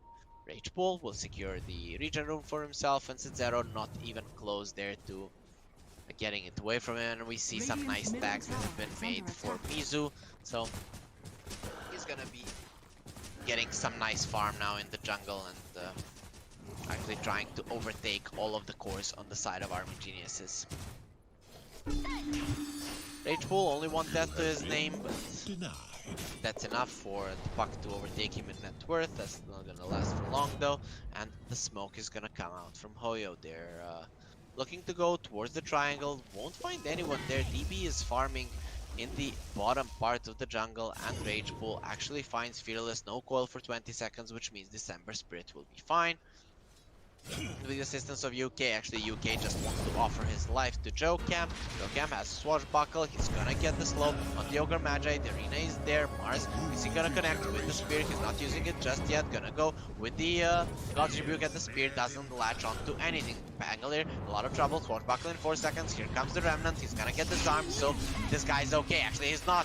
The coil has been used in the back on 2 of them. Earth Spirit, nice roll in, he gets the kill, but he will pay with his life for that. UK taking a lot of damage, another Purifying Flame is needed, but he's okay for now. Actually, he gets speared through the belly and will die. Now Mars getting healed up, but that's not gonna be enough. The Slide of Fist will bring him down. Now they want to chase. This Oracle is looking quite dead. The Blood right in the backlines doesn't get onto Fearless, so he's going to survive. Oh my, now in a lot of trouble. Can they slow him down enough? They need some lucky shots. The Swashbuckle will be up in 10 seconds, so that means that Womai will survive and Army Geniuses get ahead in that fight. Meanwhile, DB was hitting the creeps and finally gets on top of the network chart. They did bring the Mars down, and that's the big one for sure.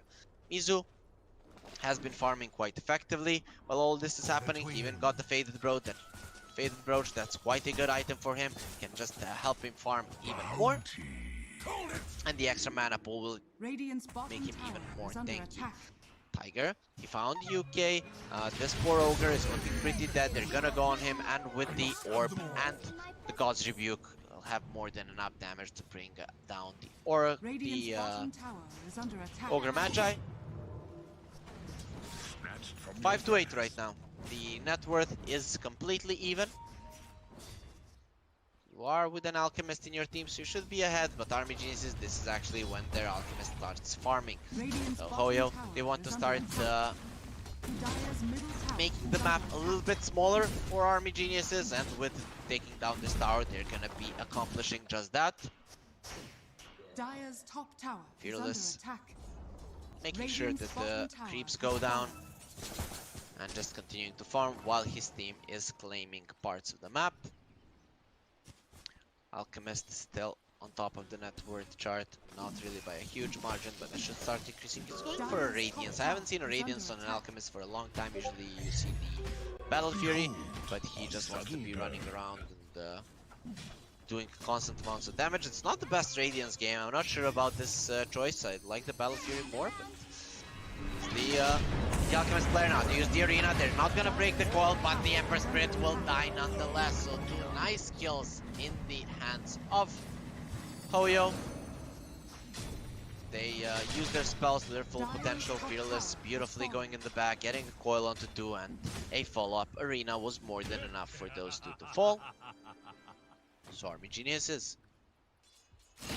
they're going to have to do something to equalize this if they want to. Womai using the Rupture onto Tiger. They're not really doing that much. The Earth Spirit thinking about rolling in. They hastily taken by Joe Cam. Will they break the roll? Not really. Joe Cam goes for the swashbuckle back, so he got afraid there for a second. Nice ward here. It's gonna get awarded immediately. UK gets that. Some nice experience to him. He's still not level 6. And right now we see a 1k goal lead for Hoyo. It's nothing too big. Now a Mask of Madness on Medusa, so Mizu just wants to ramp up his farm as much as possible. I don't really see the Medusa dying this game though. You have this Alchemist, but he's going for a Radiance. That's constant pokes of damage. That's not really something that kills the Medusa. She's gonna be healing up her mana with the Snake. Gonna go for a Manta as well. I'm really not sure about this Army Genius build. Even if this Alchemist gets super fat, you need to hit this Medusa to kill her. They want to go in. Hoyo. Fearless is going in front. Oh, they see Limb. They do have the coil, and the poor Spirit is just gonna die for sure. Set0 goes for the Purifying Flames. It's not gonna be the one taking the kill in the end. It's gonna be Fearless on a mega kill streak. He did die that one time in the mid lane when the Earth Spirit rotated, but now he is unleashing his wrath to Army Geniuses. Jokem goes a bit aggressively there. He could be paying with his life. Actually, the Fortune's End on Rage Pull. As soon as he sees it, he knows that he's gonna be losing Flame Guard, and not really a situation he wants to put himself in. No coil on the puck, which means that Rage Pull can go a bit more aggressive, but Mizu has come here. They might go in. No, actually Rage Pull just leaves a Remnant back and wants to go into the base. He's going for a Yules, needs a survivability item. That's exactly what he's gonna go for. So Hoyo, they force 5 heroes on the side of Army Geniuses here and are just gonna disperse. Beautiful play there from Fearless, using the orb very nicely and securing that he's gonna be the one claiming that regen rune. Army Geniuses, they have these 4 heroes that kinda have to fight. If they're not getting kills, these 4 heroes are really not doing anything. The 2 Spirits and the Bloodseeker, they wanna be in the faces of the opponents. And right now, it seems like they're being too afraid. It's Hoyo, the ones that are making moves. They are drawing a line towards the triangle. Puts a travel ready on the puck. Wanna go there? There's a blink on the Mars, so that's something going their way. Okay, it feels like they won't find anyone. They're gonna go actually on the 4 Ogre Magi. They're at least gonna chop off 2 heads of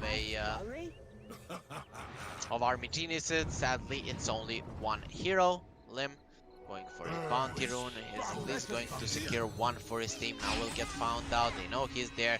The coil being used once more. Here's the Fortune's End, then 1 more Purifying Flames should do the trick. Lim goes for a silence, but the Purifying Flames will make sure that he goes down. So they managed to kill him. He was very close to escaping. Tiger has the arena now. Who does he want to change? Rage Pull going for the Oracle. Doesn't have the mana for the ulti. They're gonna go onto the Ember Spirit. If they get the spear on him, and they will get the kill.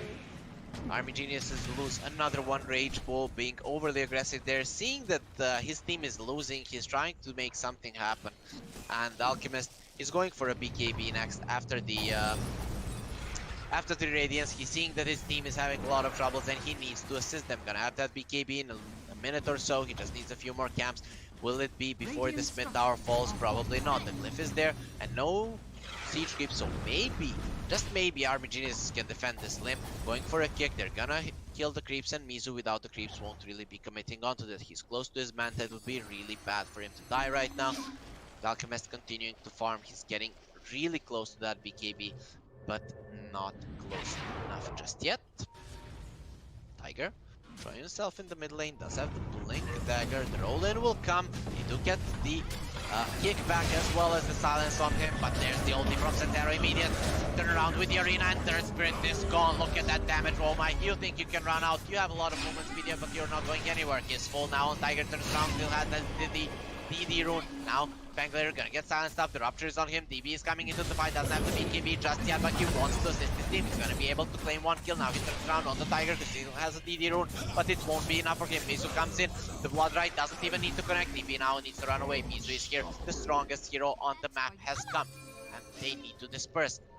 Fearless does get UK in the back, but Army Geniuses finally win an engagement, defend the mid tower, get enough gold on DB for that BKB, and get 2 nice kills into their pockets. So DB showing up once and is gonna turn the fight in his team's favor. Though Mizu has that Manta style already, and this is looking like a quite formidable Medusa. He finds the Quicksilver Amulet as well, dishing out even more damage. We'll see what the next item is going to be. Maybe a Monkey King bar, maybe a butterfly. We'll see what the Medusa wants.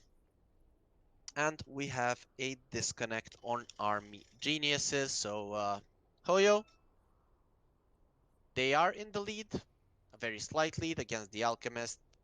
You could argue that Army Geniuses should have at least 3-4k gold lead, but we'll see how much this DB Alc can actually do. It was a last pick, they believed in it, but the other 4 heroes aren't really bringing that much to the table. Rage Pool, he had a great performance on the Storm last time around, but now on the Ember Spirit, he is looking quite underwhelming. Sure, the puck is not that far off from him, so basically we have 2 cores here that are ultra farmed, and all of the others are suffering. So who is gonna be able to bring more to the table without farm? Okay, Mars, he just needs a BKB, that's it. Puck, he wants a Yules, almost has it. How much can Puck actually do without the... it's probably more than the Ember Spirit though. Ember Spirit, even if he gets that Yules, the coil is still gonna keep him in place long enough for them to bring him down. So basically both teams have ways to spam out spells.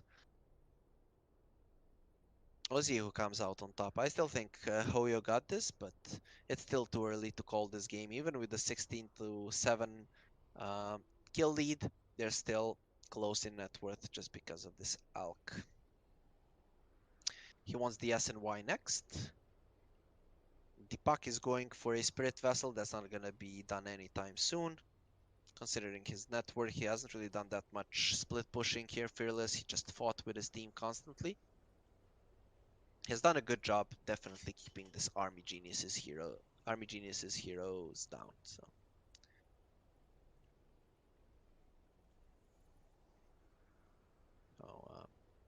Bloodseeker still out of it.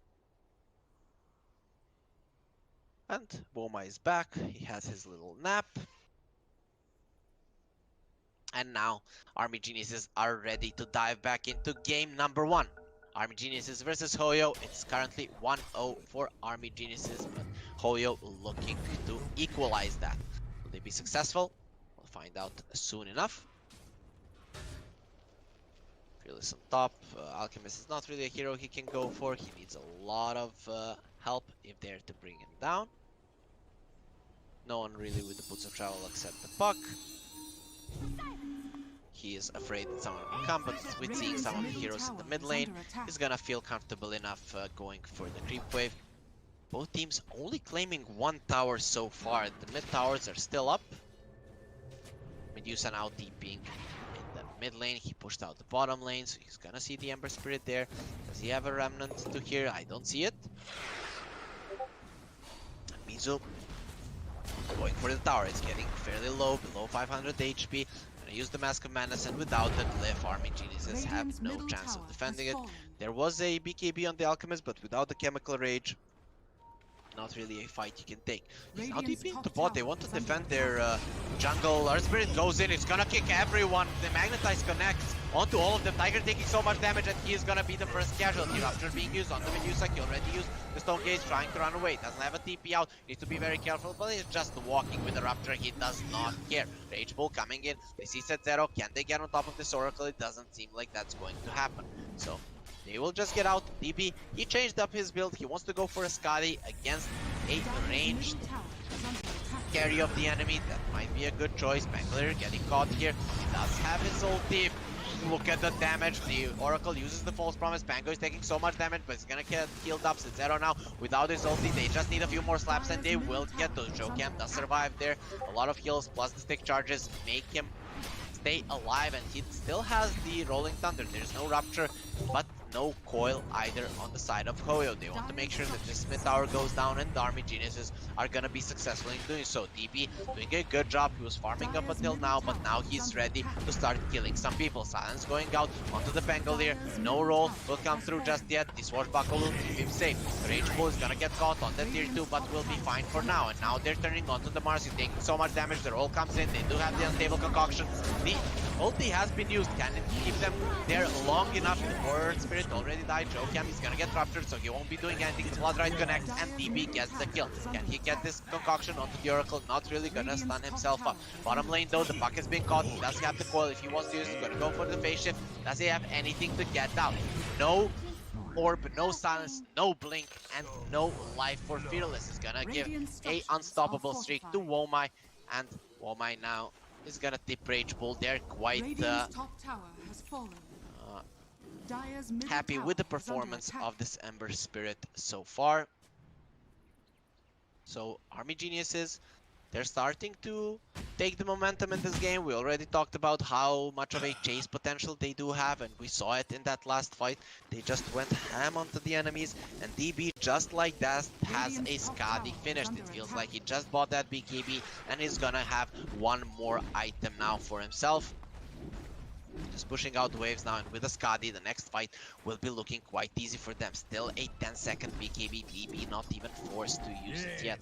And Puck still working towards the Spirit Vessel. I don't know if you even go for it right now. Though, if you hope to kill this guy, you might have to. Medusa will have a Skadi as well. So Mizu will go for the Fearless. He has the Yules now. Roll onto him. It won't connect. There is going to be a silence. The unstable concoction will not connect. Nice Yules there. He's gonna go with the coil. Will that be enough to keep him alive? Has the orb with the phase shift. He's gonna get himself away, but UK is in the right spot. No multicast will be cast that day, but Fearless will take out the kick. It's not gonna be cool enough, but Rage Bull gets the kill there, not even using the Sleight of Fist to secure it. And Army Geniuses get another kill. Do they want to continue chasing? No. DB is already into the Roche pit. They did use the Chemical Rage. Now Hoyo. They should know that this is happening, but without the Puck, no buyback on him, and no coil, they shouldn't be able to fight this. So Army Geniuses, they hit their timing really, really well in this game. And they're now starting to threaten to completely take over this game number 2. And with that, secure the whole series. Still, the net worth is close to even. Considering you have an Alchemist, you might want a bigger advantage. Though Mizu doing a nice job staying relatively close to the Alch. How fast the Medusa can farm. And Mizu doing a good job staying relevant in this game. The supports of Army Geniuses, they're quite low in terms of net worth. Their Spirit going for the Glimmer Cape. He's gonna have it right now. So now they're going in. Is he gonna stun the Puck? Puck has a Yule. He's gonna allow himself to be stunned. The backline, the arena has been used. Womai gets caught, but now they're turning on to Medusa. KB still not used by the Alchemist. There's gonna be an ulti. The Rupture has been used on Jokam. He has to stop his roll right now. Bloodseeker in a lot of trouble, but he's gonna kill this Spangler, and with that he'll back up. Alchemist now going on to Medusa. She's looking like she's in a lot of trouble. There's gonna be a false promise onto the Puck, and he's going to be fine. But Mizu has been left alone here. Alchemist has Diegus, gonna use the BKB, doesn't want Diegus to drop. Medusa taking a lot of damage, he's gonna turn around. He's very strong, but against this Skadi, he won't do enough. Getting kicked between the legs and brought down. Now they turn on to the Mars. He wants to use the Spirit, not gonna mount too much, and Tiger will go down as well. They lose 3 heroes just like that. Puck survived, and the Oracle, his savior, survived as well, but the other ones weren't so lucky. And the Army Geniuses, as soon as this Alchemist came online, and that was faster than this Medusa, he started overwhelming everyone.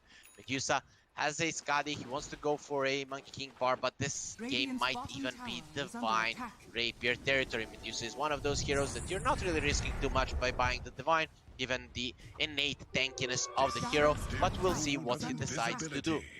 He definitely needs a damage item because they're not doing anything to this Army Geniuses lineup. They're definitely lacking damage right now on Hoyo, and Army Geniuses are taking full advantage of that. With the Aegis in hand still, DB is continuing to be a nuisance, and he almost has his AC.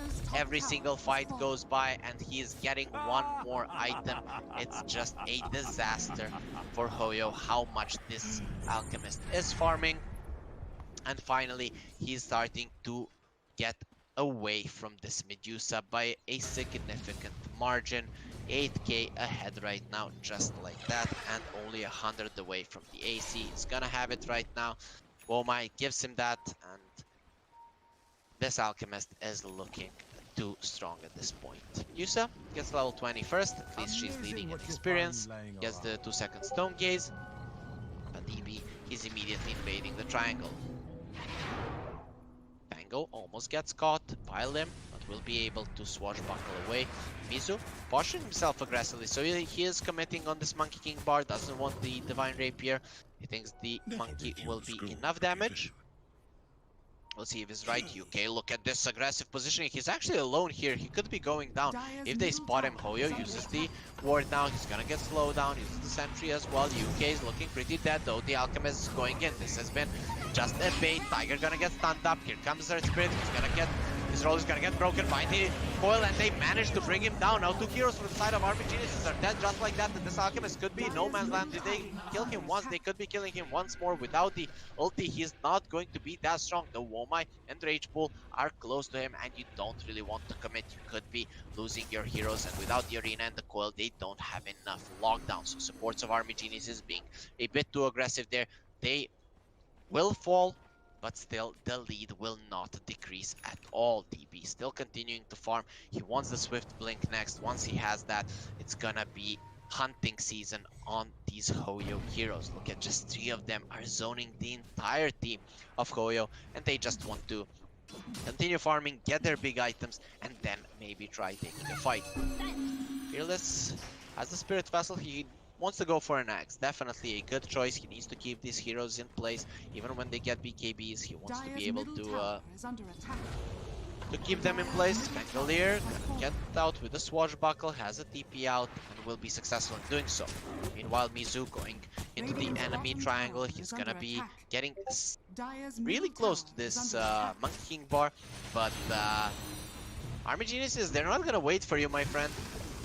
This Lucky Shot is keeping the Alchemist off this tower. They do have Fate's Edict as well, so DB not really able to hit it too much. It's not gonna, Lucky Shot is not gonna come through right now. And nice Light of Fist Chains on this buck with the Chemical Rage running out. DB will decide to get out. He doesn't want the Blink first, he wants the Abyssal Blade. That maybe makes a bit more sense, just to keep this buck in place. And only 500 away Mizu is from this Monkey King bar, actually 600. But that's gonna come out fairly soon. Mindbreaker, that's a beautiful item to pick up by the Alchemist, just to help him deal with the Medusa a bit more. But in these past few minutes, the Medusa has managed to decrease the difference between him and the Alchemist, or at least he didn't allow it to increase. Finds the Mindbreaker as well. We'll see if he sticks with it. Very close to the Monkey King bar. They don't want to be fighting right now. Army Geniuses, though, they do want to fight. Zero has a blink. He's gonna be blinking out for sure here. He uses the False Promise onto Jokam, who has a roll and roll up as well. Unstable Concoction. DB will stun himself. Now they turn onto the Mars. He doesn't have the BKB just yet. Uses the arena. Nice coil there. Connecting onto 2 from 3 of them are in an arena. Look at this fight. It's looking beautiful for Hoyo. They're starting to roll through everyone, and Ember Spirit is dead. Now this poor Alchemist is left all alone. He doesn't have the Aegis anymore, and he will go down slowly but surely. Doesn't have a TP to get out, and DB is looking pretty sad right now. He turns to stone. He's gonna stay there and die in the process. A beautiful fight from Hoyo. Mizu getting his Monkey King bar, starting to dish out the damage, but once more Army Geniuses just pushing the issue way too much. And right now, looking at the items coming out from Hoyo, this is danger territory for Army Geniuses. They looked good in the mid game, The Alchemist was making a difference, but now Radiant's he middle didn't tower even is get under the chance to attack. hit anyone. He stunned himself, and so if he's not in the fight, no one on the side of Hoyo is dying. You already used all of your spells, and then you were just trapped like rats in the arena with the coil, and slowly but surely they got brought down. The end, Radiant's leaving middle tower only the is under poor attack. Alchemist to Radiant's face middle his tower death has as fallen. well. Hoyo Radiant's top tower is under attack. looked scary for them there for a second, but now the puck even has the axe that's gonna keep the Alchemist in place. His BKB is gonna be almost Radiant's middle tower is under attack. useless. He's gonna need to get that. He goes for the Blink Dagger.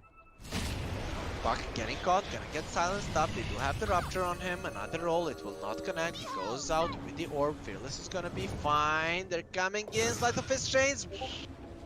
Very close. Rage Bull doesn't get the chains onto the puck, and Fearless will survive. He's fearlessly playing into the Radiant's top faces of tower the is enemies, under and attack. when he needs to, he gets out. That's gonna finish his Ags. He doesn't get the Radiant's level top 20. It tower would be has nice if he fallen. got it, but still, Hoyo, they want to fight. They went for a smoke. This puck just TP'd to base, so Army Dire's Geniuses bottom might tower be is under unaware attack. of the danger that's coming to them. Dire's structures Oh, are Medusa has a falling. butterfly. She's extremely powerful, TPing in, a blink out from the Alchemist. Now the Ogre Magi has been found out. Fearless will make sure that he goes down. Earth Spirit also in a lot of trouble. He does have the roll. He'll be able to get out, or will he? The Yule is there from the puck. It's gonna keep him in place. And another support from the side of Army Geniuses will fall. Just like that, Hoyo have a 5k gold lead. And this Medusa is so close to the Alchemist. And right now, she is definitely more powerful than him. Can even mana fight him one-to-one with his butterfly. DB doesn't have enough to deal with that. He wants to go for a Swift Blink. A nice choice. If he gets the concoction onto anyone, that hero will die. Radiant's bottom tower But is Army under Geniuses, they look like they're out of options right now. How do you kill this Medusa?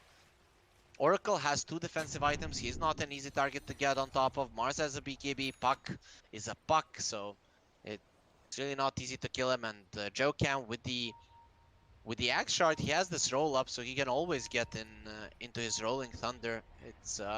It's looking quite tough for Army Geniuses. What kind of items are they looking at? Really nothing too interesting. They're actually hoping that they can out-sustain Hoyo with these items on the Bloodseeker. If that's going to be the case, I'm not sure. Ember Spirit wants the Axe Scepter just to be able to run around the map a little bit.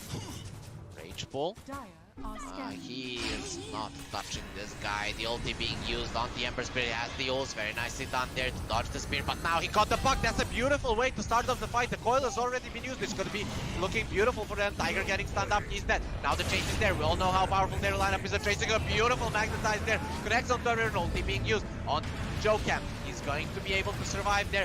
But the Sentero Oracle won't be so lucky. Mars has bought back. They got 3 heroes down now, and the buyback from the puck immediately. They need to save the Medusa. Tiger comes in with the BKB, uses Syrian. A Bloodseeker gets flashed on, but Lim manages to roll away. Still everyone is alive from Army Geniuses. Womai, will he be alive for a long time? Misu goes down. Womai is still alive. They haven't managed to kill him. Now they turn on to Tiger. He just bought back, as well as for the puck. This could be 2 buybacks on 2 of their cores. It could be a disaster. Finally, they get 1 kill. It's only going to be the Ogre Magi, but now Tiger getting chased here by the Alchemist. No ulti on him just yet. He's gonna have the Chemical Rage right now. Blink on the Mars just in a few seconds. There is a unstable concoction, and beautifully played by Tiger. It will keep him safe. He doesn't have a DP though, has a blink away, and no one on the side of Army Geniuses is too eager to chase him. Now they have a coil once more. Ember Spirit getting caught. He's gonna get silenced up. Do they have enough damage to bring him down? The Oracle will die first, and now Fearless trying to get a kill. Rage Bull is going to Remnant away. He's trying to kill him. A beautiful Sleight of Fist there. It's gonna dodge the damage, and they roll into a Blood Right. They will get the kill. DB actually gets the kill with the Radiance Burn, and that's a puck on the sidelines for 100 seconds. This game has been going back and forth multiple times and trying to kill the Ember Spirit once more. Joe Cam goes for the roll-up. He will use the Rolling Thunder as well. Rage Bull doing a great job dodging that, and this Pangolier will have to run away. Joe Cammy doesn't have a TP, so needs to be careful. If they decide to chase him, they definitely can. The second Roche now going into the hands of Army Geniuses. Joe, the Hoyo were riding the momentum there, but now with the Aegis going into the hands of Army Geniuses, it's gonna be a different story for sure. Yusa going for a Skadi, so he wants to have more tank ability. He doesn't think he needs damage, though that last fight, it showed that he definitely can't man fight all of these heroes. He needs the assistance of his team, and it just wasn't there in the last engagement. Mars wants a Deso. I really like Deso on Mars. You get the God's Rebuke onto everyone, and then the Medusa is just dealing insane amounts of damage through the minus armor. Poor Jokan getting caught. He doesn't have the DP in 4 seconds. Can they get on top of him? They have. Slide the fist chains. Gonna go for the roll up and is not going anywhere. Every time he gets hit in his face during roll up, he's gonna roll away. And not gonna be that happy with how this went. Mizu is level 25, so he has that great talent. Split shot uses modifier, so everyone is gonna get caught by that Skadi. That could change quite a lot of things in the fight. But finally, Army Genius is able to get the lead back. Now are 8k ahead. It's so bad if the puck dies so early. He needs to be super careful, but a beautiful roll from the Earth Spirit last time around. It's basically Lim who won that fight by killing the puck. If the puck was alive, just spamming silences and the orbs constantly, it would have been a different story for sure. And also the coil being used there on Rage Bull and no one really committing on him. That's a bit of a mistake from Hoyo for sure. If you're using the coil, you need to commit. A hero needs to die in that coil. That's your strongest lockdown spell, and Mizu needs to be there to hit. Hoyo, they need to put this Medusa in front, and then when the enemies are committing onto her, just re-engage or reinitiate. The reinitiation is pretty good. But if the Medusa is not close to attack, Fearless, he doesn't have buyback. Yes. Can go to the side, goes for the ult, so will be able to get away with the jaunt.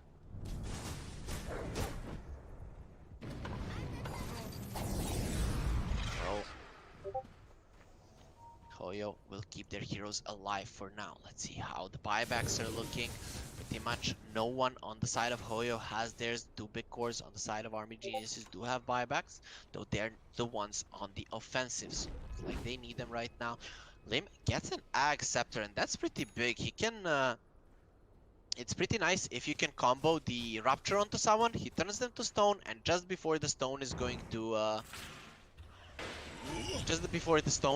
expire, he kicks it, and then you're gonna fly so far away with the Rupture and you're gonna be in a lot of trouble. So, Medusa Radiant's bottom tower is under attack. has the Axe Shard, so the snakes are gonna be flying out of her quite a lot, healing up her mana. That's pretty nice. It's gonna make her even tankier. Puck finds a telescope. We see some nice tier 3 items coming out. Timeless Relic on the puck, a telescope on the Oracle. Those are some beautiful items on Hoyo that really make a difference. On the side of Rage Bull, you sure you want to be there? If he had gotten a spear, that would have been the end of his Aegis, but Rage Bull has the Axe Scepter, so he can get out of there quite easily. Goes for the Slide of Fist, knows where the enemies are. He's being quite cocky though. Mizu is gonna get purged off, though this Searing Chains will persist on him. He'll get silenced probably, but he doesn't really care. This isn't the hero that you want to commit onto. Even with the Aegis cheese, you are in a bad spot going for the Medusa, especially with the Oracle behind. But Rage Bull goes into the backline, he sees them all. Now nice roll from Liv. He wants to go onto the Oracle, but will get changed to the side. But the puck is already dead. Alchemist killing him. Now he wants to go for the Oracle. The False Promise still hasn't been used. Rage Bull taking a lot of damage, but he does have the Aegis. Soger Magi will force himself out, but Medusa now taking a lot of damage. The False Promise will get used on her, but DP will start breaking her legs. He doesn't care. Where do you want to go, Medusa? You will get annihilated. So the False Promise comes out. She doesn't have any mana. She might have HP, but that's unimportant. She'll use her after Satanic, but that's not gonna be enough with the Purge immediately with the Yules. She will heal up quite a bit, but in the end gets brought down, surrounded by 5 heroes. No way Dire's structures for are this fortified. Medusa to fight, and Hoyo, they might have just lost this game. None of their heroes have buybacks, and Dire's middle we tower know is how falling. fast this Alchemist can push. The Chemical Rage will be there, and Hoyo, we might be seeing them just calling it right here and now. Rage Bull might have lost his Aegis, but that's the only life that has been lost in the last fight. DB wants to stun himself. He's gonna do that, but it doesn't really matter. The roll is coming in from Jokem, immediately ruptured. He does have the roll up to stay in one place, but will just take so much damage from the rupture, and Jokem will accept his destiny. Actually, he's still alive. The Fate Civics will protect him from Rage Bull. Rage Bull wants the kill. He's gonna be able to get it, and Hoyo are gonna call GG. The throne is gone, and RB Geniuses win the series 2-0. Despite them not having their position 2 player, Mamang Daya was not here. The Rage Bull addition to their team was good enough for them to win against Hoyo and get redemption for losing 2-0 in the DPC lower division of the Southeast Asia region. So guys, that's it for this series. We're gonna go on to a break of about an hour. In 1 hour, we're gonna be coming back with the next series of the day. That's gonna be Neon Esports versus Execration. So both teams are from the upper division of the Southeast Asia DPC region, though Execration is the last one and Neon is the first. So Neon coming in as the heavy favorites. That's it for this series. We're gonna go on that 1 hour break or 45 minutes. After that, we're gonna be back with the last series of the day. It's gonna be Neon versus Execration. So stay with us, and we'll be back as soon as the players are ready.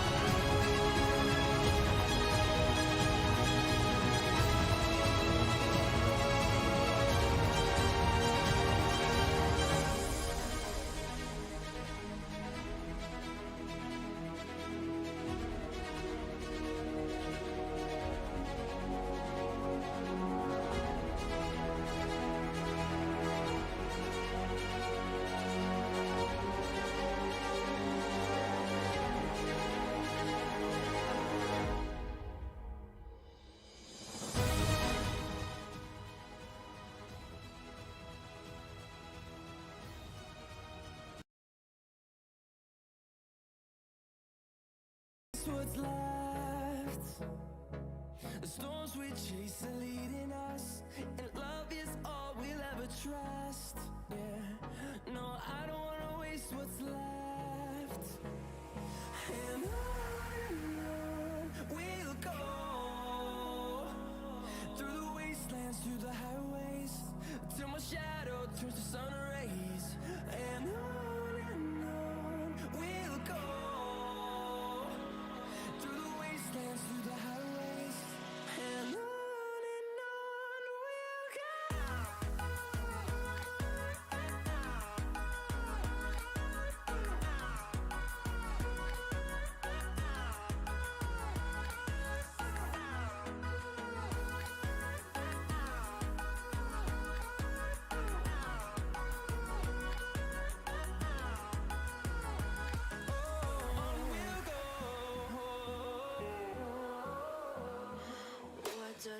perfect even mean? Is there even such a thing? Ooh, can we switch up all the rules and imagine a utopia? Darling, I'm just so fed up with these expectations. They keep weighing me down. My heart is begging me to get the hell out of my head. I'm gonna live inside the upside down for a minute and pretend, honey, I'm a perfect 10. Whoa, whoa, honey, I'm a perfect 10. Whoa, whoa, and if I say it enough, it gets ingrained in my head, and I start to see, honey, I'm a perfect 10. Honey, I'm a perfect 10. Whoa, honey, I'm a perfect 10. Honey, I'm a, yeah.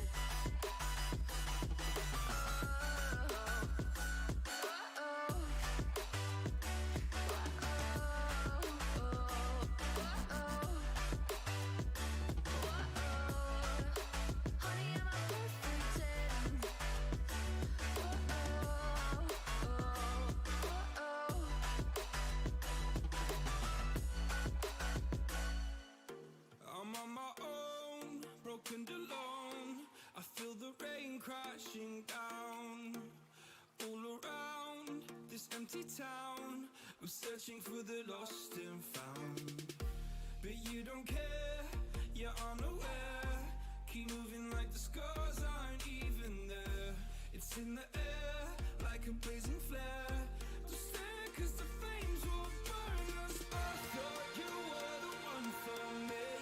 That's why I gave you everything. Held you close by the stormy seas. Oh, you meant the world to me. I used to kiss your head when you cried for me. Hold your hand while the pain was over. Keep you warm by the roaring sea. You meant the world to me.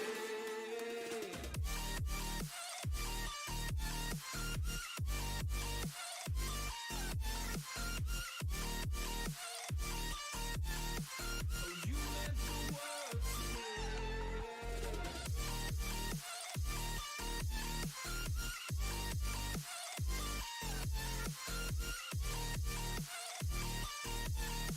Oh, you meant the world to me. My darling dear, you're never here. When I'm in pain, you hide and disappear. Like shadows in the atmosphere, charting the stratosphere. Yeah. I prayed for you and kept you near, in hopes you'd chase away my fears. I'm on my own, you made it so, and now I'm chasing nightmares through. I used to run with you through the great big leaves, laugh at you when you laugh at me. Hope for us because I believe the home was just you and me. I thought you were the one for me. That's why I gave you everything. Held you close by the stormy seas. Oh, you meant the world to me.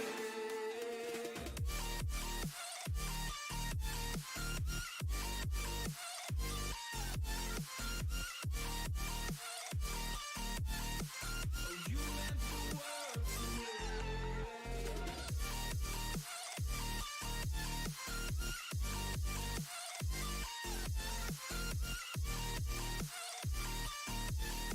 Oh, you meant the world to me.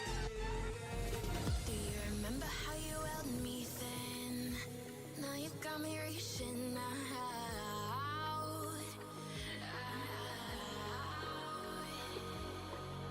And do you see you got me falling in more times than I can get out.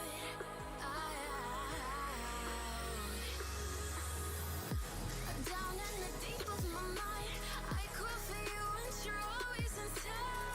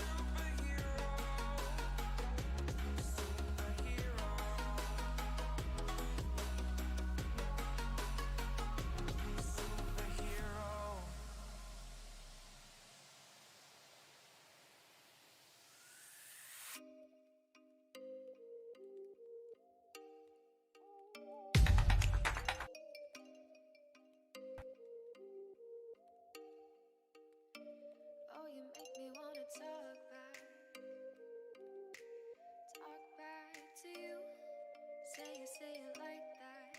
If I hate you, then find someone new. Baby, but you know I never will. No, so I choke you down just like a pill.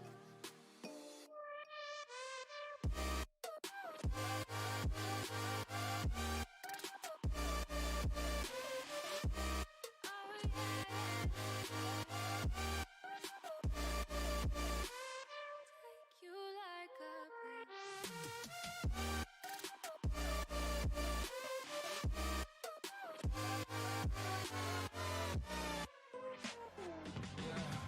I can never ever find the right words, and there's no way this is real life. There's no telling you're the right girl, so I can only say that it feels right. It feels right. It feels right. Yeah, I can only say that it feels right. It feels right. It feels right. Yeah, I can only say that it feels right.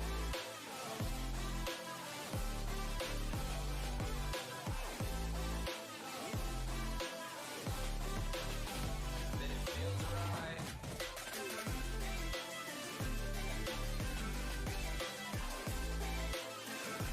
Feels right.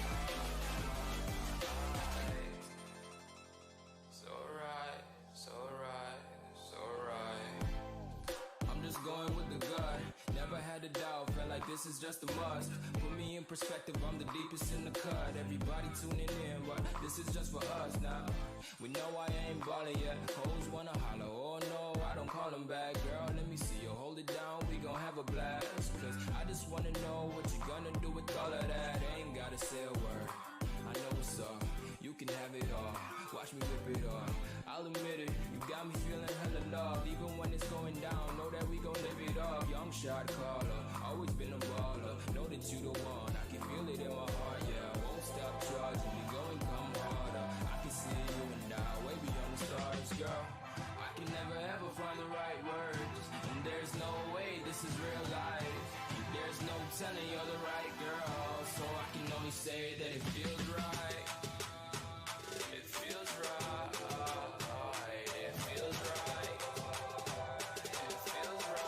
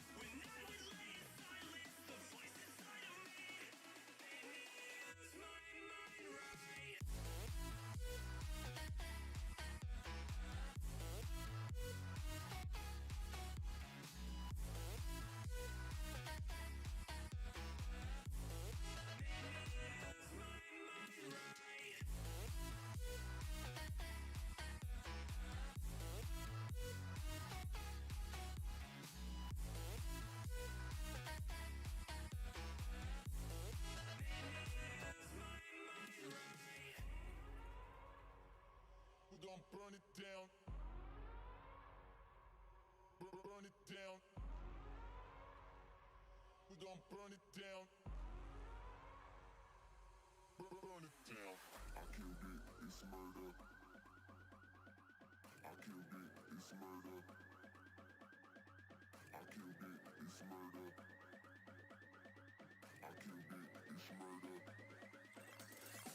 I killed it, it's murder, go crazy, berserker. I killed it, it's murder, go crazy, berserker. I killed it, it's murder, go crazy, berserker. I killed it, it's murder, go crazy, berserker.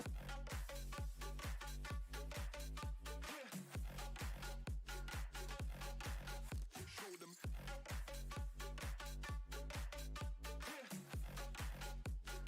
Change the station with a new shit.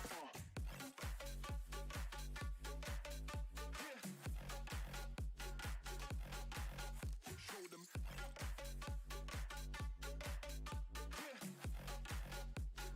Change the station with a new shit. Change the station. Change the station. Change the station with a new shit. With a new shit. Change the station. Change the station. Change the station with a new shit. With a new shit.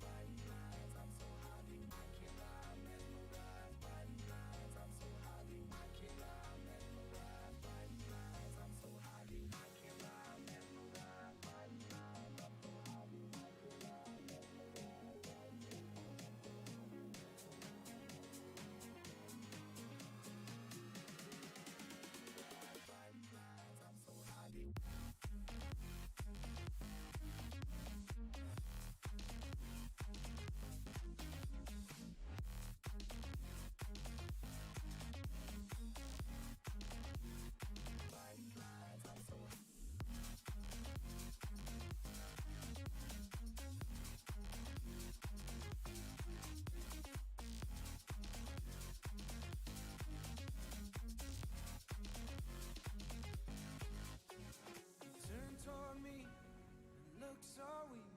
I've never seen you with such tired eyes. And everything we said we'd be, we just traded for a suit coat and a tie.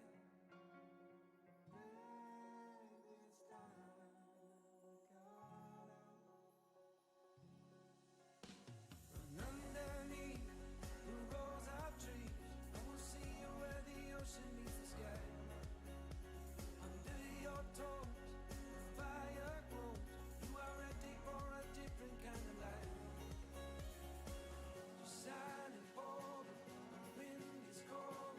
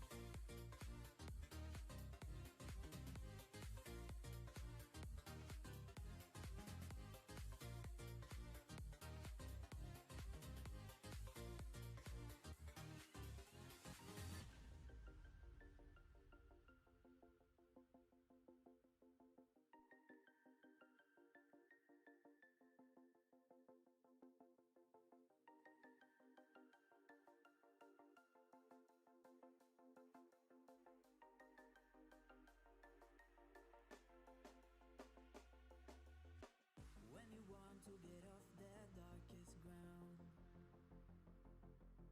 but gravity pulls you straight down. Earth from a bird's eye view. You should grow feathers and see this too. When you want to get off the darkest ground, but gravity pulls you straight down.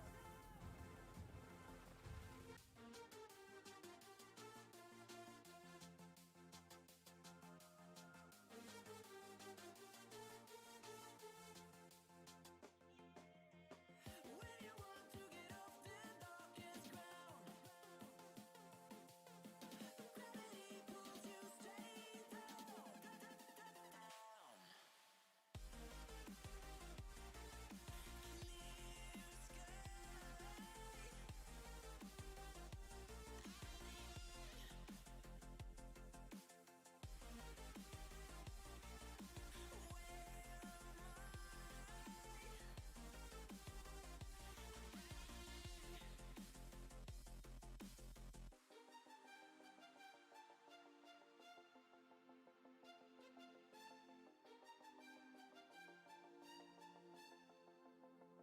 Clear sky.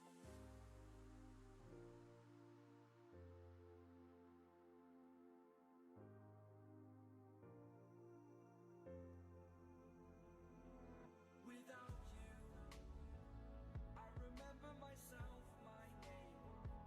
Forgot about all you tried to change. Familiar was the sound of your voice as I continue to walk on by. It has been a year and now I'm living on the line. It has been a year and now I'm thinking it was mine, that I'm better off right here without you.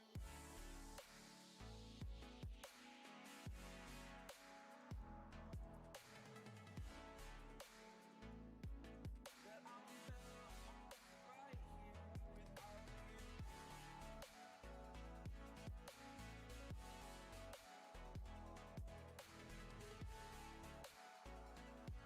That I'm better off right here without you. I live inside my own world of make-believe.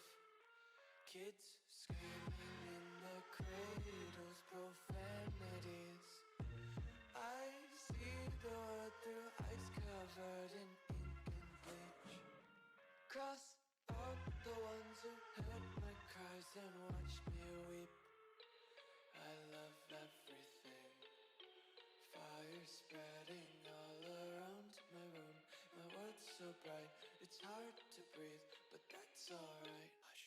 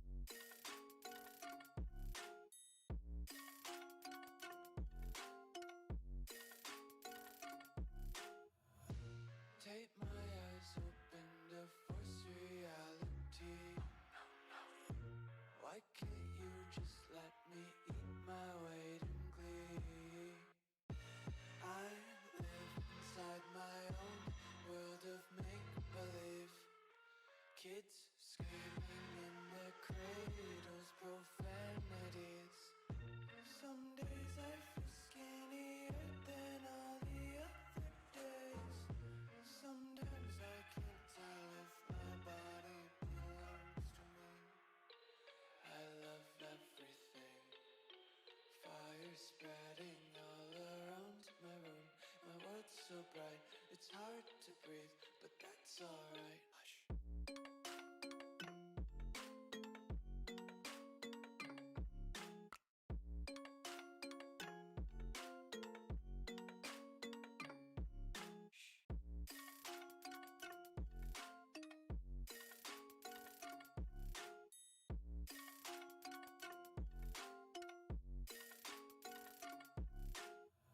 I wanna taste your content, hold your breath and feel the tension. Devils hide behind redemption. Honesty is a one-way gate to hell. I wanna taste consumption, breathe faster to waste oxygen.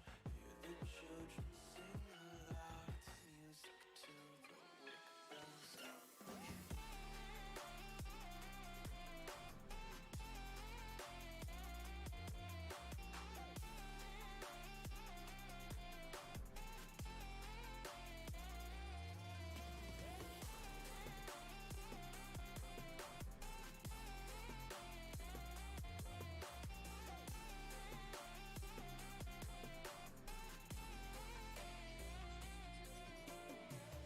In the dark we fight.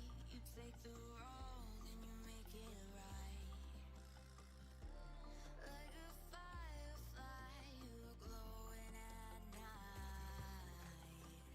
So don't make it hard, don't let me go. I wanna hold you tight when you're cold. I'm waiting for your love, you just keep me hanging on.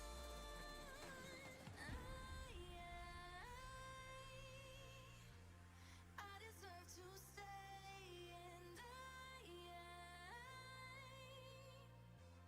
I will find my way.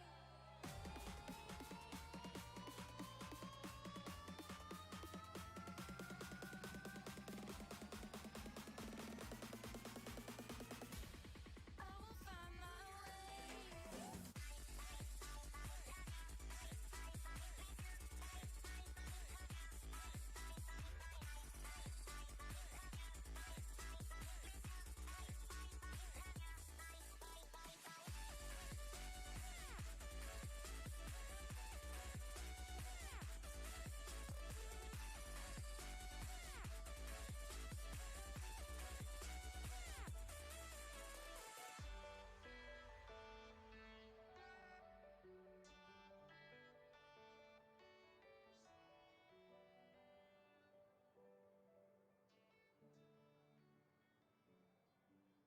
Fire makes the city look so bright. Close your eyes and just stay tight. We have to go. Stay with me while we leave. Don't worry, just believe me. This journey will relieve us. Stay with me while we leave. Stay with me while we leave. Don't worry, just believe me. This journey will relieve us. Stay while we leave. Stay with me.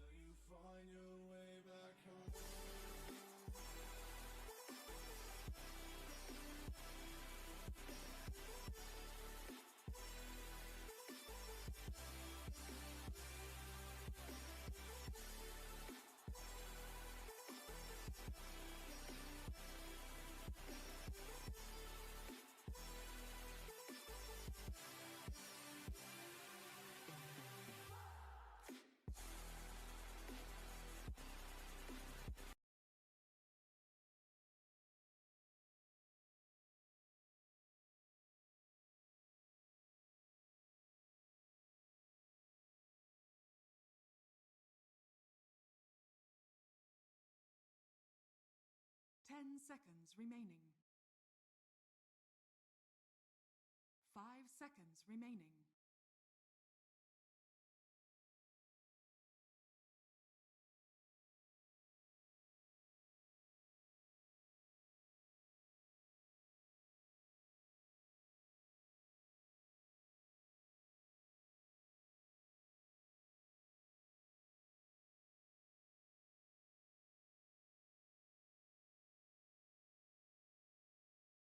Radiant team ban.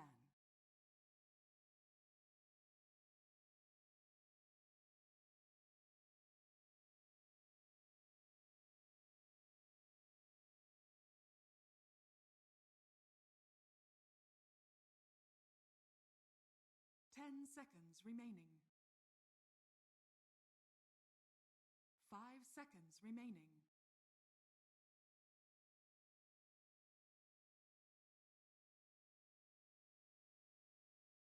Dire team ban.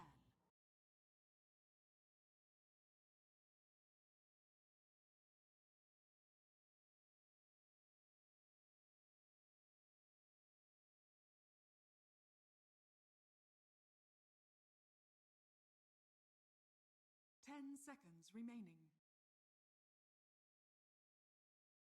5 seconds remaining. Radiant team ban.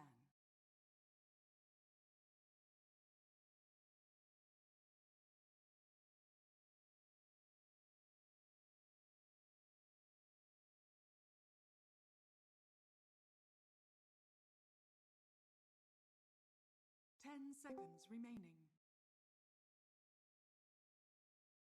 5 seconds remaining.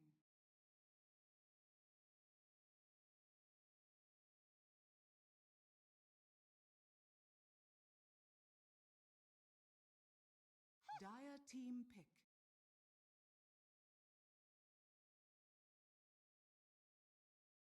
And hello everyone, and Radiant welcome back to team the pick. Moon Studio New Year Showdown. I'm Harry Freak and we're watching a series between Execration and Neon Esports. These are the two teams, both from the upper division of the Southeast Asia DPC series. So we could be seeing some nice Dota here 10 seconds between remaining. these two great teams. Though Execration, they are the last 5 ones seconds in the remaining. upper division, whereas Neon are the first ones. Really, I think they already secured their spot at the major, but now we'll see in the next few weeks if Fnatic is gonna be able to overtake Dire the first team spot pick. from them, or will it Earth be Neon Shaker. just going directly into the playoffs? So let's see now Execration in the DPC upper division. They lost to Neon 2-1. Can they have their revenge here? We're gonna be finding out in this series for sure. Neon, they Radiant open up with the team Earth Spirit, pick. and Execration go with the Shaker. Immediately Neon take the Morphling. Just to remind you guys to follow the Moon Studio English channel here on Twitch and follow Moon Studio on Twitter, as well as me, Harry Freak, on Twitter to know when we are live with the best Southeast Asia and China teams here at the 10 New Year seconds Showdown. remaining. And for those of you that are joining us that didn't hear it, the Chinese teams 5 are having a little seconds bit of a remaining. break, so they're gonna start playing at around the 18th of February, but this tournament is gonna last until the 8th of March, so we have a Dire lot of team Dota ban. in the upcoming weeks. Execration, they go for the AA immediately. They don't want it to get banned. They want to have a counter for the Morphling. Sure, Neon, Radiant you did team get that ban. Morphling because the enemies got the Shaker, so you don't have to get the ban out. But Execration will respond with the AA, putting this Morphling in quite an unfavorable position given that he's playing against both the Shaker and the AA. Usually the Dire Shaker, team when he ban. gets a blink, you can just echo the Morphling or use the Radiant Fissure team ban. from the Fog of War, and then just a follow-up Frost Blast should be enough to kill this Morphling. Dire team ban. So, Execration, they ban out the Grimstroke, they ban out the Night Stalker. So, I like the bans for sure. Grimstroke goes well in the lane with the Morphling throughout the game. He is very annoying with the Radiant Earth Spirit team as well. ban. We've seen also the Grimstroke being played on position 3, where Earth Spirit and the Grim could be posing a lot of threat to anyone in that lane, especially an AA. And the Night Stalker, I mean, if you're playing with heroes who actually 10 relies so seconds much on remaining. positioning, like the Shaker, like the AA. You don't want to be dealing with the Night 5 Stalker, and seconds you remaining. definitely want the extra vision, the vision advantage, and not a disadvantage against a Morphling. So Neon, they ban out some cores that they are afraid of. It's going to be a PL, the Wraith King, and the Alchemist. So PL, usually a favorable matchup against the Morphling. Alchemist gets online so fast that the Morph really can't do that much, and Wraith King really one of the strongest cores right now. Though Troll is left in the pool, that could be a nice hero for Execration, though usually with the AA you want a core with a stun. Though I guess the Whirling Axis Flow will have to do if they go down that route. Execration, they're wasting a lot of reserve time on their fifth ban. They're really not sure on which road Neon wants to take their draft. So they're actually taking a lot of time. Maybe they should just ban something, Radiant not team pick. waste that much. They're gonna ban Dire the Monkey team King, pick. thinking that maybe Tide it's gonna be Hunter. Yopaj playing the Morphling and pick the Tide Hunter for themselves. Naturally, the Morphling does okay against the Tide in the lane, though with the Shaker securing the positioning of the lane well for the Tide Hunter with an early point in Gush, you can actually 10 bring down seconds the Morphling remaining. despite his high armor, because he will always be lacking in 5 terms seconds of remaining. HP. Radiant team pick. Neon, they respond immediately. It's gonna be an Undying. I like this. It's a hero that's actually gonna protect the Morphling. Currently, no heroes on the side of Execration can actually deal with the Tombstone, even if you have the Ravage ready. If you can't kill the Tombstone fast enough, you're gonna be in a lot of trouble. PL has been banned. That's the best Tombstone hitter 10 in the game, seconds most likely. remaining. So let's see if Execration are gonna have anything 5 to deal with seconds this remaining. Undying. Though it is another hero that possesses a heal, so AA will have somewhat of a power over the Undying throughout the game, just because your Soul Rip can be pretty useless in defensive purposes, of course. Creation. What do they want to go for here? They're finally going to show us something. They do have the last pick, Dire so maybe team they can pick. get something flexible. Nope, Storm it's gonna be the Spirit. Storm Spirit. It's definitely a good Storm Spirit game. Or Spirit Silence is the only thing that you have to be worried about. Basically, the Morphling and the Undying don't do anything to Dire you. team It ban. helps you get into a fight and get out if there is a Tombstone used. And Neon go for a Nyx. This might be a Earth Spirit mid. We've seen Yopaj play it before. We've also seen Playhard Radiant play team the Earth ban. Spirit. So for now, we don't really know which route they're gonna take with their draft. It definitely could be a Yopaj Earth Spirit mid, which would be quite interesting to see. Basically, our Dire Jaker team AA, ban. these heroes would be food for him, especially with the extra vision that the Nyx is going to provide. And I really like the Nyx here, given that you have a Morphling against the Shaker AA, you want to have some Radiant vision team ban. advantage against the enemy team. So the Vendetta is going to help with that. And of course, hunting the Storm is always easy with the Nyx, easier with the Nyx on your team. Neon, they ban out the Lycan and the Bristleback. 10 seconds So remaining. they don't want Execration just rolling over them. 5 Lycan seconds and Bristle, remaining. they hit the same timing like the rest of Heroes on Execration around the 20-minute mark. And Dire then you're in a team lot of pick. trouble, Neon. They just want to be constantly fighting, maybe even pull Execration in a game like that, where the Storm can't really get this farm and their Spirit Undying and Nyx are shining constantly, just throwing out their spells and 10 getting kills seconds on the Shaker remaining. and the AA. Usually looking at the Execration's draft, Shaker 5 will be seconds a bit remaining. more on the passive side until he gets his dagger.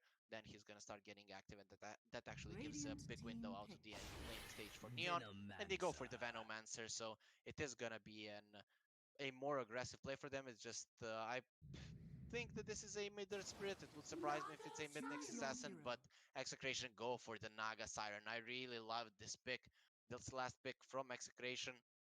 It is gonna be a Nyx assassin mid. But looking at the heroes on the side of Neon, they don't deal well with illusions. This Scam Venomancer in the offlane, he won't be doing that much. Sure, you have an Earth Spirit and the Venomancer, which can be quite hard to deal with, but yeah, we will be farming well. Overall, looking at the draft, I'd have to give a advantage to Execration. Sure, Neon are coming in as the favorites, as the top Southeast Asia team right now.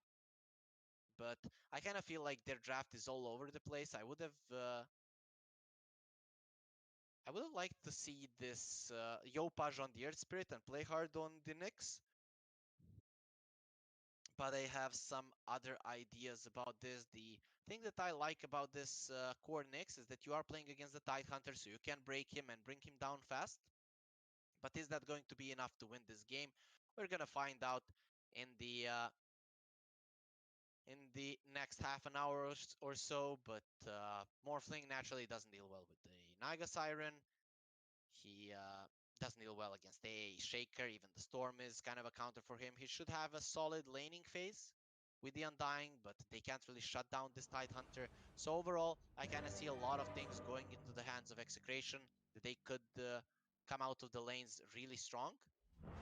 Maybe not winning all 3 lanes, but basically they are on a good path not to lose any of them.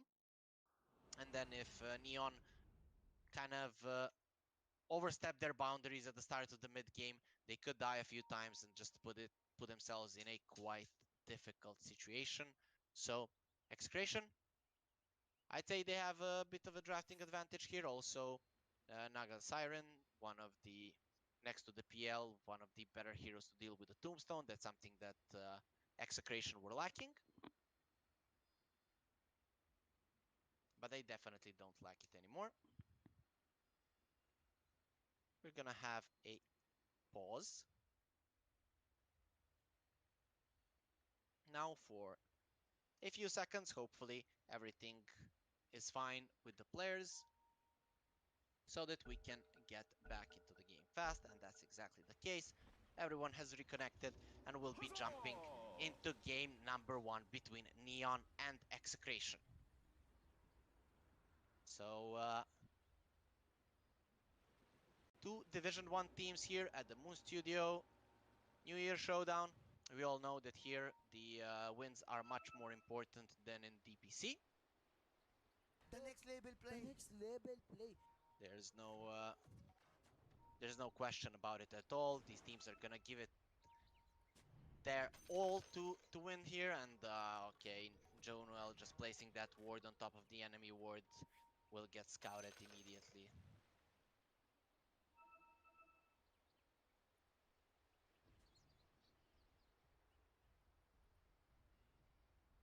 So The next label play. The next label play. The next label play. not to me, it says Kuroko here. I mean, if it's referring to the anime, Kuroko no Basket, or Kuroko's Basketball. Kuroko was a support player basically, so he shouldn't really be named Kuroko. He has 5 more players that he could name himself with, but whatever.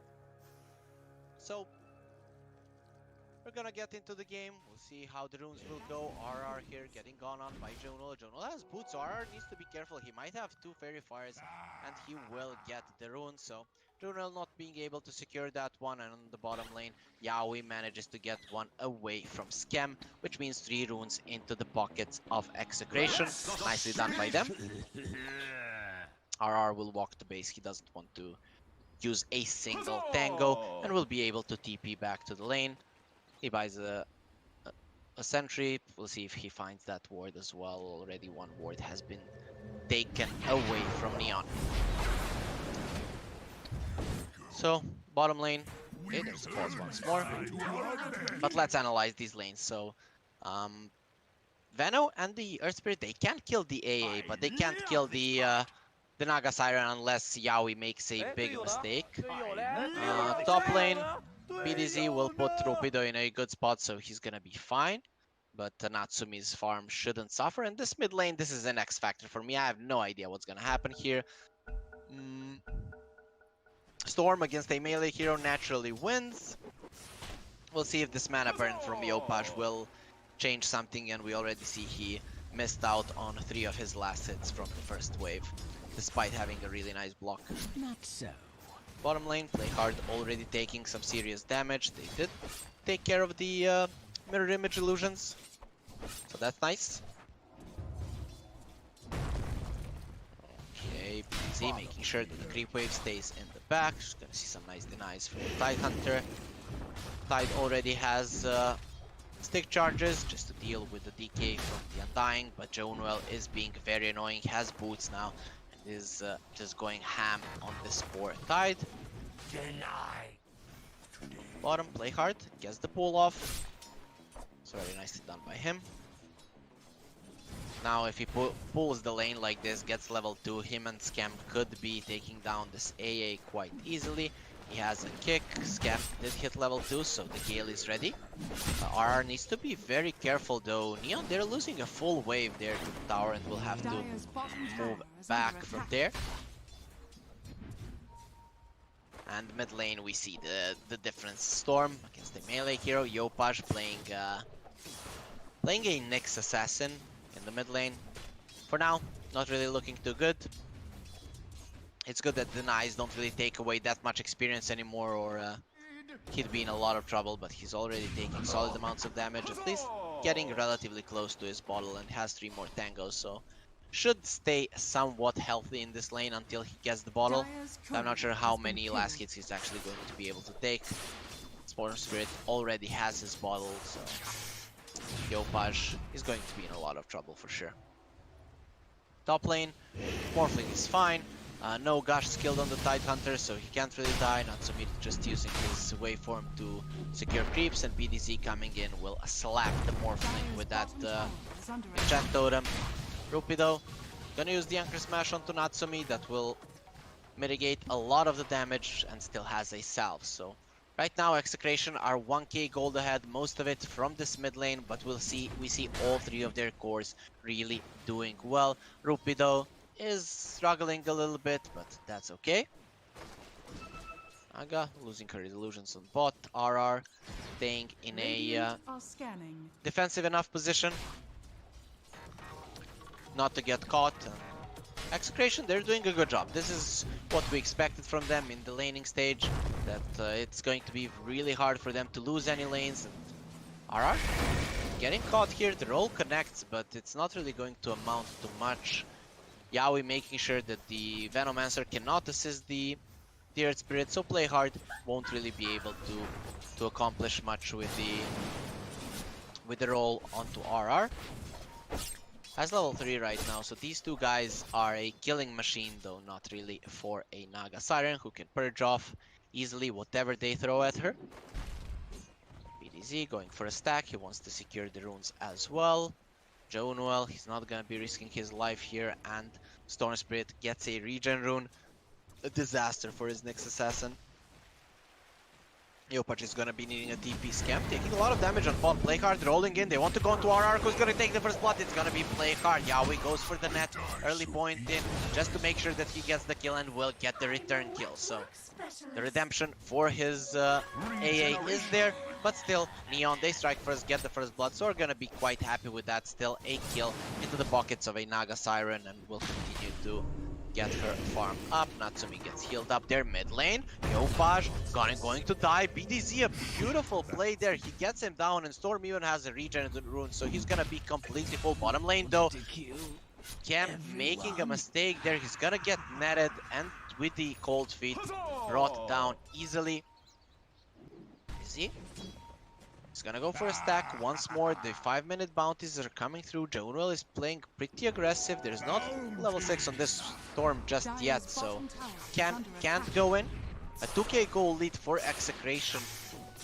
Just like that. They haven't really done too much. Just played relatively passively throughout the laning stage. Used some of the enemies' overextensions and are now already 2k ahead of the enemies, even with a greedy draft like theirs. Stupendous. Yopaj, he's known for playing these aggressive heroes, though I have never seen him play a Nyx in the mid lane. Kinda feel like it was a last minute idea to put a Nyx in mid, and for now it's definitely not working out.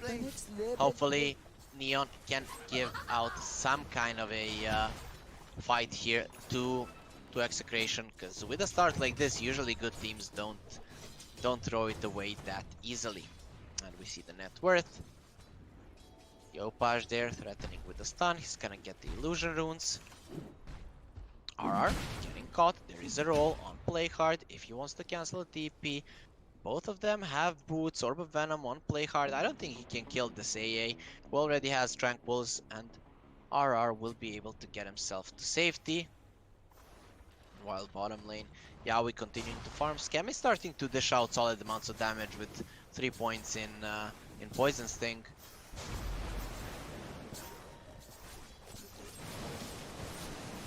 Yaoi. They're going in on him. They know they're forced out a TP. Can he roll out? No, he can't. Can goes into the backline. Play hard will get 12 feeded there. Not really any way for him to run out. And Can, he knew exactly what his teammates were capable of. So he just goes for the Venomancer, secures a bonus kill for his team. He's gonna be quite happy with that. So they thought they could make an aggressive move, but a swift TP from Ken makes sure that his team gets out on top there. And nice small stack here for Ken. It's a triple stack on the small camp. That's gonna be some nice influx of gold for the mid laner of Execration. Baj goes for the mana burn on BTZ. He's gonna get stunned up. He's the impale. Now the roll. It's gonna come through, but will not connect onto BTZ. The slow is there. They're gonna use the carapace onto the stun, but their Shaker has enough HP and mana to keep Neon away. He's level 5. This is quite an over level. Their Shaker has been in mid for a long time, even getting closer to his level 6 already with the arcane boots. Oh. Yopaj, what is he getting? Maybe an urn? Nope, it's just an old talisman. So nothing too interesting for this Nyx assassin. He needs to, with the Vendetta, find a kill somewhere on the map, and it seems like he's moving away. He wants the rune as well. That's gonna be a haste, so a good rune for Yopaj for sure. See if he can make any good use of it. Hunter would be a nice kill as well. He feels safe because of the Kraken Shell. There, the haste has been used, but they see Yopaj on the ward. Actually, he did use the Vendetta, and now Hunter taking a lot of damage. Natsumi as well is in a lot of trouble. He's gonna start morphing. He has some stick charges, but here comes Yopaj. He's gonna stun the Storm Spirit, remove his mana, and with that, Natsumi should be fine. But Yopaj, he can't really kill anyone. He just wanted to save the Morphling. If he did hit the Tide with the Vendetta, that would have been a kill, but Natsumi's life was more valuable to him. And Neon, they avoid the disaster of their Morph dying, but in the end don't get anything. For Scam, he can't even show his face in the bottom lane. He's just gonna start leveling up the Plague Wards to continue farming in the jungle. He has so little farm, and he has even more than this poor Nyx assassin who's been in the mid lane. Yopaj, we're just not used to seeing him this far behind. And he's probably not used to playing the Nyx assassin in the mid lane. Morphling. He doesn't TP to the bot lane. Oh, actually the net cancels it. So Yaoi, good job from him. He even finds the ward there. It gets removed.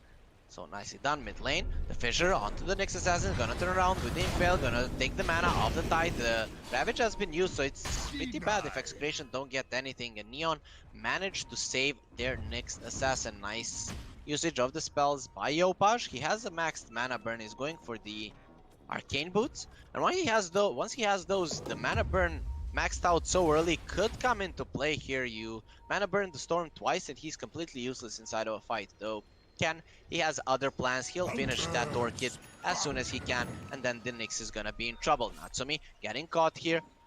He's trying to run away, doesn't really have a lot of mana. The AA ult will not connect, and with that Natsumi knows that he's fine. They're immediately gonna let him go, but here comes the Nyx. I think they see him on the sentry. He was spotted there for a second. Yaoi is pinging him out. Yopaj should know that something is wrong.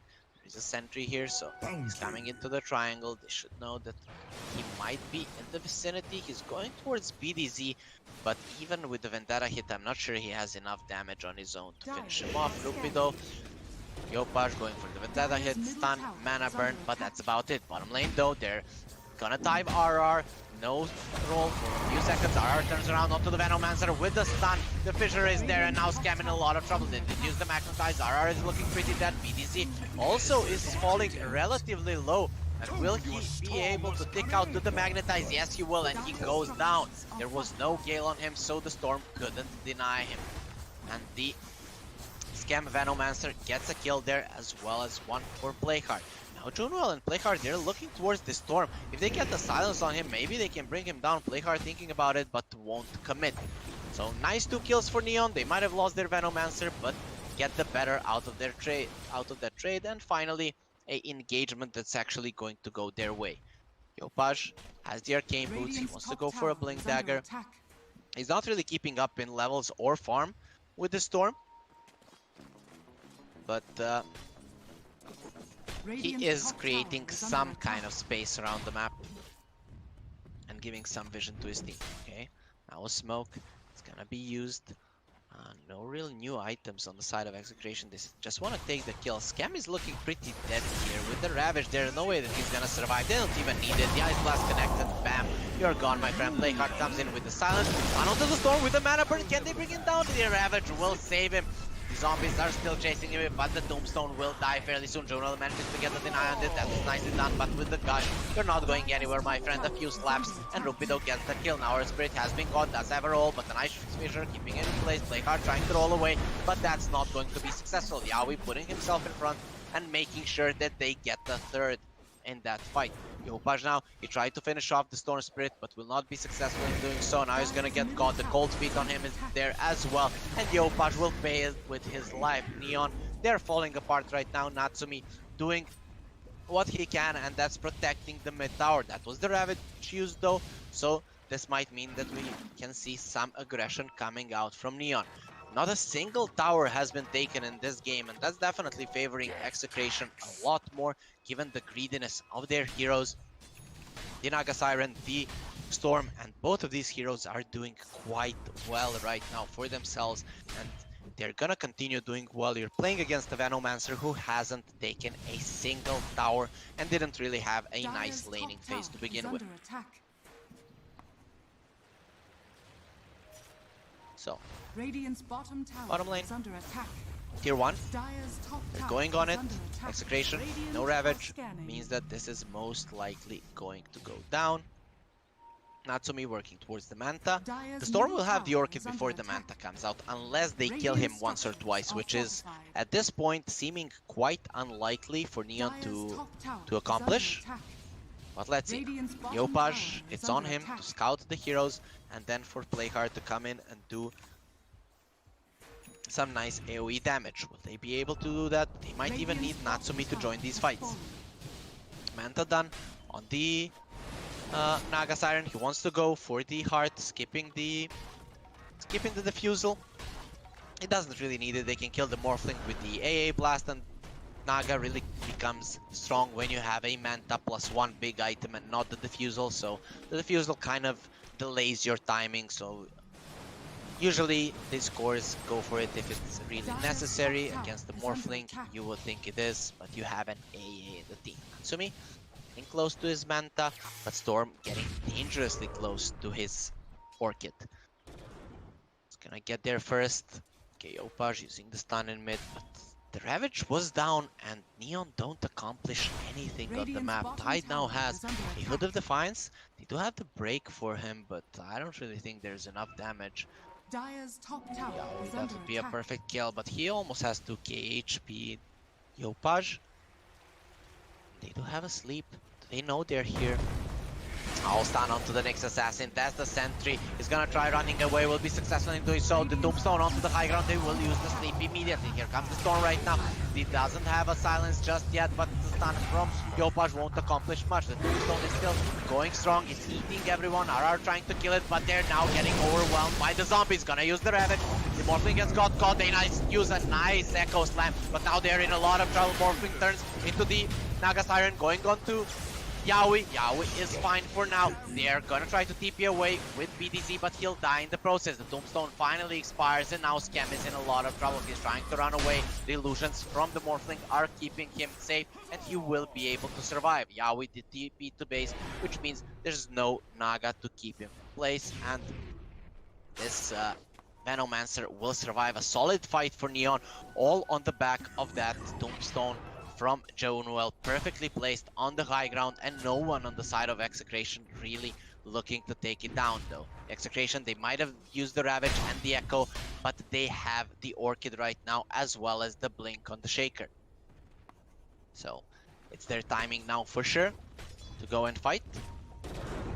Okay, Yopaj, he's thinking about going for a Midas. I think he's aware how far behind he is. Mixed Assassin can be a formidable late gamer. RR getting caught. Can they bring him down? He's gonna get silenced up. Slow down as well. Natsumi's coming from the side. Nice blocks here from Playcard. Most likely gonna get stunned up. There's the ulti from the AA, but RR is dead in the process. Now here comes the Storm, but Morphling is already morphing into strength. Though he doesn't have much mana, he can't waveform away. Yopaj is gonna come in, and with the Tombstone, they should be keeping them away from him. Now Nyx Assassin going for the Vendetta, he's gonna get dusted up, and Yawi just cuts him in half. The 4 bug is gone from the map, and that's your position too. Usually like, okay, Nyx died, but in this situation, it's definitely not a good thing. Jonuel getting caught here, he's doing so much damage here. Yawi, you're not going anywhere. Jonuel Scam trying to help him with the pipe, but there's no magical damage coming out at all. Natsumi turns into a Shaker, he's thinking about going in. He just wants to defend this tower and will be successful in doing so. Playhard goes in, roll, silence and kick, but other than defending the tower, Neon won't be able to get anything more than that. Natsumi has a Manta, so he's the one here on the side of Neon that's doing well, but the others are a bad spot. Yopaj is gonna be taken over by BDZ's Earthshaker, stunned onto the Venomancer. The Ice Blast connects, but not enough damage. With the pipe on him, he will be safe from harm there. Execration continuing to control the map quite well. They're getting more farm out of the map, and Naga Siren already has a Reaver. Yawi already does insane amounts of damage once he has that survivability, and his illusions are gonna be tough to bring down. Neon are gonna be in a lot of trouble. BDZ blinking in, they're gonna jump in onto the Undying. A nice stun from Yopaj, they're coming in. A nice silence and kick, and they manage to kill the Undying. Actually, the Storm doesn't die, he has low mana, but in the end, the Earth Spirit dies as well. I thought Ken died there, but he actually kicked him away. RR is gonna be in a lot of trouble. Nice hit there from the Morphling, but the Echo now. Morphling is morphing into the agility, but no follow-up stuns. Now Yopaj turns around, he's gonna go into the Earthshaker, and they managed to get the kill. 3 are dead right now, and Scam in the backline, he actually got Ken. That's a beautiful play there from the Venomancer. They get 3 kills, only losing 2 supports. Neon, they usually start playing well in the mid game. Their laning phase is pretty lacking in most of the games that I've watched them, but we know in mid game they know how to overwhelm their opponents, and they're doing it well right now. Shaker still 1 point in Enchant Totem. We'll see if he stays there. He should definitely, given that the Morphling is going for an Axe. Natsumi, he needs to fight with his team. He's aware that his guys don't have the damage, especially not damage to delete one hero. He's fighting with this Imp Claw. He's gonna be very powerful. Let's see what he goes for. Nope, he's gonna stay with Imp Claw and just gives the Vambrace to his team. Ravage, not up for 75 seconds. Echo, almost the same.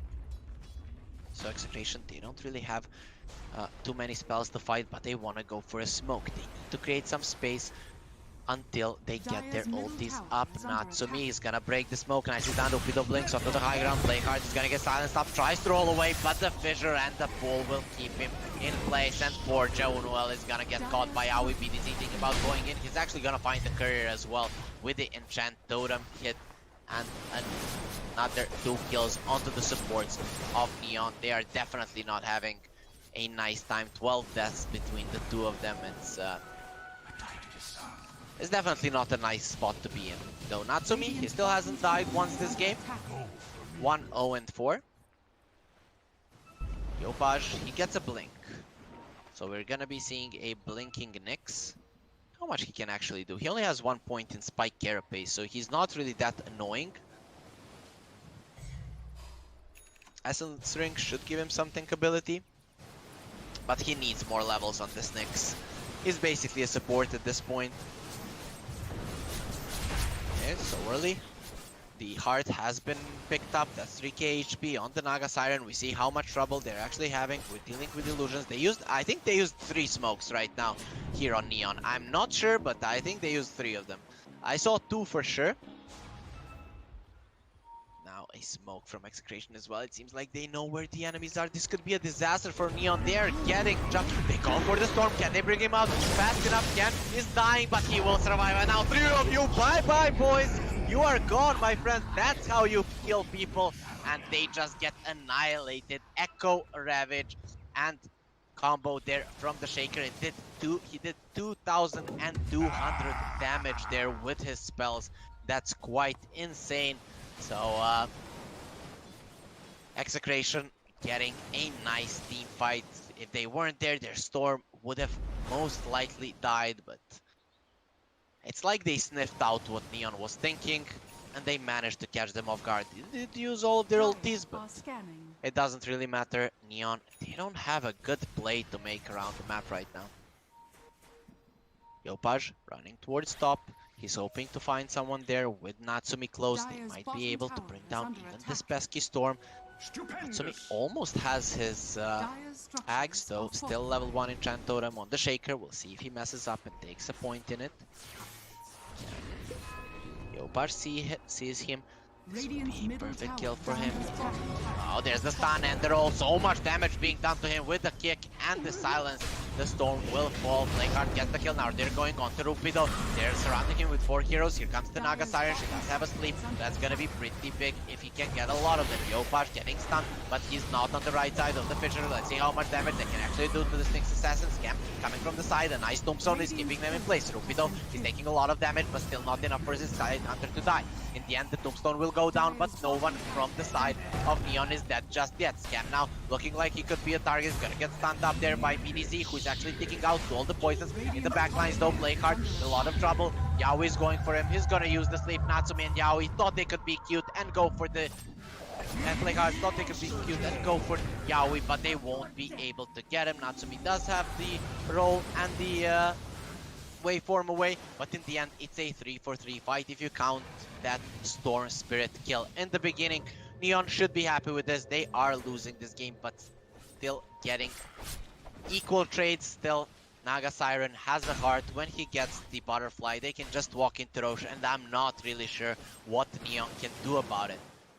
The Echo, the Ravage, these 2 spells were not here. Neon were aware of it. They went for a fight, but still it didn't go their way. They just don't have enough to deal with the Naga Siren, and the perfect last pick for Execration is securing this game number 1 for them right now. Nyx Assassin, he needs an axe at some point, right? Usually you're like, okay, it's a core Nyx Assassin, he can get that axe, but look at his net worth. He's pretty much the same as the position 4 Shaker on the other side, so it's not like he's an ultra farmed Nyx Assassin, more like a little bit more farmed position 4 Nyx. And look at what Yaoi is doing.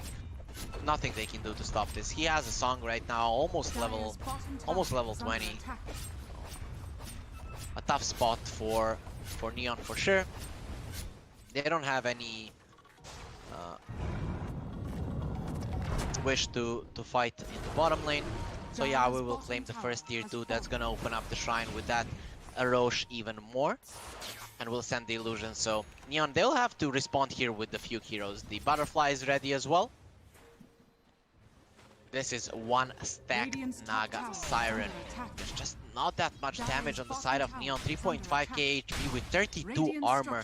The AA blast is coming through here. It connects onto anyone. The Shaker can follow up with stuns. He has that Axe Shard as well. Yopaj will dodge the fissure. Now the TPs are coming in. Junel, he's looking quite dead, but that's fine. It's not that big of a kill. No Bloodstone on the Storm Spirit, so this Undying, he won't be too sad about this. He will be too sad about how the entirety of the game is going, but this particular kill, it's just not that important. Natsumi has the Axe. I want to see the Shaker. He's still leaving the enchant totem on level 1, so He's not gonna let muscle memory mess with him. He's gonna leave one against the Morphling.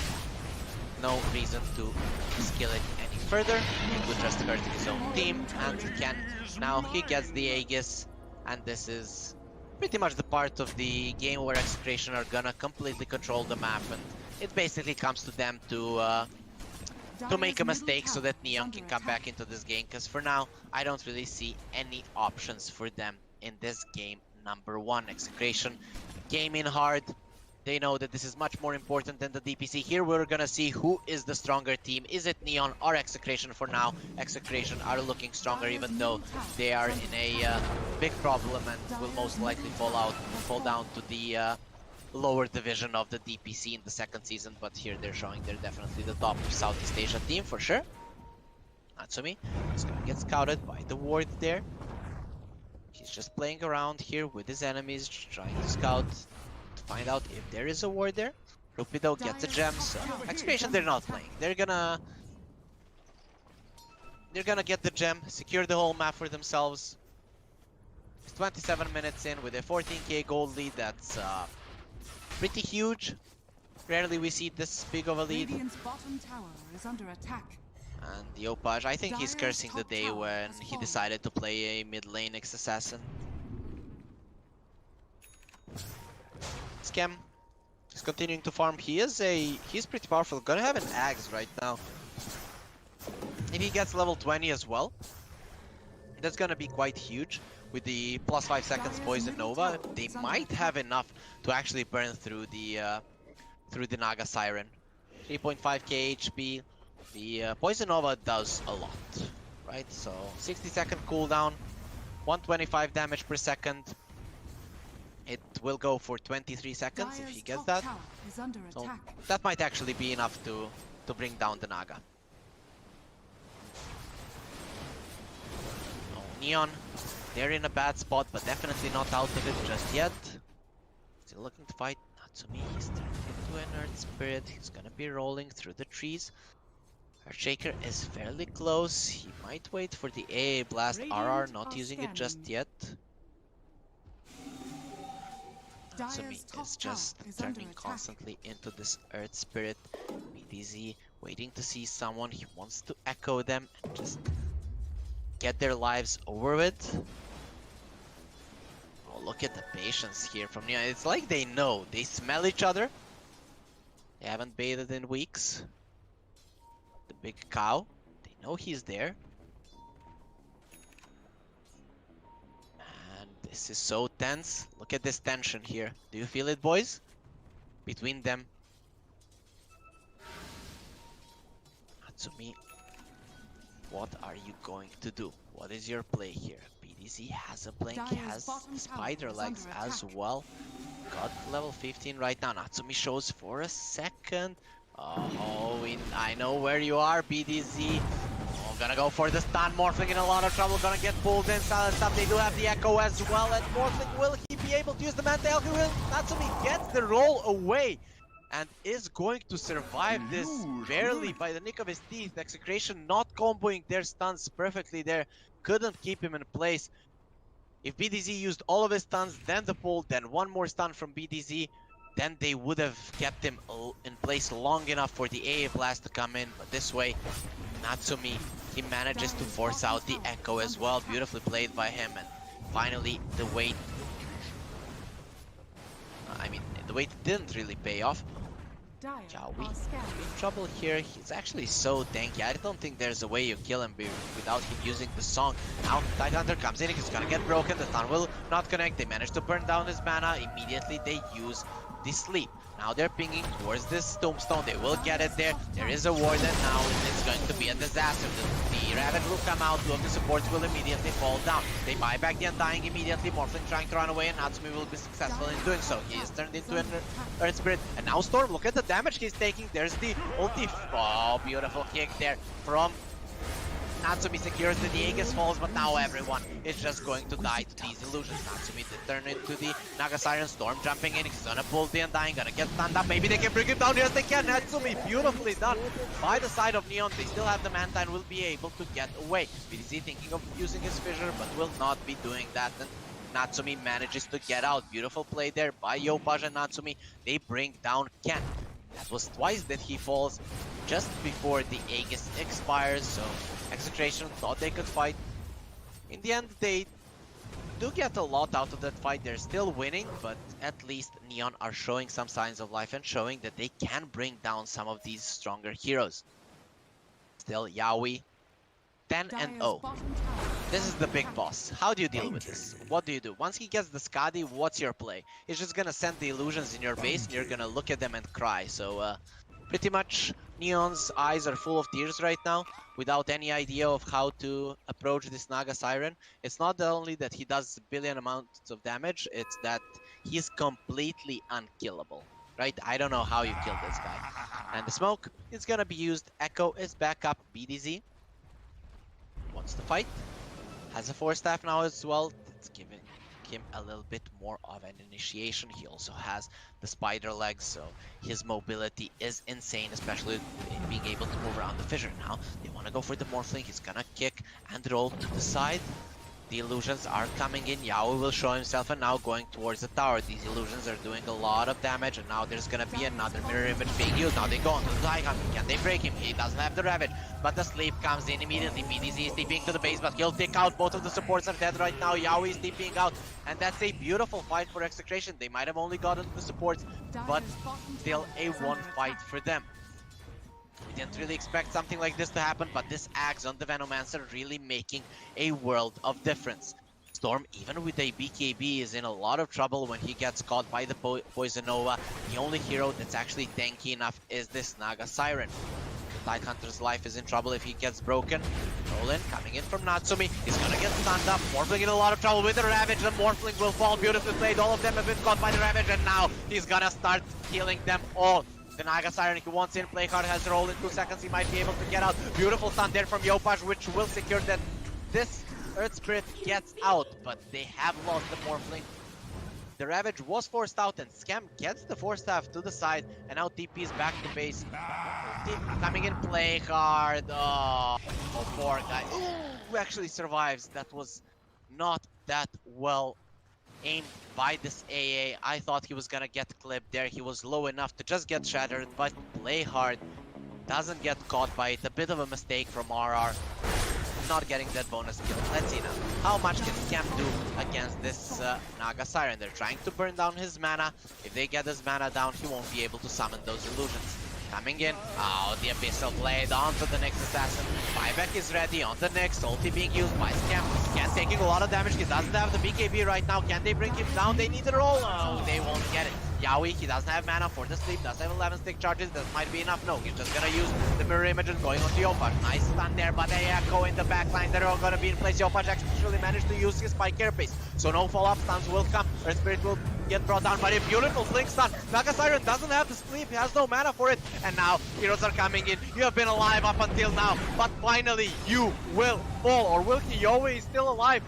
Are they actually going to let him live? Natsumi coming in, they're rolling over his face. A lot of rocks going around him, but he's still alive, has the sleep now. Can he get out? No, he can't. Finally, he goes down, and Neon managed to win that fight convincingly. Storm even ticked down in the base. He didn't want to use his BKB. That's a lot of damage coming out from Scam. If Neon bring this game around, I don't think Execration will ever be able to win against them. They don't even get the Raxes. The Roche is up now. If Neon get aware of this, they could bring it down. They want the tier 1 down first so that the buybacks don't come in. Naga Siren does have hers. Use the glyph right now. Natsumi wants to finish it off, and let's see if the creeps are going to be enough. Really, none of the heroes are here, so the tower is gone. They're looking towards the road. There is a buyback on this Naga Siren, but he needs to be careful. He wants to use it. Here comes the ulti from the AA. It's gonna connect onto Natsumi. He needs to be very careful how he's approaching this road. They've already used 1 tombstone on it, so need to wait for this AA blast to run out, then they can go back in. So Neon, They're still not committing. The Ravage is up. Echo not up for 40 seconds. 2 Tombstones being used without the Naga Siren. You don't want to be dealing with that. RR gonna get caught. Do they have a dust? Not gonna. Here comes the Storm Spirit. They're all stunned. The Ravage will connect onto 3. There's Spirit Eyes immediately. Kendo is taking so much damage. The ulti from the Venomancer will connect onto Rupido. He's gonna be taking so much damage. Natsumi thinking about going in. He has a waveform in 4 seconds, so Rupido will die. Beautiful stun there, but Yopaj, he's not gonna stop this chase. He comes in and he will in the end take out. Yopaj getting hit here by the Acid Blast. Will he be able to dodge it? Yes, he will. Beautifully done by him. But they did not get the Roche. So this Naga Siren, she's alive and she can come back into the fight. If he does get the Roche right now, it's gonna be a disaster. Also, a Blink is ready on the Yaoi Naga Siren. He catches the Morphling. He does have mana for the waveform. The bashes are there with the Abyssal Blade and he manages to cut him down. The wave gets cut. If you thought that water can't be cut, Yaoi just proves us wrong there and then. And this poor Natsumi Morphling goes down. Neon thought they could win a fight. No dusts on the Earth Spirit meant that this AA survived without having no right to do so. And Execration will now get the Roche. With that, Neon are gonna be in a lot of trouble. Last Roche, it didn't go too well for Execration. Can't die twice in a fight, but this time around it's not gonna be such an easy task for Neon for sure. Yaoi is just too big of a beast, almost has his Swift Blink. And then when he starts jumping on people, it's gonna be a lot of trouble. He's gonna be the one taking the Aegis right now. He says, Ken, you had your chance. I'm gonna show you how it's done now. He's level 25, he has 25% evasion. Okay, how do you kill him? How much evasion is that? 52%. I don't know how you kill him. This Veno ulti will help. Ooh, he showed himself, really needs to be careful, has to force staff immediately. Will get himself to safety. Aeon disc ready on Scam. So he can get bursted down. He's definitely gonna get his ulti out. Nyx Assassin has the Midas and almost has a Nag. So this Yopaj Nyx, he actually might be a force in this game if he gets that Aghanim Scepter. Blink stun into a Burrow and Spike Carapace would be insane, especially once he hits level 20.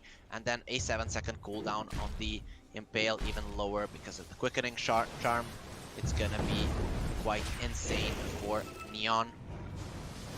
See if he can get that Axe. He's fairly close to it. He might even sell something to buy it if they want to defend this.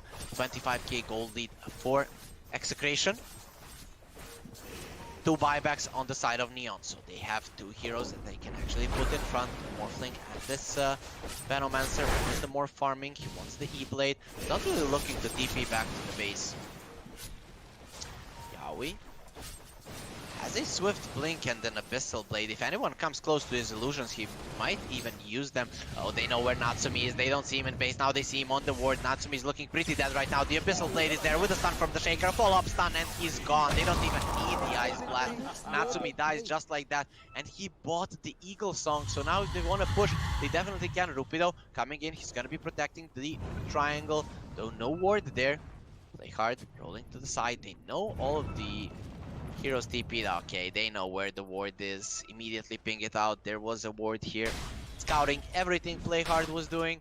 Now without Natsumi for a minute, how much can Neon actually accomplish? Okay, the Arcane Boots have been sold by Yopaj, actually just the energy booster, and he has his Burrow. So this could be nice to deal with the Naga Illusions. It's a 6.2 second stun on the Impale, and he even got level 20. Actually, he takes the plus 75% Carapace damage. I don't agree with it. They jump on the Venomancer. He does have the A on this. It's gonna be fine for now. The Ravage will come through. It's gonna connect onto everyone, but Scam does have that status resistance. He also has the buyback. He used his ulti. Didn't connect onto the Storm Spirit, so that's pretty bad. They do have the Tombstone in a quite a good position, and this Nyx is still being super annoying. Now AA in a lot of trouble, gonna get rolled on, but a sleep is there. They did buyback. The Venomancer and all of them are just trying to run away right now. There's still an Aegis onto Yaoi. He's taking a lot of damage from this Veno ulti. Playhard wants to go in. He found the AA.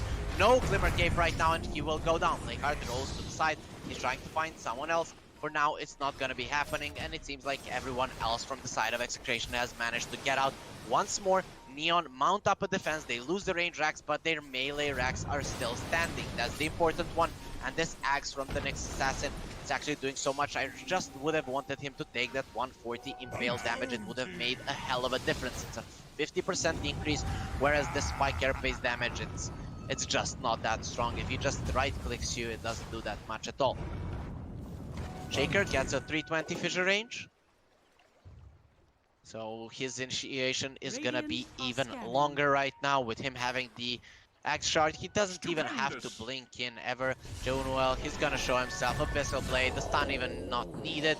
Shaker will use it just in case. Top lane though, they're gonna roll onto the Tide Hunter. They do have the break, and there it's going to be used. Here comes Natsumi. They're doing so much damage to the Tide. Can they bring him down? He will go down in the end. Blakeheart hit by the Ice Blast is falling down. Yopaj now as well. He's gonna be taking a lot of damage, but unburrows right now. Scam actually dies in the mid lane. That's a big kill. He didn't have his A on this for 3 seconds, and now 2 minutes without their biggest damage dealer. Yopaj trying to TP away. He doesn't have a buyback either, and they should be aware of this, since he just bought his Axe after Natsumi tried to TP away. He doesn't have a BKB. Abyssal Blade stunned up and brought down. That's 5 heroes dead, and this should be GG. 36k gold lead, and Natsumi has had enough. He's gonna call it. They know their base will fall, and they won't even get a chance to respawn. So Execration, they win game number 1 against Neon. Neon, the number 1 DPC team in the Southeast Asia region right now. Quite a weird draft for them, sending Nyx Assassin to mid. In the end, Yopaj did start doing something in this game, but mostly he didn't have the impact that we are kind of used to him having. So Neon, they're gonna drop 1 game. We're gonna go on to a short break. After that, we're gonna come back to see if it's gonna be Neon equalizing this and forcing it into a game 3, or will Execration just straight up win this series 2-0. You'll find that out after a short break, guys.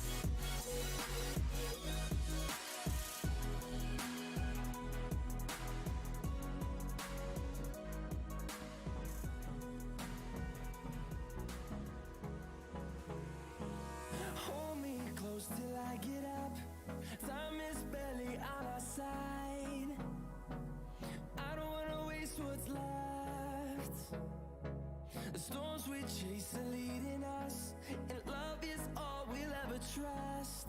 Yeah, no, I don't wanna waste what's left. And on we'll go, through the wastelands, through the highways, till my shadow turns to sun rays. And on we'll go, through the wastelands, through the highways, and on we'll go.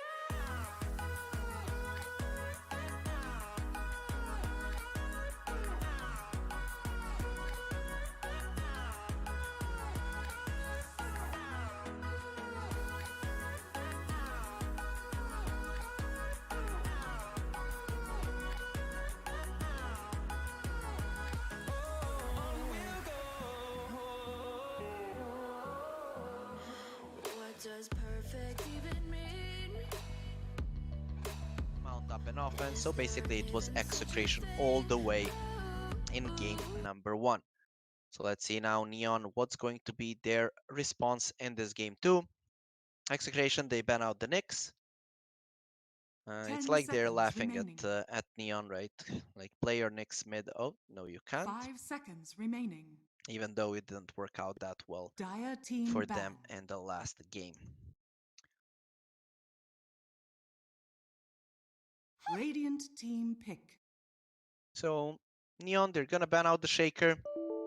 It was a big problem for them in last game. BDZ really outdoing himself, but I'm kind of used to, even when Execration are underperforming, that BDZ is playing well. So 10 seconds remaining. basically, I've only seen him have a bad game once, but 5 his whole team seconds was getting remaining. completely annihilated back then. So it's not really a Dire team pick. good presentation Earth of Spirit. what's happening. Neon, they open up with the Earth Spirit once more. We'll see if it's gonna be play hard playing it on position 4, or will Yopaj take it for mid.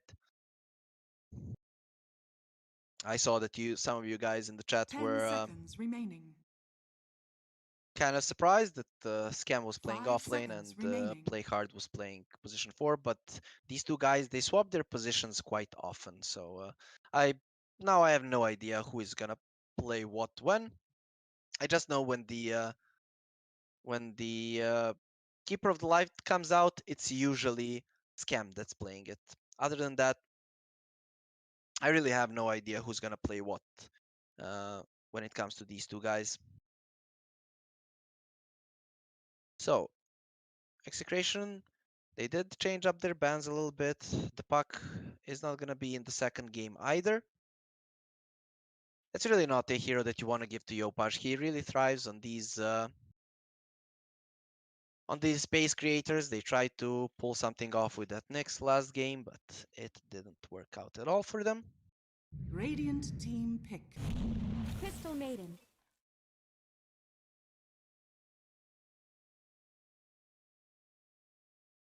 Execration pick up a CM. Okay. That's a weird one for sure. Just going for the 10 Crystal Maiden seconds just like remaining. that. You are against the Nerd Spirits. You could be in trouble though. Execration, they might 5 have some seconds idea remaining. of a team that really needs the CM aura. Maybe they get a Storm Spirit Dire once team more. pick. If there's I not a speak lot of for the counters there, trees. Nature's Prophet, you can go for a Storm right now if you're Execration. Then this CM would actually make sense. Storm is pretty good to catch the Nature's Prophet, though if the NP gets a fast Orchid, he could be a problematic figure for the Storm to deal with. 10 seconds remaining. Execration could go for the Troll as well. 5 seconds remaining. That would be a good pick for them for sure. You're playing against the Nature's Prophet, you just get the phase boots and you Radiant don't team really back. care about the hero. And there it is. So Execration go for the Troll. CM definitely a good hero to help the Troll with his mana. Troll, one of the Dire dumbest team heroes in Dota. Has really low intelligence. You know, guys, there's so many clips online where Radiant team back. they pick a silencer, they go kill the Troll 5-6 times, and then he doesn't have mana for a TP. That's how Drives you to delirium. that's how dumb this hero is. But with the CM to provide some mana regen to him, he always has 10 seconds a lot of remaining. mana, so he should be fine. 5 Neon, they seconds are the ones that remaining. ban out the Batrider, even though that's one of their signature heroes. I kind of feel like Neon are gonna flex this Nature's Prophet to some other lane, be it mid or maybe a position 5, Dire team given that back. they are playing against the Troll. The Pango is gonna get banned out. Radiant Execration team removing back. the Panda, so they don't want their Troll to get lifted up in the air for the entirety of the fight. That would really be a bummer. So they're just gonna remove it from the pool. They also get rid of the Morphling. Natsumi really, Dire team his back. team was dying left and right last game, but he was outplaying the opponents for the majority of it. Later on, when they got too powerful, he couldn't really dodge their attacks. But uh, basically, he played the Morphling to its full potential last game, and 10 Troll, seconds remaining. it can be quite problematic for him to deal with the Morph. If 5 he gets seconds an remaining. early E-Blade, he can burst you down, or even if you go to your ulti, the E-Blade will stop you from attacking. The hero that I haven't seen for a long time is the Pagna, and that's definitely a hero that deals well with the Troll. When I think about Pagna and the Decrep, I also think about the Astral Imprisonment from the OD. That's something that Execration should ban here for sure, unless they are thinking about picking it in the second phase themselves. It's just a hero that deals well with the Troll. Again, dumbest hero in game, very low mana pool. OD breaks your legs Dire basically team with a pick. hammer. They're gonna ban out the Reek. So the OD is still in the pool. That could be something that Neon go for. Though OD, he might be very popular in EU, at least in pubs. I haven't seen him in a lot of 10 games here seconds in remaining. the Museo New Year Showdown, and even when I did see it, it didn't look 5 that seconds formidable. remaining. So Execration, they have 40 more seconds of reserve time. I kind of think they should get the OD. If not, Neon are most likely gonna be getting it, or Radiant just get team some pick. counters for it. It's gonna be the Grimstroke. Um, we've seen Grimstroke being played on positions 5, 4, and 3. We'll see what kind of route Execration is going to take. This is pretty nice, 10 seeing that if it's a seconds position remaining. 5 Furion, you have the Grimstroke to deal with it. If it's a position 3 5 Furion, seconds remaining. you have the Troll to deal with it. So it basically kind of leaves your mid lane where you're vulnerable to the NP. And there are a lot of mid laners that can actually deal with it quite well, or you can just send the Troll there. So with this, you kind of covered all the lanes that the Nature's Prophet can be problematic on. So Neon, what's your play here? Dire team I pick. go. Oh, they go for the clock. So I feel this puts the Nature's Prophet at the core position for sure, unless Yopaj wants to play the Earth Spirit. Clock can be a big problem for the Troll Warlord. If you do get the Force Staff, he uses the ulti, gets close to you, 10 cogs, seconds and remaining. you just force away. He's there stuck. The same goes for the Sprout. So these two 5 heroes can seconds be remaining. annoying to the Troll later on in the game when he wants to use his ulti and just go ham on everyone. Execration. They have 30 more seconds. I kind of feel like they need someone to get into the enemy's face just to carry this Radiant team pick. this Inkswell. It's gonna be the Beastmaster. It's not the best hero to do so, but right now Neon Esports, I don't think they have a response to this. The Medusa has been banned, the Troll has been picked up, and this Execration draft is looking really, really good. Overall, I like what they 10 came up with, seconds and on the other remaining. hand, Neon, they're again going with some run at you weird draft, 5 seconds um, remaining. which I'm not sure how it's gonna work. At least this time they have the Nature's Prophet to actually split push the waves and give themselves a numbers advantage. But Execration, they have so much pick off. They have good lanes. They have ways to bring down towers, so they should be Radiant getting team to a back. good spot in this game for sure. Neon go for a Void Spirit. Pretty much not a lot of things to catch him. He can see the Phantom's Embrace flying through him. If he does get caught by the Soulbind, he's in a lot of trouble. But other than that, he should be fine. One Dire team interaction back. between the Grimstroke and the Beastmaster that Radiant I don't team like is back. when you Soulbind people, you use the roar, the Soulbind breaks, because from the sheer force of Beastmaster's roar, right? He screams at them and they just move away from each other. He casts them both at the same time on the left and right target, and they just get pushed away 10 seconds from it. So remaining. that's kind of the interaction that 5 I don't seconds like when it comes to remaining. these two heroes, but you still get a roar on two heroes, right? When you're level 18, that's 2 4-second stuns that go through BKB. So Neon, they ban out the Queen of Pain. That's a hero that Dire Void team Spirit ban. doesn't really like playing against. Sure, you can dodge her Shadow Strike with the Dissimulate, but it's not that easy to do. And once he gets level 2 of the Shadow Strike, his cooldown is lower than your Dissimulate, so you're in a lot of trouble. Anyways, the Storm will get banned out as well. Still, the Ember 10 Spirit is still in the seconds pool. remaining. That's something that Execration can definitely get. They 5 do benefit seconds remaining. Radiant from team taking that picked. hero. They can win the lane against the Void Spirit, and he does have the CM aura for sure to kind of continue roaming the map and be super, super aggressive. Neon, what do they get here? They need a carry 10 seconds or a mid remaining. laner. Maybe this is a carry Void Spirit that they Dire want to team put pick. against the Beastmaster, and it's gonna be the OD. Okay, I like this pick definitely, but again, Neon, they don't really have a real carry. Maybe they put the NP in the safe lane, OD off lane, and Void Spirit mid. I like them to go for it this way, just to go to get the 10 Orchid on the seconds Nature's Prophet as remaining. fast as possible. He would deal with the Beastmaster. 5 seconds Okay, remaining. does have a Grimstroke that he has to worry about. It's fine. Lycan. And You may now Execration will select go your for a heroes. Lycan. This is looking like a perfect Lycan game. Yep, it's gonna be Nature's Prophet in the safe lane. Carry Lycan, a mid lane Troll. So Troll has a lot of range in his ranged form, so he can definitely dodge the DOD Astral, but I think you put the Void Spirit in. I'm not sure. Do you lane the Void Spirit mid? Okay, they are laning the Void Spirit in the mid lane and OD in the off lane against the Lycan and the CM. This OD should have a solid lane, and with the Meteor Hammer, he should be okay at dealing with the Lycan. There's really no one to stop the Astral into 10 Meteor for the seconds OD, remaining. except for the Beastmaster, and that's a bit of a higher cooldown spell. So Neon, a bit of a weird draft once more, but this is looking a bit more like a Neon draft, right? So I'm having a little bit more faith in them this time around. They have counters for the Troll Warlord, but oh my god, the Execration, they're just way too powerful. Look at the strength of their draft. They don't really have team fight though.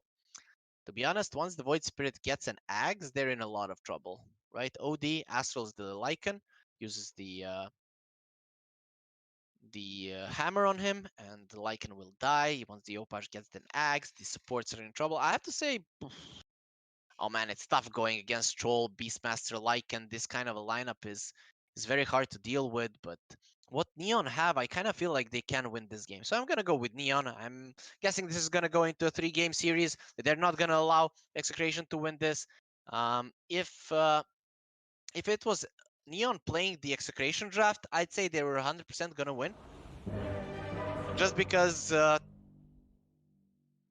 only real tier 1 teams are able to deal with these Beastmaster Lycan lineups that can just kind of mow down your towers, because you have to be super careful how you approach them. And Neon right now being the strongest team in the DPC region, in the Southeast Asia region, not losing a single series in the upper division DPC of the Southeast Asia.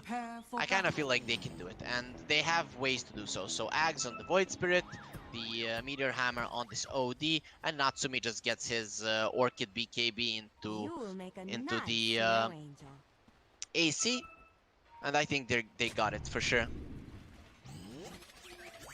Plus you have two supports that aren't gonna be just mowed down by the creeps of the Lycan. Clockwork uses the cogs, he's gonna defend himself quite easily. You have the OD that's gonna help that. Oh, they know where the ward is. Scouting a little bit with the trend. So I kind of feel like Neon do have everything they need to win this game. If they play it properly, it's not easy to execute this lineup for sure. It's much easier for Execration to execute, but Neon, we've seen them do so well with these with some of these weird drafts. And like I said, this is looking more like a Neon draft to me. Yopaj on a space creator that he's actually good on, not the Nyx Assassin. The Nature's Prophet carry can work out quite well, so I'm gonna say they're gonna win.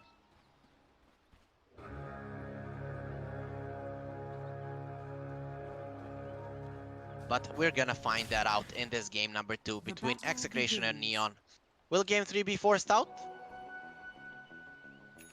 We don't know yet, but we might get a good idea soon. So, Yahweh and Dara are top, so it's gonna be the CM BDZ laning on the bottom lane. I guess that's fine. Beastmaster is not really a hero that goes too well with the Grimstroke, though I would have preferred the Grimstroke against the Nature's Prophet. Sure, the Crystal Nova is fine and all, but the Stroke of Fate is definitely better with dealing with the Treants. Still, it seems like Execration want a stronger CM. If she does get a BKB here and uses their ulti, it's gonna be quite strong for Execration. So mid lane, Yopaj versus Ken. This should be quite an even matchup. Really, I don't see a clear-cut winner in it for sure.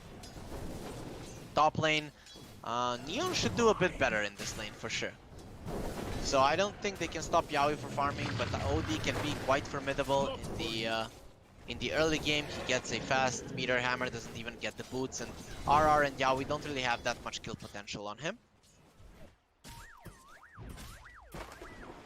But I'm curious to see how this mid lane will go. It kind of comes down to how the players are gonna perform, and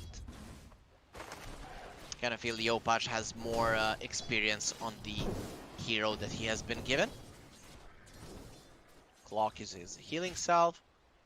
He wants to stop the potential pull. The RR is not really in. Doesn't really want to go for a pull. Play hard, thinking about going in though. He's gonna have to wait for these creeps to die under the tower. Mid lane. Yopaj, nice remnant there. He just wants to mess with Troll's farm, and he will make him miss a few creeps, but in the end it's not gonna amount to too much. Clockwork going on top onto RR. The Inkswell has already been used. It does damage Clockwork a little bit, but the level 1 Inkswell is just not that powerful. Jonel has the Orb of Venom going on to BDZ. This could be a kill here. He needs a few more hits. Oh, with the board coming, Jonel needs to be careful. He has a healing salve, so should be fine. BDZ thinking about going for him. He's gonna slow him down. Does have the Frostbite as well, but Junwell will go for the heal right now, which means that he can continue laning here. And Natsumi is doing really well in his lane now. Rupi though, he's not getting shut down at all, but still this Furion is farming the best on the entire map. Roll coming in, it's not gonna connect onto Rupido. There's the slow, they're trying to do a lot of damage. If the roll did connect, this would be one dead Beastmaster, but Rupido manages to survive the aggression from Neon. And will now just continue farming under the tower, being completely fine with everything. So, the 4-minute bounties, we'll see who's gonna win that. A bit of a better heroes for rotating are on the side of Neon. Play hard coming in. Immediately the wolves are gonna get summoned up, and Yahweh is not gonna let his support come into any harm's way. Bottom lane Juno did take some damage right now. BDZ still has one more mango, hit level 3. We'll see. Top lane Yahweh dies, so play hard gets him into the cogs, and with the added damage from the OD, they managed to bring him down. Missed that kill.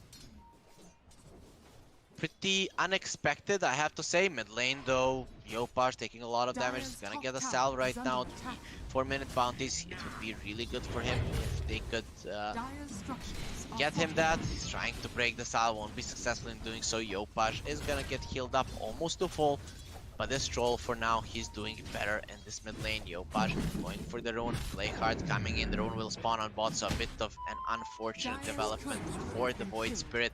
Now the rune will get denied by BDZ. Junwell, he wants to kill him. BDZ turns around with a Frostbite. Junwell does have a roll. There is a Fairy Fire on the Crystal Maiden, so he's not that close to dying.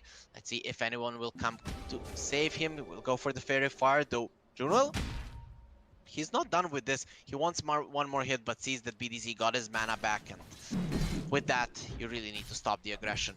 Yopaj needs a DP to refill his bottle, but none of the supports are there. Jonuel will go to deny himself there in the back, so that he can help Yopaj. Oh, Yopaj making a mistake there. He's gonna pull the Troll Warlord in. Ken doesn't have any mana, but has a Fairy Fire, so he's gonna be surviving for sure, and the 5-minute bounties are gonna come. Jonuel actually decides to stay here and collect the bounty. Let's see if he's gonna be successful with him seeing the Troll coming in. He doesn't want to play there, and we'll just let the enemies have those. So it's gonna be a 2-for-2 rune trade between the teams. Both of the mid laners bottling the bounty runes and are now gonna be healthy enough to continue fighting in the mid lane. Still the Stroll coming out on top. Ken doing a good job against Yopaj. Playhard has to TP away, knowing Swell means that he's gonna be completely fine, and Scam is gonna continue farming. He's fairly close to his Meteor Hammer so early. He has 31 CS compared to 22 of Yaoi. He's really outdone himself in this lane, and just Playhard did a great job leaving most of the experience to his offlaner. So we see the side lanes going heavily in favor of Neon, and mid lane 500 discrepancy between the mid laners. Who's gonna get the rune? It's gonna be Ken, and he gets a DD. Earth Spirit in a lot of trouble, tries to roll away, won't be successful in doing so, and now will fall. Slowly but surely, Ken is going for him. There's the root, he just needs a few more hits, and will chop him down easily. Jonuel kind of questioning his life's choices there, but he did die valiantly. Tried to run away in the end, but gets moved down. 1k gold lead still from Neon coming out from these side lanes. Natsumi goes for a Midas, so he really wants to be the big carry in this game. Play hard, going on to Yaoi, he wants to go in. There's the ulti from the Furion. They can TP the Furion in if they want. CM is TPing to go for Play hard. Can they bring him down? Play hard actually will be able to get away. The TP is not ready for the Nature's Prophet, so he can't come in, though. These two supports, they might want to get the Lycan. His Wolves are finishing it off. Jonuel, oh, they don't see him. He has that added night vision, and he will know where the enemies are, but the supports of Neon don't manage to find Yaoi, and this Lycan will survive. Dire's top tower is Possessed under Mask attack. found out by Ken. Very nice item for him. BDZ getting caught. The roll actually misses Jonuel. I don't know how you missed that though. He was in the cogs. Now they turn around onto BDZ. He's taking a lot of damage, but not enough. Play hard in a lot of trouble. The Inkswell is there. Do they have the slow? Yes, they do. A nice Astral there from the OD. Now RR is looking pretty dead. They need a few more hits, and with the roll, they'll finish him off. It's gonna put OD very close to his Meteor Hammer, but Yopaj, he dies to Ken. Ken didn't even have the ulti. He had that DD rune, and he wins the man fight between two of them. They might have lost the top tower, but the position 2 of Neon has gone down. Yopaj kind of riding the momentum of having a bad game from last time around.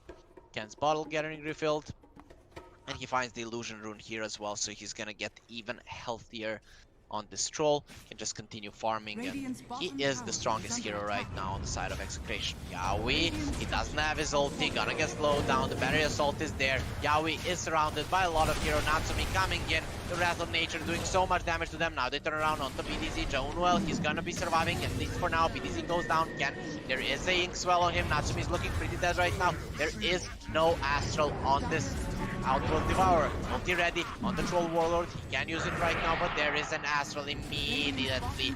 Astral after the ulti has been used, and Ken is looking pretty dead right now. Yopaj will wait a little bit. Actually, they haven't killed him just yet. He has some charges. The hammer will be dropped, and that's gonna secure the kill for them. In the end, a win for Neon, but a slight win at that, given how the fight started. They have brought down 2 of the cores on the side of Execration, the big one definitely being the Troll Warlord, but the tower being taken bot by Rupido will equalize that fight a little bit and make it okay for Execration. It's a 2k gold lead now for Neon. They're definitely doing a good job. Yopaj even survives that fight, and now they're going for a smoke. They want to get the Beastmaster out of their woods, but for now Rupido, he's not playing that aggressively. Yopaj will have 2 Astral Steps fairly soon. So this Beastmaster, he's looking pretty dead if they connect their spells properly. Opar sees him, gonna go in, pull him in with the Aether Remnant. They have one more Astral Step, and with the Resonant Pulse, Void Spirit gets the kill. Natsumi TP's in, but he wasn't even needed. He's not going for an Orchid. Once the Maelstrom on the Nature's Prophet only has the Hand of Midas, that's gonna be pretty useful at dealing with these summons as well. That's something that we haven't talked about. The Necro Warrior starts running at you, you just eat it. Baj, he actually gets the rune. Beautifully done by him. Has still one Astral Step and the Dissimulate to get out. And very nicely done by Neon, claiming 4 runes away from Execration, who are struggling right now. Yawi, he might be level 7, but already died once in this game, not really using his shapeshift even once in this game. And Yopaj, he has 3 null talismans and going for an axe. Axe is definitely the item he needs. Threatening there with the Astral Step to the CM. She's gonna get hit by the ulti from the Furion, but the Wrath of Nature not even close to bring her down. Now Execration, they're gonna smoke out and are trying to get into the enemy jungle. Actually, Yawi just going for farm there, and Execration, okay, he even breaks their smoke. Yopaj is being super annoying, uses another Astral Step to get away from Rupido. Doesn't want to get roared in the face, and should be fine right now. He's not going for Yules, so he's expecting that the OD Astral can save him every time from the Phantom's Embrace and from the Roar. Neon 3k gold lead from them, and I really like how they're playing their draft. I like their draft from the get-go, but it is a weird one, so you can make mistakes. But Neon, they know how to play these kind of drafts, and they're definitely showing it right now. Regent being used by the Void Spirit. Execration has taken the enemy jungle, so they're taking a bit more of farm right now. Actually, Neon are spread out a little bit more. Their map is getting smaller. Yawi, he's being super aggressive here. The Necro units will run out. Jaunuel, he sees Yawi. Will he be rolling in? They do have the hook shot and will use it now. No pushback. They're gonna keep him in place. Magnetize being used. They're gonna come in, and Yawi is pretty dead. Playhard gets the kill. RR and Rupido both get caught by that kick. RR gonna use the Inkswell and try to run away. Ken has been caught. He has an ulti, but the Astral is ready. Gonna pull in. No, it's even close to using his ulti. Even if he did, it would have just delayed the inevitable. So Neon, beautifully played once more. Both cores on the side of Execration have fallen, and this time around Neon, they are not playing around. They are coming for blood. They don't want to lose a series. Here, Juno rolling in, wants to jump, gonna get rolled up, roared up. There is no way that Juno can get out, but here comes Yopaj. He's gonna bring down the CM. They still wanna fight. Natsumi coming in, and there is no ulti on this line, no roar either. Playhard gonna get slowed down by the Necro units. Rupido going in. The pigs are getting him quite low, not even get a chance to use the magic one. But here comes Scam from the side. He's gonna use the Meteor Hammer. A lot of damage will be done to the Beastmaster, and he'll go down. No way for him to survive. Inkswell being used on the Wolf. They're going on to Natsumi. He's gonna get stunned up, and the units will kill him. No way for Natsumi to survive. He just gets eaten by the zoo. So he might have his own units, but he's definitely not the friend of these ones on the dire side, and Nature's Prophet is just brought down that easily. Yopaj still working towards the Zags, not that close. Neon, they thought that they could dive that. In the end, it turns out 2 for 2, but definitely favoring Execration. They decrease the lead with that a little bit and give themselves a little more time to continue farming these Necro Books 3. Rupido already has his. Nothing apart from that. Look at this. Naked Beastmaster. Same goes for the Lycan. They pretty much have save items. So nothing apart from those Necro Books. Scam is so farmed. Like, it's insane. Sure, Nature's Prophet, that's fine, but it's the Nature's Prophet. He gets a lot of last hits with the Wrath of Nature and also the Midas, but this OD has had a perfect lane, has a 4-staff right now. That's gonna help them deal with everything that Execration have. Here is the 4-staff, he has a Meteor Hammer, and this poor guy is gone. RR will get the reward there, but will pay with his life. Now Lycan, he's deeping to the bot lane, no Meteor Hammer, so his life shouldn't be in jeopardy, and Rupido is rotating there as well. 2 level 3 Necro Books are done. This is a big timing for Execration. They need a fight and to mow down this mid lane tower so that they open up the Roche for themselves. So still Neon, they are holding a firm advantage on this game. Yopaj, he's not really farming that well. He needs to get some kills, but as long as he's not dying, he's gonna get to that tags eventually, and that's gonna help them deal with both the Zoo and all the supports on the side of Execration are gonna be in a lot of trouble against the double Resonant Pulse of the Void Spirit. So, Execration continuing to farm on the bottom lane. They will use the Hawk. He's gonna get scouted out by the wards. Junwell will be able to get a kick on it, but doesn't get it down. He has a roll. Still knows it's there. Okay, Rocket not being used on it, and Hawk is in a perfect position to keep a good vision over Neon. Gold for me. So we did have quite a bit of action in the last 5 minutes, but now the game has slowed down and we're kinda going into hibernation right now. Hopefully the teams will do something soon, because we're kinda starting to fall asleep here. And Execration, they are getting to the mid lane tower. The SL Staff from the Void Spirit being used. He does have the regen rune, so that will keep his mana quite healthier. Spirit on the high ground, he actually sees all of them. Here's the Hawk being used. The scan to the right side, play hard.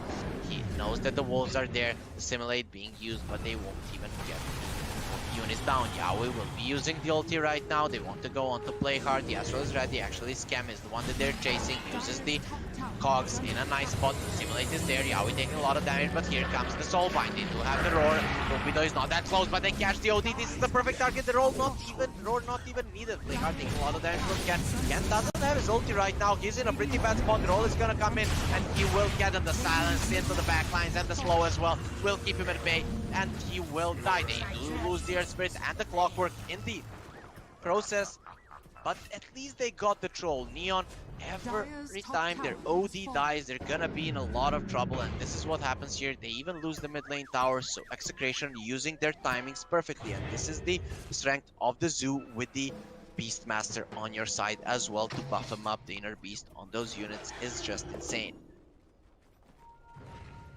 Yopaj has 3 components, needs 1k gold more for the Ags. Now his bottle gets refilled. Let's see now. Still, Execration are here. They have the Roar. It's only level 1 Roar though. Easy. He finds the Earth Spirit. Kick is there. Silence onto the Beastmaster. He knows that the enemies are there. Here comes the Aether Remnant as well. It's gonna pull the Beastmaster in. Yopaj thinking about jumping in, but will not do so. Yaoi is looking pretty dead. They find him out. You're not going anywhere, my friend. Look at the damage with the Mask of Madness. This Yaoi, Lycan is dying. Natsumi, that was close. He almost got eaten by the units there. BDZ getting pulled in. Your Force Staff is no good here, and Yopaj gets him. Rupido trying to run away. He does have good ways to get out of the Sprout. The Hawk will get found out, but the Beastmaster will be able to TP away. He panicked a bit and TP to base. Might not have needed to do so, but he's gonna be fine anyway. Yopaj now with that solo kill, and this wave, he's gonna get very close to the Ags. Scam, they really want to be there. Does have a Force Staff to get away from the Inkswell, so these units won't get on top of him. He's just trying to farm them, and will get that Necronomicon Archer. Nice gold influx for the OD. This Nature's Prophet, he's so strong right now. He even has the Ring of Aquila. He found the perfect item for himself. Maybe the Imp Claw would have been a little bit better. Now again, Execration, they are taking over the enemy jungle. Play hard, he's positioning himself quite aggressively just to make sure that he knows where the enemies are. Uses the rocket there, scouts out the CM. He doesn't really see the others since they were smoked, but the smoke will be running out soon, so Execration, they're fine. Or Neon, they're fine. Execration hasn't found out anyone. Yopaj has the axe. Ken, BKB just yet, only has the Maelstrom. Ken needs to be careful, gonna get pulled in. Hard going for him. They're gonna use the hook shot as well. The Beastmaster has already fallen on the bottom part of the map. Yopaj now in a lot of trouble. Ken comes in, but here's Jonah. He's gonna kick Ken away from Yopaj. They're gonna get caught by the Soulbind. That one is dead. Jonah is looking dead as well, and that's 2 heroes done just like that. Without the Nature's Prophet, they don't have enough damage to kill Ken. Top lane though, tier 2 was taken by the NP. Now they caught Ken as well, and he will go down. He tried to TP away, the Flakeheart catches him with the cogs, pushes him away, and the TP will be denied. Now they're looking for this mid tower, and no one really alive to stop Natsumi. They have to deal with the top lane. Bottom lane, we didn't follow the Beastmaster to that fight. He had fallen there to the clock and the Nature's Prophet. So, nicely done. Or actually to the OD and the Nature's Prophet. Clock was there with the with Yopaj trying to kill the troll, which in the end didn't end up in a success. Earth Spirit going for your Veil. He knows his guys do a lot of magic damage.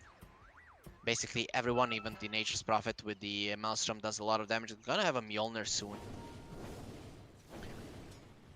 Let's see now. Can Neon find anyone? There is a TP on this Nature's Prophet. No ulti on the Lycan for 25 seconds. A really good time to play the game. They found RR. They're gonna get him with the 2 Astral Stabs. Grimstroke will not survive. Natsumi going in. And really Execration have nothing to do with this fight. Can't do anything to the enemies. They're gonna send in the Necro units. The Nature's Wrath won't really be doing that much, and the teams will just disperse.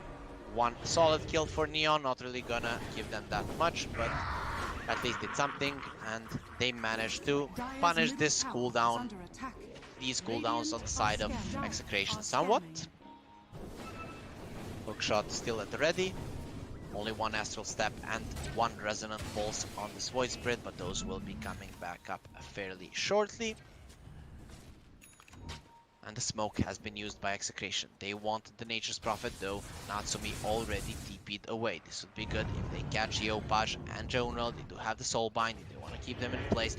Yopaj needs to be careful. He kills the units, but now he's gonna pay with his life. Silence is there, and with the Frostbite, Yopaj will die. He just wanted to kill the creep wave, and now he will pay with his life. Mjolnir is done on the Natsumi Nature's Prophet. He does have the BKB. They're going in Roche without the roar against this BKB. It's not gonna be easy taking it, but Execration, they want to go in. They have so many units, maybe they can just, with physical damage, kill this Nature's Prophet. They know this is up. Here comes the rocket. Execration, they're still committing. They want to fight. There is no BKB on Troll just yet. Here comes the hookshot. They're going onto the Lycan. They're doing so much damage to him.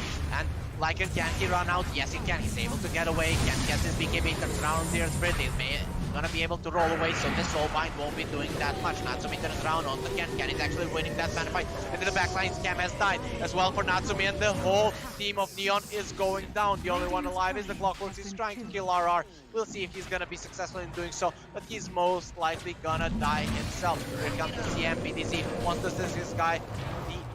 The Yopaj Void Spirit is coming in, everyone else is running away from Roche. They're super low. He comes in for the CM. He's not gonna connect with the Ether Remnant, but doesn't even need it. Roche, he's not that low. He's on 3k HP. Now, can he find RR? They know where he is. The Battery Assault. Now he has the cogs to stop that TP, and RR will go down. Nicely done by Neon. Just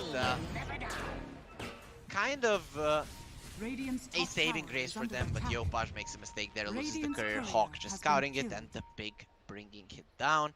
So a big fight for Execration, just making sure everyone dies. This OD, he needs a BKB. Scam is not buying it right now. Has a 4-staff, has a Witch Blade, and he wants to go for a Hurricane Pike, so he wants to be this right clicker. We saw the Nature's Prophet, he went full on in damage, even with the BKB. The Troll just ripped him apart, won that man fight easily. Now they want to be the ones going into Roche. Hawk is flying in, they see them. This could be trouble for Neon. The ulti from the Lycan isn't there. Rupido jumps in, he does have the roar, but immediately gets silenced. I'm not sure if he's gonna be surviving. This Rupido is looking pretty dead, and he goes down. No buyback on him. Natsumi already used his BKB. It's looking quite grim for Execration. Without the Lycan form, they can't do much, but it's gonna be up in 2 seconds. He's gonna use the Necro units, he's sending them in. Neon, they're looking to take this Roche down. Natsumi is the only one that does solid amounts of physical damage. But it's gonna be tanking it, uses the Essence Ring. Here comes the roll, they're gonna find the Crystal Maiden. Nice magnetize there, he needs to remove this Phantom's Embrace, but they get the CM down. Now they're chasing RR as well. Yopaj is not gonna give up on this Resonance Pulse, and goodbye, my friend. In the backline, Snow Troll came in. The Aegis goes into the hands of Natsumi. Ken doesn't even want to use his ulti here. He's aware that his life would just be wasted there, so doesn't want to use any cooldowns and will accept his destiny as the 4th hero on the side of Execration that goes down, and that was the Lycan ulti being used. You lose 4 people and you lose the Aegis as well, or the enemies claim the Aegis. This is looking quite grim for them right now. Who took the Aegis? It's gonna be Natsumi. So he can definitely man fight the Lycan right now. Neon going for the tier 2. Nothing that Execration can do about this. No troll, no Lycan form, and the tier 2 on the mid lane will fall. With that, even more map control will be claimed by Neon, and with them having this Nature's Prophet, Natsumi is just gonna continue being a big nuisance on the other lanes, and we see what items he wants to go for. Satanic and Butterfly. He just wants to go full right click, even to be able to man fight this troll who is trailing in net worth to him 9k. 9k gold he's behind this Nature's Prophet. When you have a Midas and the Wrath of Nature, you will accumulate insane amounts of farm, and that's exactly what's happening with Natsumi's Nature's Prophet right now. Ken wants to go for a blink. He needs a basher as well if he wants to deal with his NP, but he's so far behind compared to the Nature's Prophet on the side of Neon. Natsumi just understanding how he needs to play this game perfectly. Only one mistake he made there, man fighting the troll with a newly bought BKB. He did pay with his life, but every single move of his has been good. And even now, he makes sure that the tier 1 on bot falls. Only one tier 2 tower remains on the map for Execration. You are playing a full push lineup and you manage to take 2 towers in a game. You know that you're in a bad spot. You don't have to look at the kills, you don't have to look at the net worth. Troll getting caught, they're trying to burst him down. Can they do it? Yes, they can. The hammer finishes it off. Scam going in, he wants to get the Astral onto someone, and it seems like he's going to be successful. Actually, they don't need it. RR is just gonna get destroyed here. A few hits are needed, and that's enough. Troll coming in from Jonal, he wants to get the kick, he won't be getting it. Rupi though manages to TP away. That was close from play card from Jonal, but he doesn't get the roll in on the Beastmaster, which means that they only get 2 kills. Though Natsumi, we all know how hard he can hit these towers.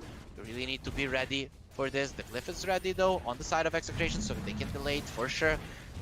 Crystal Nova from the CM will slow them down quite a bit. They have scouted her. Yopaj goes in, a nice 4-stab there from CM is gonna keep her safe. He didn't even use the Glyph here. They're gonna use it in the end. Yopaj taking a few hits here from tier 4s, but Natsumi is gonna make sure that these Raxes fall. So Neon 17k gold ahead.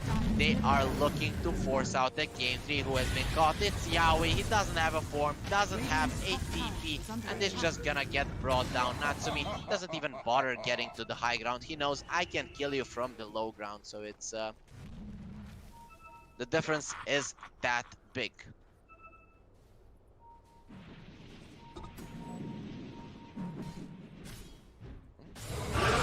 Yopaj getting caught, a double roar now. Both of them, they're in a lot of trouble. Can they get out? There's a BKB onto Yopaj. The output of our actually survives all of this. They don't have enough damage and they're just gonna turn around. There's no farm on the side of Execration, and without the troll, they don't do any damage. RR will go down, and it might be time for Execration to call it. We'll see if they still want to fight this, but they're not having basically any item progression, while Neon, they're getting items left and right. All of their heroes are insanely farmed, and we saw that OD, how fat can you be? 25 armor, 2200 HP, not even close to dying. No Glyph on the side of Execration. This is gonna be the second lane of Rax falling. There is an ulti on the Lycan. Let's see now. Execration, can you make a fight happen? Yaoi, he wants a BKB, he's only level 15. There's not a single hero on the side of Neon that is lower level than the position 1 of Execration. A beautiful performance for Neon. They see Yaoi, they know where he is. Natsumi finds him, he immediately goes for the wolf form, but the hook shot damage and the cogs are gonna be enough to keep him in place. Yaoi, the dog, gets put in a cage and just slaughtered. Poor guy, he's just completely Dire's helpless bottom tower is under in attack. this game too. He was being a big beast last game, but now he's just food for these neon Dire's heroes. bottom tower has fallen. So Natsumi, he has a Satanic and a Butterfly. Okay, what do you do against this? He is doubling the troll in net worth. He's gonna taking the farming game to a next level. When you have these many items, you're doubling the enemy carry, nothing they could do about it. He basically has almost as much as all three of the cores on the side of Execration. It's insane how much farm Natsumi has. It's like he's an alchemist, not an Nature's Prophet. Look at his positioning, he doesn't care. The Satanic is gonna get forced in, doesn't have a BKB still, doesn't even care. He's gonna turn around with the Satanic, heal himself up, gonna get stunned up by the Inkswell. Here comes the roll, Jonal is gonna connect onto the Lycan, and a silence onto all of them with the slow, beautiful magnetize with the hammer, just annihilating everyone. The roll will get used, but he just died instantly. Can't have a BKB, he's gonna use it, he's turning onto the clock, but he has the ult as well. Everyone on the side of Neon is alive, whereas Execration, they're losing heroes left and right, staying in their base with their two supports, not really calling it, want to make some cute plays, but in the end, it's just going to end up in a disaster for them in this game. Number 2, Neon come out on top with a pretty convincing win over Execration. You might have got us in game number 1, but we will take it back and force game number 3. So Neon Esports will not lose this series in this game, but instead will force Execration to come into a game 3, and we'll see how that ends up. Basically, Execration, they did have a pretty interesting draft, but Neon, they played perfectly, right? So Scam got everything he needed out of the lanes, play hard, was catching heroes left and right. Jonwell, every single team fight that he needed, he jumped the right target, got the silence onto everyone, and Yopaj created so much space for Natsumi to get to his buy. I don't know if he ever got this much farm. He was just constantly hitting creeps and just TPing into a fight to kill the heroes, claim some more gold, and then continue farming. And in the end, look at that discrepancy. He had 27k net worth compared to the 12 of Troll. So that's it, guys, for game number 2. Off to a short break, give a little breather to the teams, and after that we're back with the last game of the day here at the Moon Studio New Year Showdown to find out who's gonna win the series. Will it be Neon or Execration?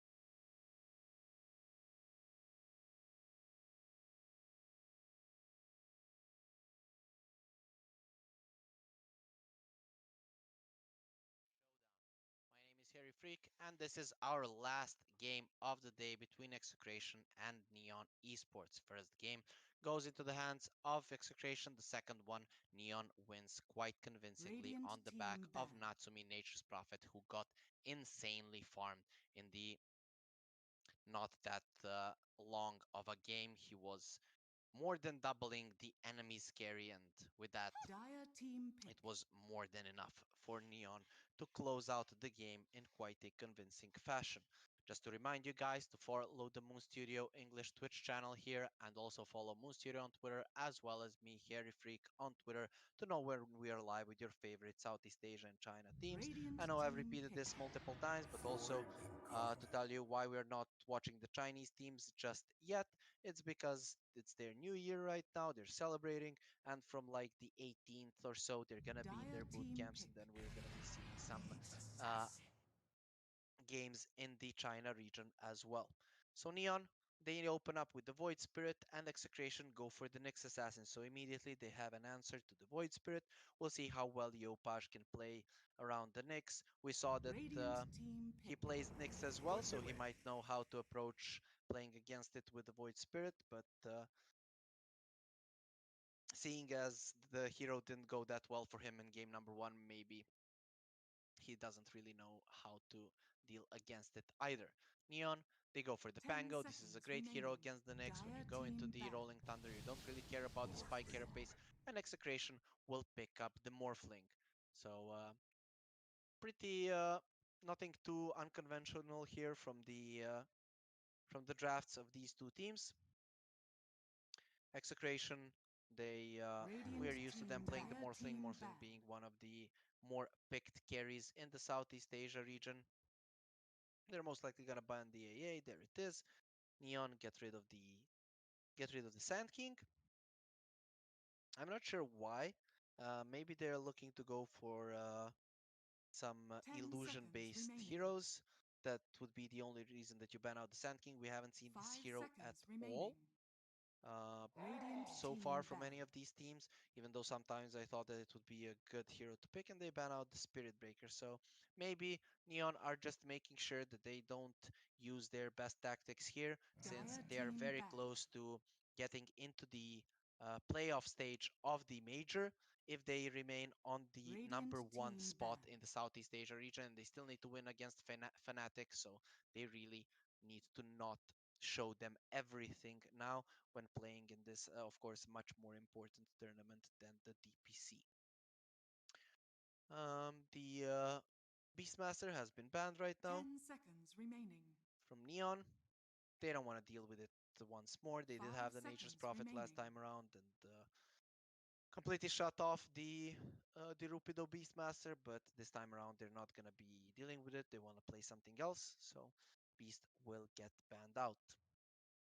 Execration, they still have one more ban in this phase. They did ban out the PL with the Sand King banned. They don't want to let the PL go through. It would be a disaster.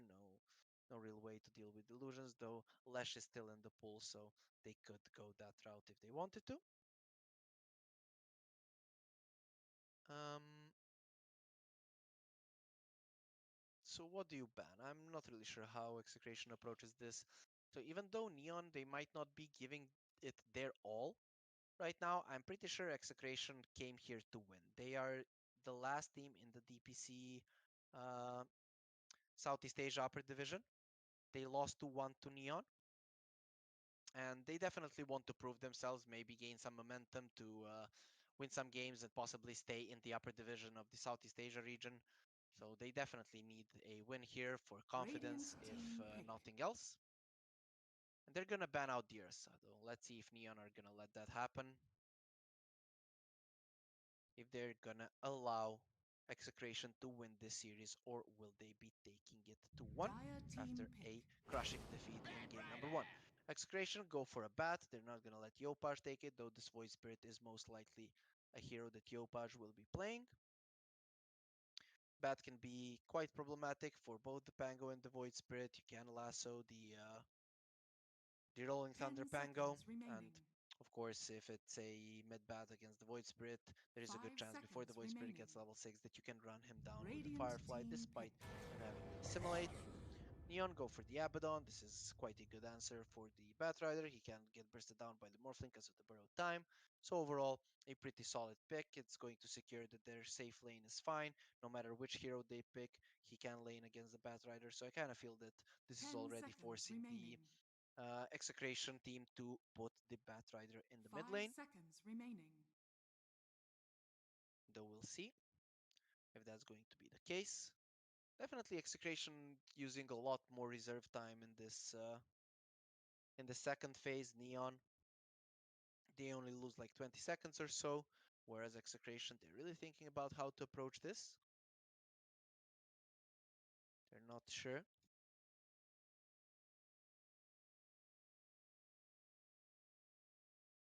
Kind of feel like they should pick a support now. They do have the last pick, and leave Neon guessing, will we pick a mid laner, will we pick a safe laner or an off laner, given that they do have a bat and the morph. They kind of have all three positions covered with this.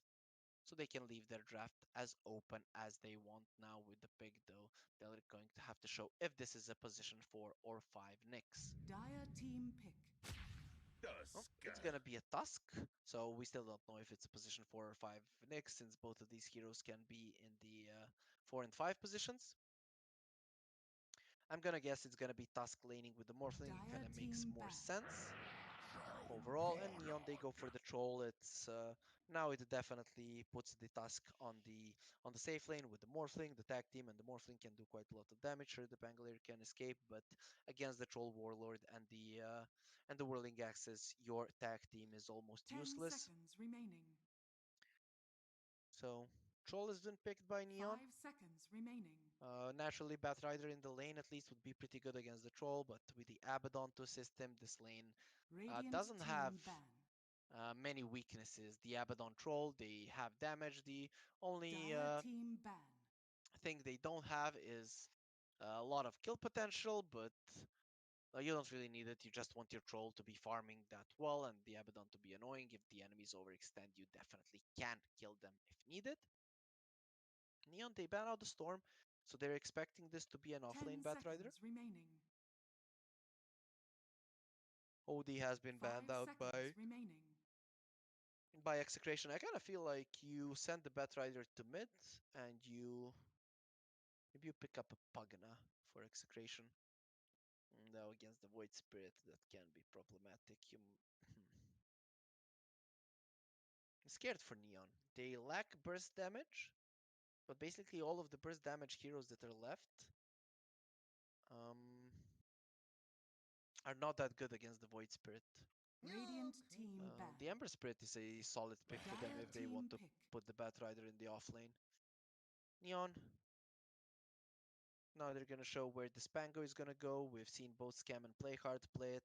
In the DPC, usually Scam is the position 4 player, though here at the Moon Studio tournaments, we've seen them switch it up most of the times. 10 seconds remaining. Just goes to show how far 5 this team has seconds come. They're remaining. actually experimenting with these two swapping positions, and that could give them a big drafting advantage, given that Radiant you team kind of pick. account for both of these Wind guys' Ranger hero at your pools. service. And Neon go for the Wind Ranger. Yopaj has been known to play this quite a lot, though I'm not sure if they're going to be putting it in the mid lane. It's still somewhat open.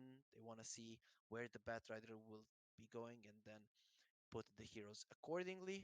Wind Ranger 10 definitely seconds better at dealing remaining. with the bat than the Void Spirit. 5 seconds remaining. Creation, what's it gonna be? I like the Pugna. Take the Pugna, put the Batrider in the mid lane. The Pugna in the off lane won't be taking that much. You have the Nyx Assassin to protect him. Nope, they go for the Choose your Mars. hero. Okay, so it's gonna be the classic pick, the Mars. It's pretty good against the Wind Ranger. You just use the arena on her or on yourself just to get away from the focus fire. It's gonna be Scam playing the Wind Ranger, Yopaj playing the Void Spirit. So I'm not sure if this is a position 3 or a 4 Pango, given how Scam and Play Hard are always changing positions, but we're gonna find out once we get into the game. Batrider will be played in the mid lane against the Yopaj Void Spirit. So quite an interesting Wind Ranger pick. It's I kind of like it a bit more in position 4. You are playing against the Mars, so you might not be able to focus people 10 down that seconds easily. remaining. And if you go for something like a Meteor Hammer, shackle into Meteor Hammer, that 5 can be pretty seconds good remaining. and annoying. And also in the lane, they can't really go for you that easily. But okay, Execration, they actually put the Tusk on the lane with the Mars. They don't want him in the Morph. The Nyx is gonna secure the farm for the Morphling, and BDZ will be there to help Rupido with the tag team.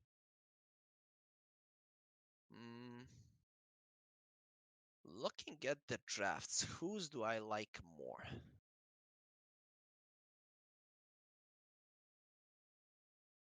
If this Wind Ranger is a position 4, I think that I like Neon's draft more. But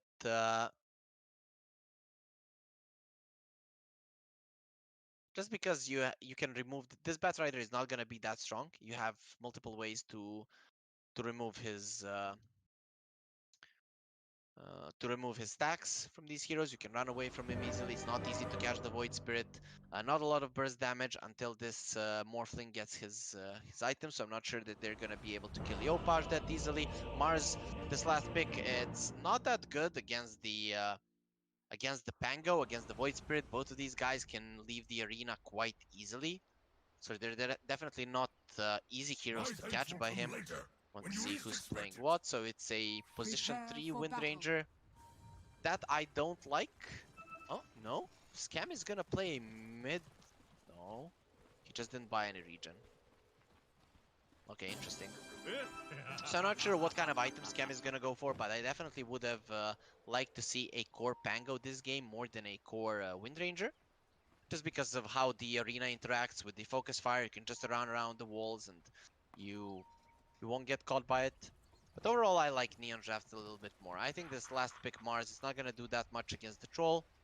Oh, just second Execration. They want to strike first. 2 boots on their supports. Play hard. Does have the swashbuckle. But now they're going to go on to Juvenile. They're just going to dodge him. The guys are ready. They're going on him, doing so much damage to Juvenile. He has a fairy fire that will keep him alive for now. RR taking a lot of damage. He does have boots. They're trying to get him out. He actually uses the whirling axis to the bottom or to the lower part of the map, and with that they won't get the kill. But Rupido now caught as well. BDZ running in, they will kill Rupido. Now BDZ in a lot of trouble. They do have the Orb of Venom on the Abaddon. It's gonna be 2 kills for Neon just like that, and Natsumi gets it. You know that don't feed the troll? Well, Execration just did the opposite, so Natsumi, he should use that chat wheel if he does have it. A big mistake from Execration there. They did try to focus down the Abaddon, but Junuel was just tanky enough. He even had that Fairy Fire, kept it quite healthy. Great start for Neon for sure. So Batrider versus the Void Spirit. At like level 4, when Ken has both the Firefly and the Flame Break, he could be killing Yopaj. Yopaj already up to 10 stick charges, so now he's gonna be fine. He will lose the Courier though, but Ken taking a lot of damage for that. That's not gonna be mattering too much for the Void Spirit. He already got his salve out. And top lane, 1 more Courier dies. Though Rupido, he's taking a lot of damage from Natsumi and Junuel. Will be surviving in the end. Meanwhile, BDZ is making sure that he's gonna steal that second wave. But given that these guys already pushed in, Rupido taking so much damage. Does have the Fairy Fire, tries to turn around with the God's Rebuke, but won't be able to get anything. A bit of a bummer there for him, and everything working out for Neon. Already 3 kills into the hands of this troll. For the second there, he had more kills than last hits. That's really not the position that you want to put the enemy troll in. Neon bottom lane, they're winning the lane hard as well. That's something that I haven't thought about much, about the lanes. I really would have liked Nyx to be on top just to stop the advances. The Tusk can't do much against the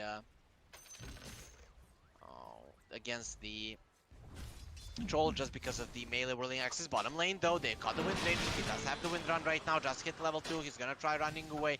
Scam is okay for now, and Playhard is making sure that they can't pursue. RR though, he wants the kill. There's gonna be a wind run in 6 seconds, but beneath the tower they can't do much. Playhard has a swashbuckler in 7 seconds, going for Yaoi. Yaoi's taking a lot of damage, gonna get disarmed right now. Disarmed once more. Playhard having a lot of luck with this, going in.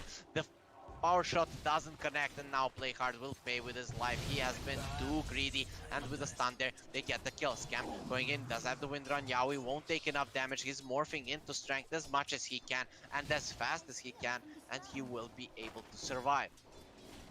So finally a kill into the hands of Execration. They get themselves on the board. Bottom lane, Jovenwell going on to Tusk. He's doing a lot of damage to him with the Curse of Avernus and this Sorb of Venom. PDZ is just not that fast. Even with the boots, Jovenwell is able to run him down. Kinda makes sense given that he has a horse. And the mid lane, it's even. Yopaj is a Batrider player, so he shouldn't get caught off guard though now. He could be in trouble, does have to dissimulate, needs to dodge the flame break. If it comes out, it still hasn't been used. Goes for the Resonant Pulse. He's baiting there with the dissimulate, and his salve actually gets broken. Top lane, BDZ. He did use the tag team already, so Juno is looking pretty okay. He's gonna use the shield right now. Where actually is he running to? He's gonna run to the right now. Ken, not really looking to chase it. Yopaj has 20 stick charges. His life isn't really in jeopardy. Joel, what are you doing? He's gonna get blocked in with 3 creeps and BDZ. They're going on him, but Joel now turns on to BDZ. He's actually super powerful here. BDZ, do you really want to be fighting this guy? If he gets one more hit, that should be a kill. Bottom lane, RR dies. Yaoi is gonna be fine, or should be fine. Really needs to be careful how he approaches this guy. As a waveform, will be able to get out, and he is fine.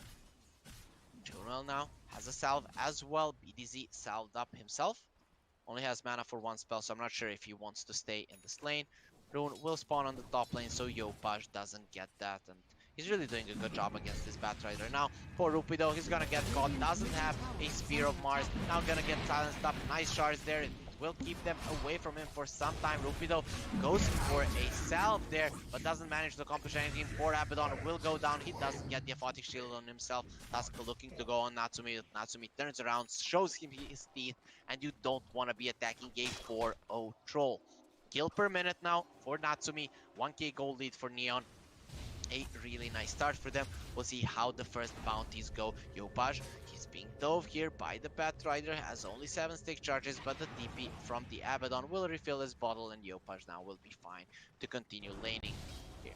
We're seeing action on all parts of the map. RR doesn't have the spike carapace, needs to be very careful. Yaoi, he is going in onto Scam. Scam uses the healing salve. Who got that rune? It's gonna be play hard. RR didn't have the stun at the ready. And Execration for now, they got 2 runes, and Neon have this one to take for themselves. But Batrider, he has an illusion there, making sure it's gonna go down. Yopaj, he will die in the end. Play hard gets a return kill onto Ken, but their rune also gets denied, so a bit of a win there from Execration. They get both of the mid laners die, but more runes go into the hands of Execration. A nice heads up play there from the Batrider for sure. So he finally gets killed onto Yopaj. Did hit level 6 right now, can take the lasso if he wants to. But saving the skill point for now. Ken going on to Yopaj. They kind of want to bait him in. The Abaddon is in the vicinity, but now with a double Astral Step, Ken needs to be careful. They're gonna take the Invis Drone. He goes for a lasso immediately onto the Void Spirit. He's taking so much damage. There goes another Astral Step, and they will bring him down. Don't even need to dissimulate damage. And the Yopaj now has 2 more bottle charges to actually continue here. Yaoi dies to the solo Wind Ranger. A big mistake there from the Morphling. And we see Neon just taking over this game right now. 3-8, 1k gold lead. Nyx Assassin looking pretty dead as well. Play hard will get stunned up. He doesn't have, they don't have the slow right now. No shackle shot ready. And Scam will not pursue, so nice stun there from the next assassin. It's gonna keep him alive. Natsumi and Junwell looking towards Rupido. Rupido needs to be careful. If he does get silenced up, he could get brought down by these two guys.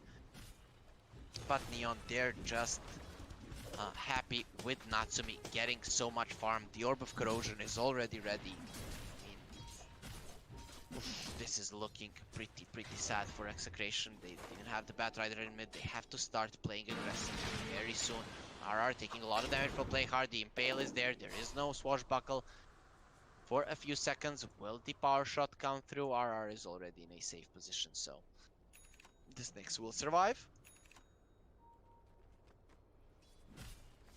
Pido, really no big items on him. He's gonna hit level 6 soon, but look at the difference between the cores of these two teams. Neon are just outdoing themselves in this game number 3 when it comes to laning stage. Yawi turning around onto play hard, just threatening him a little bit with the right clicks. He needs to be careful how he approaches this. The Javelin plus the Focus Fire is ready for the Wind Ranger. Though no shackles, so at least Yawi should be able to use his strength shift.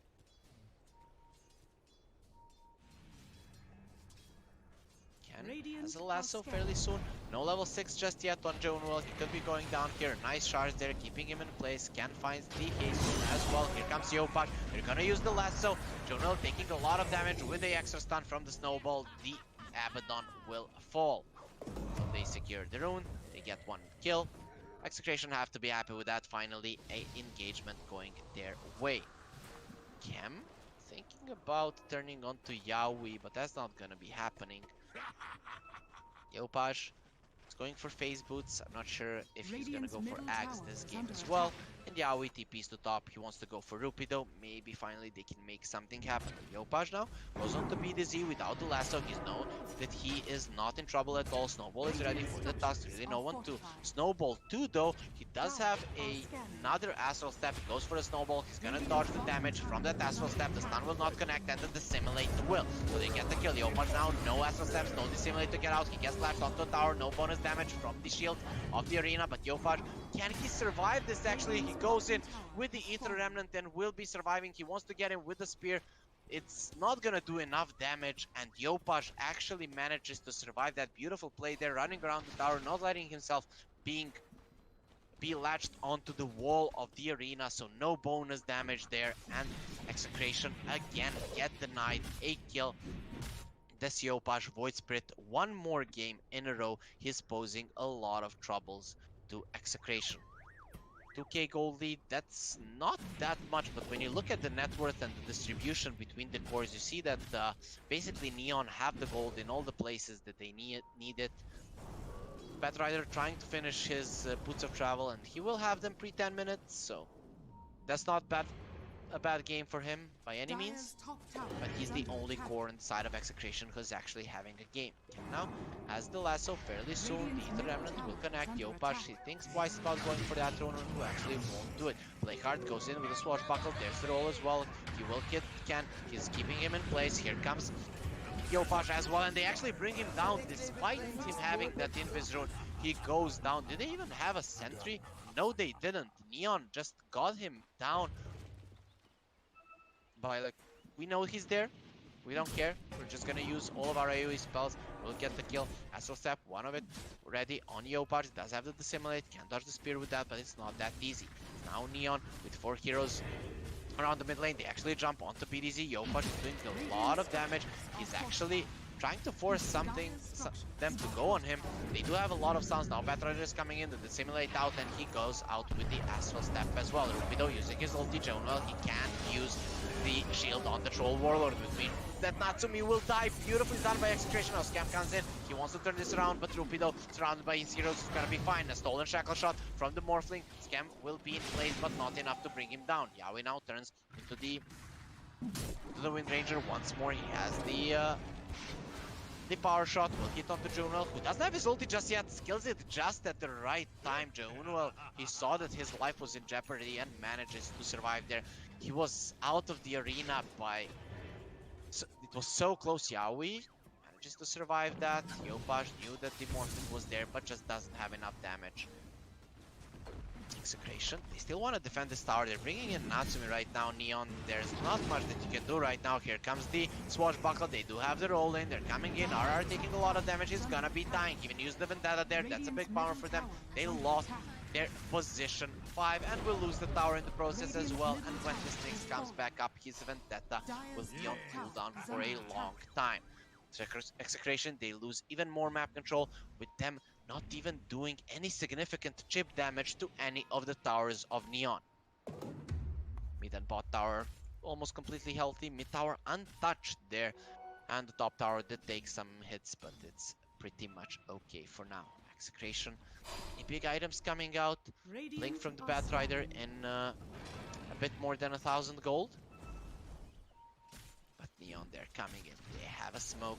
Yopaj again going for the Axe. Play hard already found the Batrider, but it seems like Neon won't be getting any. Natsumi getting caught. He doesn't have mana for his ulti. In a lot of trouble. He's gonna get brought down again. Natsumi not really being careful. His team was in the vicinity, but they don't manage to save him. The roll is coming in. They will get redemption for their guy.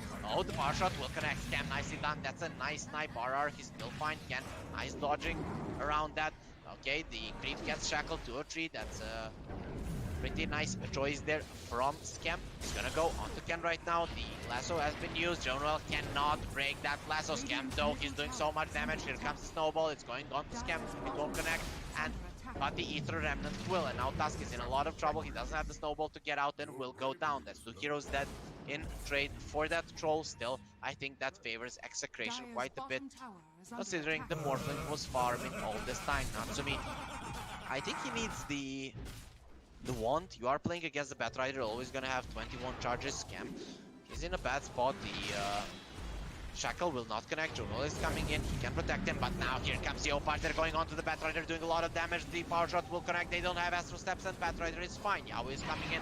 Shackle shot will not connect. Playcard does have the sword buckle, goes to the side, but he's gonna get followed immediately by Yaoi. He's trying to juke around the trees, and for now, he's gonna be fine, but Yaoi will finish him off with the adaptive strike, as well as Jonuel goes down. Yoko jumps in. He only has the dissimulate to get out. He really needs to be careful how he's approaching it. Dodges the shackle shot with the dissimulate, but now he's looking pretty dead. He does have the resonant pulse shield that's gonna keep him alive for some time. BDC is still chasing, but Yopaj gets himself up to the high ground. A beautiful charge there, but BDC is looking pretty dead.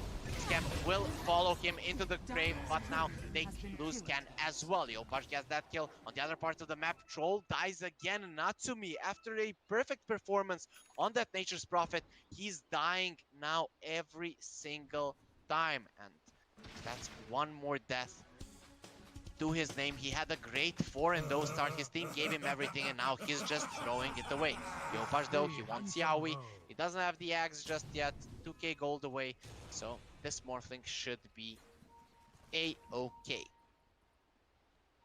Nyx, level 4 in Impale. He's level 7 right now, but can't really contest these runes. Neon will make sure that the top runes are going to them, and Natsumi TPs to the bottom lane, and it seems like he will secure those runes as well. Play hard, uses the Rolling Thunder. It's going to secure the 4 runes for Neon. So despite them not being able to increase their lead too much, they will at least get 4 runes. Scam has a Maelstrom. He's going towards a BKB. His progression is a bit better than Natsumi's. Natsumi is still topping the network chart when it comes to heroes on the Dire, but he has been overtaken by the Batrider. Now the Blink Dagger is ready on the bat. If they find Natsumi once more, it's gonna be a disaster for Neon, delaying that BKB for a lot. Ken, though, maybe he can get Yopaj. That might be a bigger kill, considering how much this Void Spirit has actually been accomplishing. Here's 4-1 and 7.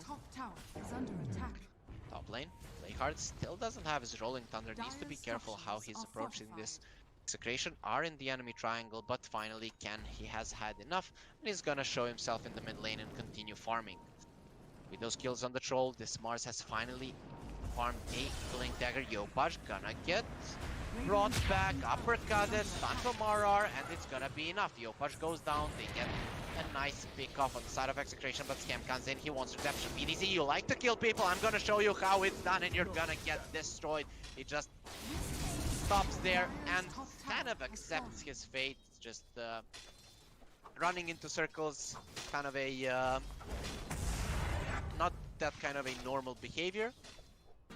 Kind of like when a tiger is in a cage and he's going Radiant's left and bottom right. tower is under attack. So some kind of pathological behavior there from the Tusk.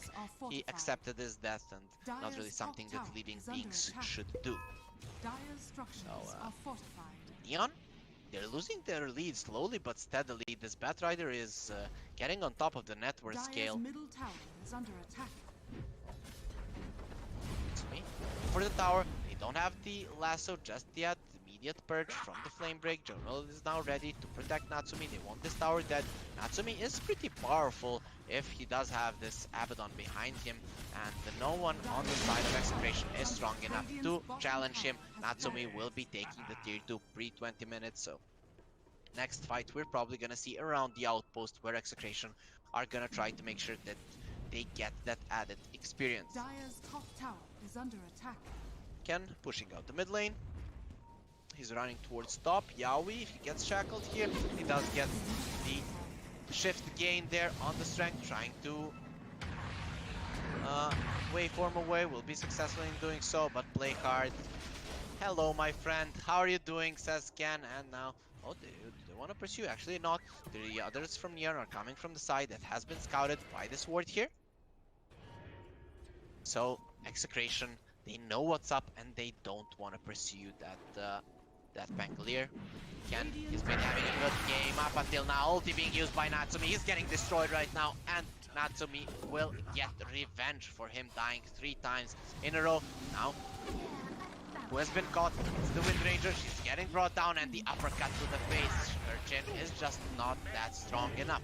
BDZ now in a lot of trouble. He has a TP out, but the Ether Remnant is there if needed. Not even going to use it. The simulate damage will be enough to secure the kill. RR is still staying in the trees here. Doesn't have the Vendetta.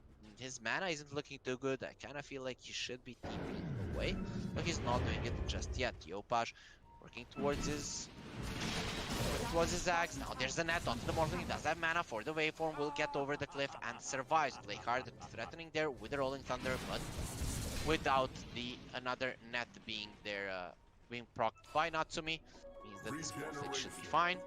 Natsumi almost has his BKB. Finally, he has stopped his bleeding and got it on top of the network chart once more. Only a 2k gold lead from Neon. They are the ones that are definitely in control of this game, but they're not able to kill down, to bring down Yaoi. He now has a Manta style, so this Morphling is becoming quite a hard hitter. As well with this Imp Claw. Execration go for a smoke. If they find Yopaj, that would be quite great. He did buy his Aghanim Scepter, and he knows that something is up. He's gonna get out. He didn't even have the sentry, but he scouts. He smells the Nyx Assassin who is close to him and just makes sure that he survives that. Now with the Axe, next fight could be looking good for Neon. Still not a BKB on Natsumi, but he's fairly close with this wave. That could be coming out. He's only 20 gold away. Execration, they're looking towards Roche. It's not an easy Roche lineup from them. They do have the tag team. Now they find DD as well. Yaoi comes in. They're gonna focus in on this so hard. Neon, are they expecting this? They know that this is happening. Roche is falling quite low. This DD might actually make a difference. Play hard, threatening with the ulti. He's gonna roll in. He's gonna go onto the Batrider. This will secure that the Roche falls. No BKB on the bat just yet. He has the blink and force, but they lose the Roche. The bigger objective has been claimed by Execration. Play hard, doesn't manage to catch anyone, and Execration, they get out of there. Batrider showing himself in mid, just dying. He's gonna secure the Roche for his team. Rupido has a blink and TP away. Yaoi needs to be careful. Sure, you have the Aegis, but they can kill you twice. Oh, he doesn't have the TP. Ooh. This would be Yaoi's breathing right now. So he's very scared right now. He's getting relaxed a little bit, knowing that if they were trying to find him, he probably would be found out about now. So Yaoi survives. It's good that they didn't know he didn't have a TP, and he's gonna be fine. Just continue farming right now. Still has a Manta. They're coming in with Swashbuckle, play hard, playing super aggressive. He's gonna use the Morph. Turns into the Pangolier, gets himself to safety, and Yao is pretty much okay. Neon, 3k gold lead for them. They have a BKB on the troll. Yopaj has the axe. Is he being bought? They want the Batrider. He doesn't have the BKB just yet. He wants to farm it right now. But here comes Yopaj from the side. I know you're there, my friend. Get him. He's gonna get the Batrider. No BKB. More staff is ready. He's gonna try to get out. But here comes the Rolling Thunder. Yopaj with another Resonant Plus. He has just enough mana to bring down Ken. Everything was calculated there from Neon, knowing exactly how much they need to bring down this Batrider, and poor Ken dies twice in a row without accomplishing anything, and this is quite good for Neon. The enemies might have taken the Roche, but they are not able to accomplish anything with it, not even to take this mid-tier 1. Neon really looking like the better team in game number 2 and right now as well. They're in a 5k gold lead, not really doing that much on the map, just making sure that the enemies can utilize their heroes to the full potential and capitalizing on enemies' mistakes. Morph still has the Sagus. He's going towards a Lincoln Sphere. That's an interesting one, considering the only thing you can break is this Shackle Shot. So I'm really not a fan of his item choices. E-Blade would make much more sense. You're playing against the Troll. You do have a lot of stuns in your team, so the burst damage can be there. I'm definitely not agreeing with this build. I don't know what's it for. Shackle will never go on him for sure. As soon as Scam sees it, he's just gonna be nah, let him go. We're gonna kill him last if the troll gets on top of him with the nets. If not, who cares? We're just gonna kill everyone else. He needs to help his team kill heroes. Natsumi going for a Basher. This is the build I like on the troll the most. Maybe Yasha before the Basher, but Maelstrom BKB Basher is quite good. Both teams in a smoke. Execration, they still have an Aegis for 1.5 minutes. We could be seeing a big fight, but both teams are kind of trading their triangles to the enemies. Neon already invading the enemy triangle. They're going towards the tier 2 in mid, whereas Execration are making sure that this tier 1 falls. Finally, they're making an aggressive move, but Neon are making an aggressive move of their own, and it's much stronger than the one the Execration are doing. RR in a good position here. He has a ward, he's in Vendetta, really needs to be careful. He's scouting out some of his heroes. Play hard will be found out. If he uses this dust right now, RR will be in a lot of trouble. He's just on the edge. Will get found out now. They do have the dust. They're not going to use it actually. And there's another sentry being placed by Juno. He uses the ward as well. The rest of Execration are coming in. Again, in a lot of trouble. The focus fire being used. Play hard rolling in. He's going to connect onto BDZ. Actually doesn't connect onto anyone just yet. Rubido is going to get stunned up. And now with Ranger getting caught with a stolen shackle and a lasso, but he uses the BKB, goes for the wind run though. Yaoi, he's gonna turn around and try to kill him with the physical damage, and it seems like he'll be successful. The Wind Ranger will fall, or will he scam manages to run away? Power shot, not gonna be connecting. They try to go for him, and in the end will get the kill. That's a 1-4-0 for now in favor of Execration. The Roche will be reclaimed in 10 seconds, so this Morphling he really needs to be careful. He's going in really aggressively. Now he really wants to die immediately. He doesn't really need to get out of this fight. The Roche will get respawned right now. Nice stun there from the Nyx. They're starting to destroy everyone, but Natsumi uses his ulti. Now he's trying to turn around this fight, but he already used his BKB. He's gonna be in a lot of trouble. The rest of Execration is there to assist their Batrider. Natsumi going in on the bat. He's gonna kill him. Gonna get flashed on to a tree. Now buyback from the Abaddon. They want to come back into this fight. A beautiful impale one more time, but it's not gonna be enough to save Rubido. He's gonna use the Bulwark, but on the wrong side. His back is still gonna be exposed, and he will get cut from behind by the axes from Natsumi. And Neon, they don't lose their troll. They don't use Yopaj. In the end, it's a 3-for-3 fight. But the Abaddon did buy back, so a bit of a win for Execration. Not a big one, but a win nonetheless. Finally, they get the fight going their way. That Wind Ranger should have died earlier, but he did fall in the end. There was no way for Scam to get out. That was a 10-second BKB being used on him, and also a 10-second BKB being used by Troll. Execration. They should be happy with this. Still, Natsumi is looking super powerful. He's going for the Abyssal Blade. Very close to it. A bit more than 1,000 gold. And he's gonna be there. Then these heroes on the side of Execration are gonna be in a lot of trouble, especially the Batrider. Even if he gets that BKB, he's gonna get jumped on with the Abyssal and annihilated by this troll. You just don't want to mess with this guy when he starts ripping you apart. It's very hard to deal with Scam. He saw RR. RR needs to be careful. If he does get shackle shotted here, he's gonna get shackle shotted. Focus fire, and RR is gone. The power shot will finish him off. The bug doesn't even get the carapace off. He thought he was safe there since the enemies were on the offensive, that there were no defensive sentries, but this one close to expiring was placed earlier on, and Neon make nice use of it. Scam in particular getting a nice solo kill there on the bug. Oh, the Abyssal almost done after this camp. Should be fairly close. He needs one more. Enchanted Quiver found by the troll. We'll see who's actually gonna take it. Maybe the Void Spirit. Only the Paladin Sword on the... Oh, actually, it's the Wind Ranger. Yeah, forgot about her. Scan. He sees Scan. Scan still doesn't have a BKB. He needs to be really careful. Gonna force down to the side, but they found him perfectly. And there's the shackle shot with a focus fire. Look at the damage that's coming out. Scam just destroys him, and the aggressive position from Neon. He goes for the Abyssal Blade. Another bash. It's not gonna come through. RR will survive, but no, not for long. The Abaddon's Photic Shield immediately removes the Spike Carapace, and no Impale will be used on that day by RR. 10k gold lead right now, 20 seconds until the Roche spawns. A pretty early respawn timer, but it seems like Neon want to force the issue. They feel like their troll is powerful enough. Yaoi coming in, he gets silenced immediately. Can they get him? No, they can't. Uses the Manta, waveforms to the side, and will be able to survive. Neon, they force out the glyph.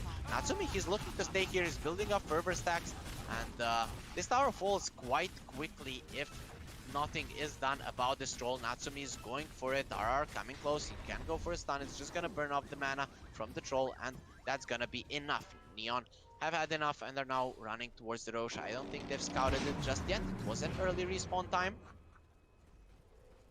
Natsumi running towards it.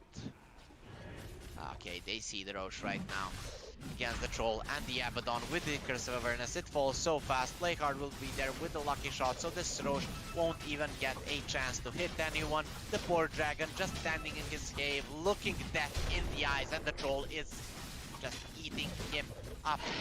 One dead Roche and Aegis entries into the pockets of Neon. They want to get the Raxes down as fast as possible. They have a significant gold lead, and most of their farm is on Natsumi. Once more, he's a beast. He might have died 3 times, but now Execration can just look at him while he's killing everyone. Nice blink away from Rupido. Beautifully done. Natsumi, he's going in through the backdoor protection. Can he actually do it? It seems like no, but Playcard will make sure that the creeps will come soon, and maybe they can continue their push. Scam sees the DD rune. He's gonna pick it up with the focus fire. These heroes on the side of Execration should be scared. Gonna see if Scam will be able to get on top of anyone. This DD. Natsumi looking towards the mid lane. There is a siege creep here, just making sure that their creeps are fine until they come. No glyph for 3 minutes for Execration. The Opa jumps in, gonna pull in the Nyx Assassin, doing so much, and he just dies. RR does have a buyback, so he can come back into this fight. There is an ulti ready on Playcard. He's threatening with the Rolling Thunder, but won't be using it just yet. Monthling now already used the Manta style, so if they want to silence him, he could be in a lot of trouble. Natsumi will take down the melee Raxes, and the range Raxes are looking quite dead. Mana getting burned off, so this troll won't really be using his ulti. Can trying to run in Rupido. He's blinking in. That blink doesn't really accomplish anything, and Natsumi does not care. He goes, takes the Raxes. Nice charge there. Will keep Jonuel in. He doesn't really feel too threatened. They're still threatening with that Rolling Thunder, but Jonuel, his ulti won't even get forced out. They silence the Morphling, he doesn't have the Manta for some time. He's in a lot of trouble. Rolling Thunder will connect on him. Look at the damage coming out. They have the mana on Natsumi for the Abyssal Blade. Then Morphling without the buyback. This is a disaster for Execration. For step onto the Mars, he's gonna use himself up. He does have a blink. Now they catch Ken. If they get the bash on, he's just gonna die. They don't even need it. The damage is enough. Six Assassin getting caught there, and they just bring him down that easily with the power shot and the resonant pulse. Neon gets the Nyx down as well. He just fought back. Finally, the Morph gets his buyback. He's coming back into this fight. But they didn't even take the Aegis, and the Cheese is still there on Yopar. They're taking down their Axis, and Execration are looking in despair. Morphling getting pulled in. They don't have another resonant pulse, so the silence won't be there. He turned into the Wind Ranger. The shackle shot will connect. This could be a opportunity for them. Immediate removal from Jonal. Can they save the Wind Ranger? No BKB on her. She goes down. Yaoi in a lot of trouble. Gonna get silenced up. Natsumi going to him, but the Eul's is there. He's gonna be kept in place. Now Tusk in a lot of trouble. Yopash going in. He does have the cheese, so he should be fine. Immediate purge there on the stuns. The fountain is not attacking, so with the cheese he should be okay. Now Natsumi going into the fountain. He's gonna kill Rupi though, and BDZ as well. Will lose his Aegis in the process, but doesn't really care about it. 4 heroes on the side of Neon are still alive. Yaoi goes in, he's gonna stun up Natsumi, but immediate removal from Junwell, who is still alive and even has that borrowed time. Execration, they really want to win the series against Neon, but they will be denied this chance. 23k gold lead on the side of Neon. A lot of buybacks being expended on Execration, and they don't accomplish anything. Not even the Aegis has been taken away from Natsumi. And look at how confident Neon are. They didn't even farm all of the tier 3 items before going for that push. They've just been forcing the issue for the last 5 minutes, and they have come out on top. Execration in a really bad spot. They maybe have one more fight in them. Yaoi, incredibly underfarmed, and compared to the troll, once more we're seeing Natsumi almost doubling everyone else. It's just not fair. Just stop it, my friend. He even gave them 3 kills. He's like, here, kill me 3 times. Here, kill me, and I'm still going to destroy you. I'm still going to rip you apart. That's exactly what's happening in this game. Natsumi is a beast, or in this whole series. You can maybe win one game against us, then we're gonna let Natsumi on you. He's a wild animal, and you can't deal with him. Look at how confidently he's running in. He doesn't look back. He's just looking towards this tower, looking at it, saying, you're going down, my friend. You're the last thing that's keeping your team in the game, and I'm gonna take it away from them. Nyx Assassin will just die immediately without using anything. Morphling has to waveform away to stay alive here, and now Troll going for the tower. The glyph will come back up. Natsumi does not care. His Aegis will run out in 10 seconds, so that might be the opportunity when they can kill him. They're gonna stun him up. Junwell is close. Look at how aggressively he's positioning himself. Doesn't even hit the tower for the Curse of Avernus buff. Now Yopash jumping in. He's not really gonna hit anyone with the Astral Step, and the Megas have been claimed. Execration still not calling it. They want to fight. Yaoi turns into the Abaddon, getting pulled in, and that's how you kill people, my friend. Yaoi has had enough. He thought he had damage to do something in this game, but it's just gonna GG out. Natsumi using the BKB running in, and it's gonna start killing everyone. This arena, even next to their fountain, they don't have what it takes to fight Neon. At least the troll dies in the end, but the throne will get destroyed. Actually, okay, they canceled the GG just to look at Neon dying. And now they're gonna wait for the throne to fall. Radiant's middle Neon, tower is under attack. they're the ones calling GG. Execration, will their throne be eliminated? Yes, they will. They didn't stop it now anymore. They just wanted to have a little bit more fun with Neon and to show us a little bit of blood of this troll in particular. So even with Natsumi dying 3 times in the mid game in a row, looking like his game was gonna become worse than it should, in the end, he manages to get a lot of net worth on himself, more than Execration could ever hope to deal with. So it was somewhat even up until some point, but it was always Neon somewhat controlling the game, being over the river towards the enemy side. Yaoi never getting to that point where he was stronger than the other heroes, and I am really not a fan of the Linken's second item. So in the end, it all ended up in Neon winning this series. So guys, that's it for today. we are done. This was our last series. Thanks for watching. Like always, the viewers of the Moon Studio English channel are the best. Don't forget to follow us here and on Twitter as well. And we'll see you guys tomorrow with some more great Dota. So see you then and have a nice day.